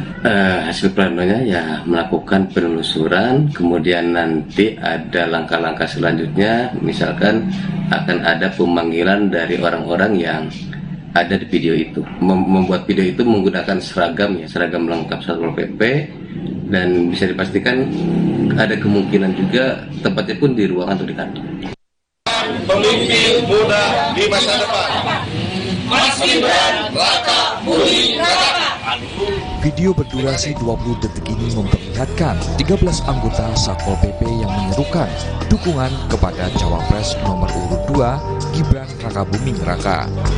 Sebagian dari mereka bahkan membawa poster bergambar wajah Gibran. Dukungan terang-terangan anggota Satpol PP terhadap Gibran ini menuai pro dan kontra. Menko Polhukam Mahfud MD menegaskan tindakan tersebut melanggar kode etik dan aturan. Mahfud bahkan mencurigai ada pihak tertentu yang mendorong terjadinya video ini. Seharusnya itu tidak boleh, ya. Seharusnya itu tidak boleh. Itu pelanggaran kode etik dan pelanggaran aturan sebenarnya. Itu kan Satpol PP itu diangkat untuk melayani masyarakat, membantu pemerintah. Kalau lalu mihak-mihak gitu tuh sudah melanggar, dan sekelas Satpol PP itu saya kira tidak seberani itu kalau tidak ada yang mendorong. Nah, tinggal siapa yang mendorong itu, apakah orang luar atau orang dalam. Nah, nanti kita lihat. Tapi itu tidak boleh dilakukan, itu norak. Berbeda dengan Mahfud, Kepala Staf Presiden Muldoko justru seakan memaklumi tindakan tersebut. Muldoko beranggapan tidak ada kode etik yang dilanggar karena Banpol PP bukan aparatur sipil negara atau ASN, sehingga memiliki hak untuk menyampaikan aspirasi mereka. Memang agak saya sendiri secara pribadi cukup prihatin dengan kondisi Satpol PP ya, karena pernah menyampaikan kepada saat saya di suatu tempat ya, pada saat saya ngasih ceramah, apakah itu di Semarang ya, nggak salah. Mereka menghadap ke saya, Satpol PP itu menyampaikan, Pak, status kami itu seperti apa? Kami ini belum terakomodasi di pendekatan ASN enggak, P3K juga enggak, posisi kami belum jelas. Bisa saja mereka menyampaikan kepada salah satu calon presiden. Mungkin bukan hanya ke Mas Gibran, bisa aja ke calon yang lain, karena itu bagian dari aspirasi mereka. Menurut saya enggak ya, karena ini sebuah organisasi yang belum terakui secara baik, belum mendapatkan posisi yang jelas, posisi di ASN-nya itu, maka ya wajar mereka bisa menyampaikan kepada siapa. Di tengah perdebatan pantas tidaknya anggota Satpol PP, Bupati Garut Rudi Gunawan menyatakan permohonan maaf atas video yang menimbulkan keramaian di tengah publik.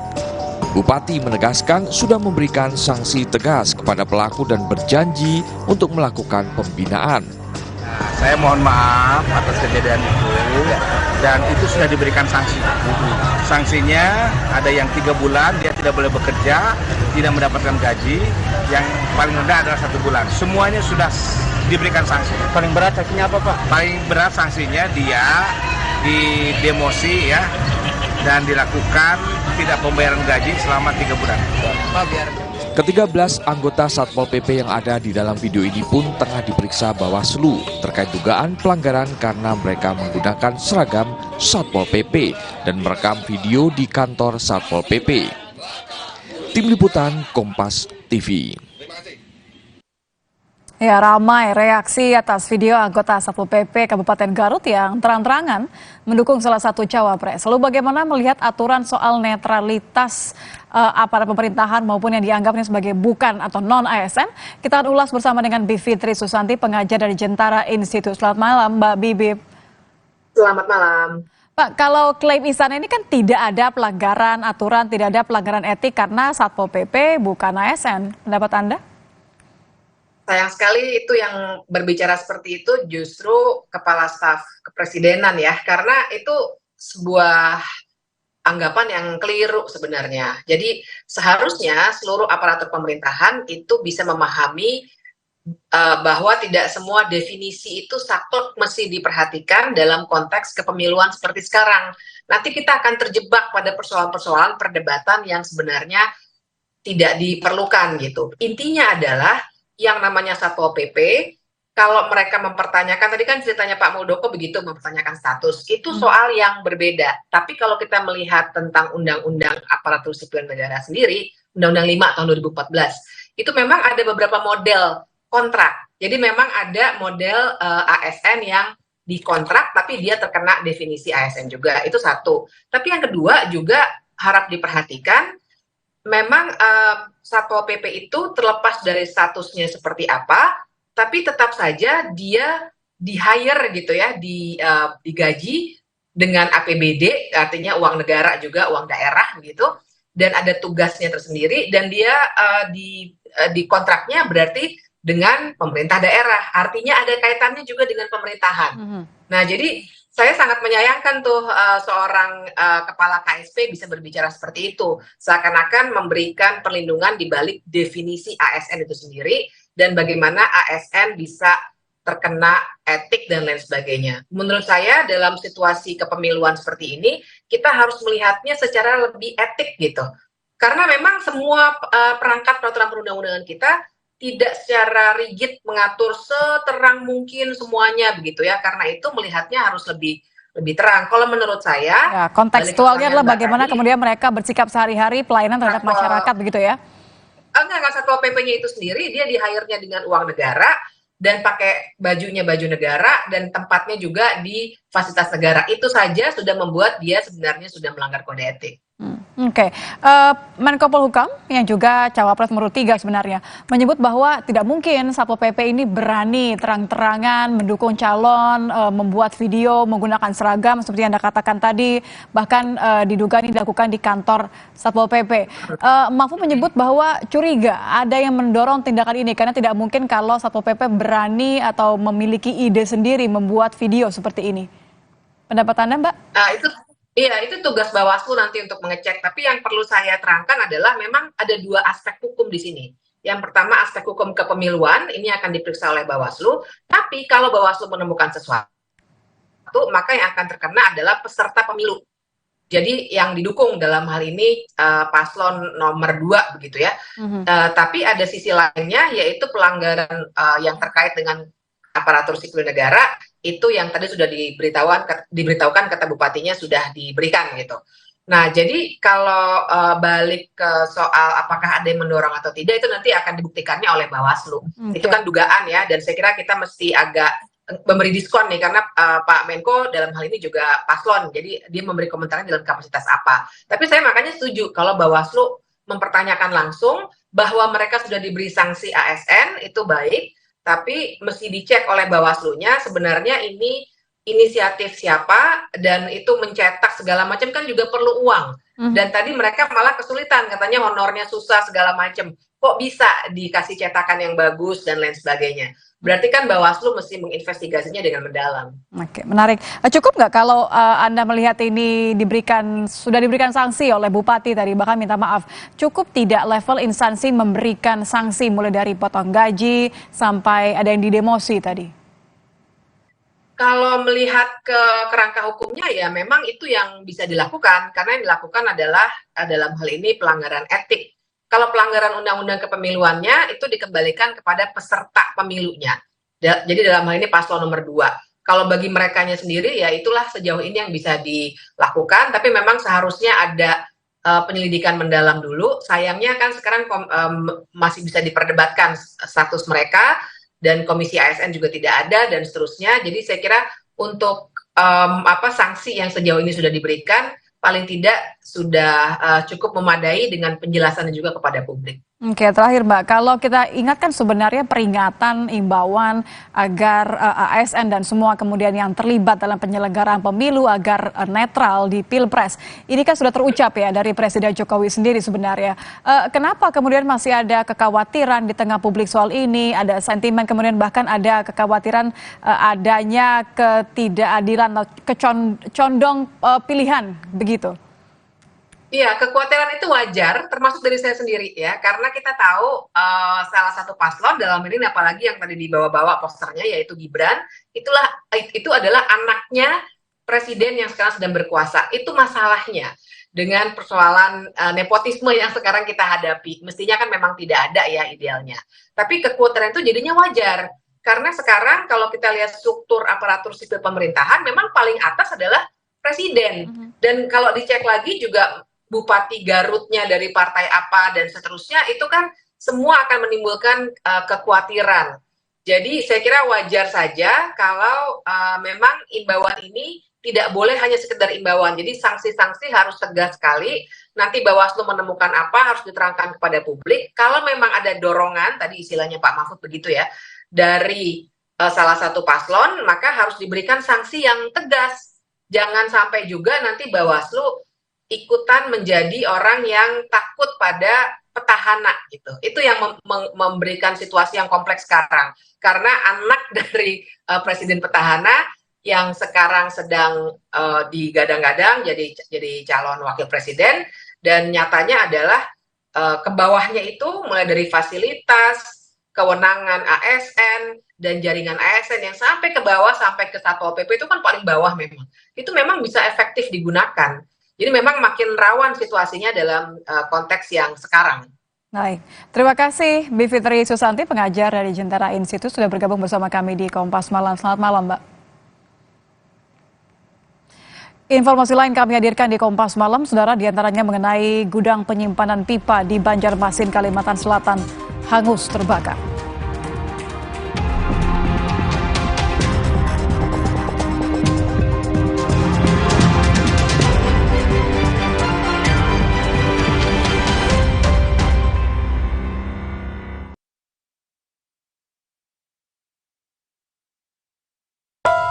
Wih, jangan asal nubruk. Lu yang asal nubruk.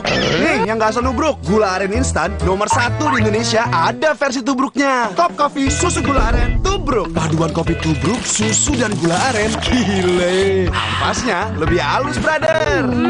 Gak sembarang kopi susu nih. Ampasnya aja enak. Berkelas nih, bos. Rasanya pengen lagi. Top Coffee susu gula aren tubruk. Puas tubruknya, legit gula arennya. Dari Wings, top enaknya. Ma, minum dulu biar nggak capek. Senang kan melihat anak tumbuh dengan baik bersama Morinaga Cilgo, nutrisi berkualitas untuk dukung daya tahan tubuh, bantu tumbuh kembangnya. Morinaga Cilgo. Wah, makan. Udah nggak takut kolesterol naik nih. Kan habis makan langsung Benecol. Lanstan esternya hajar kolesterol dari makanan yang habis kita makan. Nutri Benecol. Selamat datang, silakan. Emangnya ada waktu buat sakit kepala? Panadol Extra, cepat redakan sakit kepala dan nyeri yang mengganggu. Panadol Extra, cepat redakan sakit kepala, dapat diminum sebelum makan. Ma, minum dulu biar nggak capek. Senang kan melihat anak tumbuh dengan baik bersama Morinaga Cilgo, nutrisi berkualitas untuk dukung daya tahan tubuh, bantu tumbuh kembangnya. Morinaga Cilgo. Wah, makan. Udah nggak takut kolesterol naik nih. Kan habis makan langsung Benecol. Lanstan esternya hajar kolesterol dari makanan yang habis kita makan. Nutri Benecol. Di tanganmu, botol plastik bekas bisa jadi baru lagi. Seperti tas, baju, hingga sepatu ini. Bersama Gerakan Ekonomi Sirkular Nasional Le Mineral, mari mulai kebiasaan baru memilah sampah plastik dari rumah, menyalurkan lewat aplikasi, pemulung, ataupun bank sampah. Sampah plastikmu memberi nilai tambah untukmu dan juga untuk mereka. Dengan langkah sederhana, pisahkan sampah sesuai jenisnya, sampah organik, plastik termasuk PET, kertas, dan kaleng, lalu salurkan. Sampah plastik yang terpilah bisa didaur ulang. Mulai kebiasaan baru dan buat botol plastik bekasmu jadi baru lagi.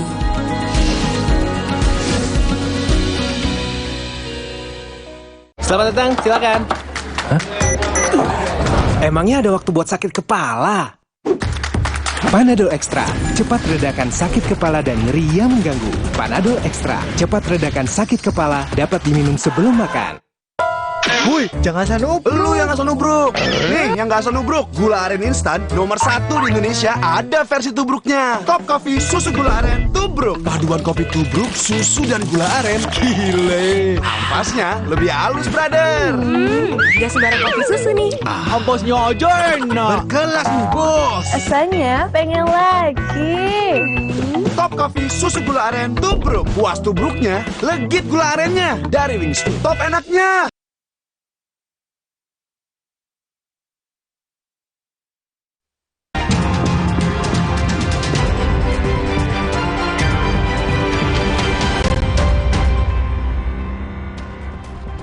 Terima kasih Anda kembali bersama kami di Kompas Malam. Saudara, gudang penyimpanan pipa di Banjarmasin, Kalimantan Selatan hangus terbakar. Tidak ada korban dalam kebakaran ini. Masuk ke 88-nya ada banyu nah. Ada banyu nah. Ada banyu nah. Untuk api semakin membesar. Untuk api semakin membesar, ulun. 35 M Gelang Utara yang berada Kepulan di asap Utara. hitam tebal terlihat di atas gudang penyimpanan pipa membuat sejumlah warga di Jalan Sutoyo, Banjarmasin, Kalimantan Selatan, mereka panik berlarian. Banyaknya material yang mudah terbakar membuat kobaran api semakin membesar hingga membuat puluhan armada pemadam kebakaran kesulitan memadamkan api. Gang Bina Bahari. Untuk dalam. Api berhasil dipadamkan sepenuhnya saat malam hari setelah proses pemadaman berlangsung sekitar 2 jam. Saksi mata menyebutkan titik api terlihat pertama kali dari bagian lantai 2 gudang penyimpanan. Sementara polisi masih melakukan penyelidikan lanjutan terkait penyebab pasti kebakaran.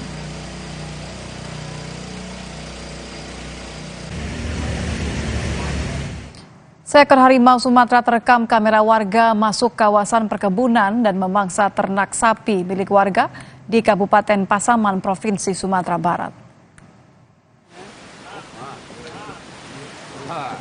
Inilah rekaman amatir saat harimau memangsa ternak sapi milik warga. Warga mengklaim total ada 3 ekor harimau yang memangsa sapi di kawasan hutan lindung yang telah ditanami sawit. Kemunculan harimau ini pun bukan yang pertama kali. Pihak BKSDA Sumatera Barat akan mengevakuasi harimau dan melarang masyarakat beraktivitas di sekitar lokasi.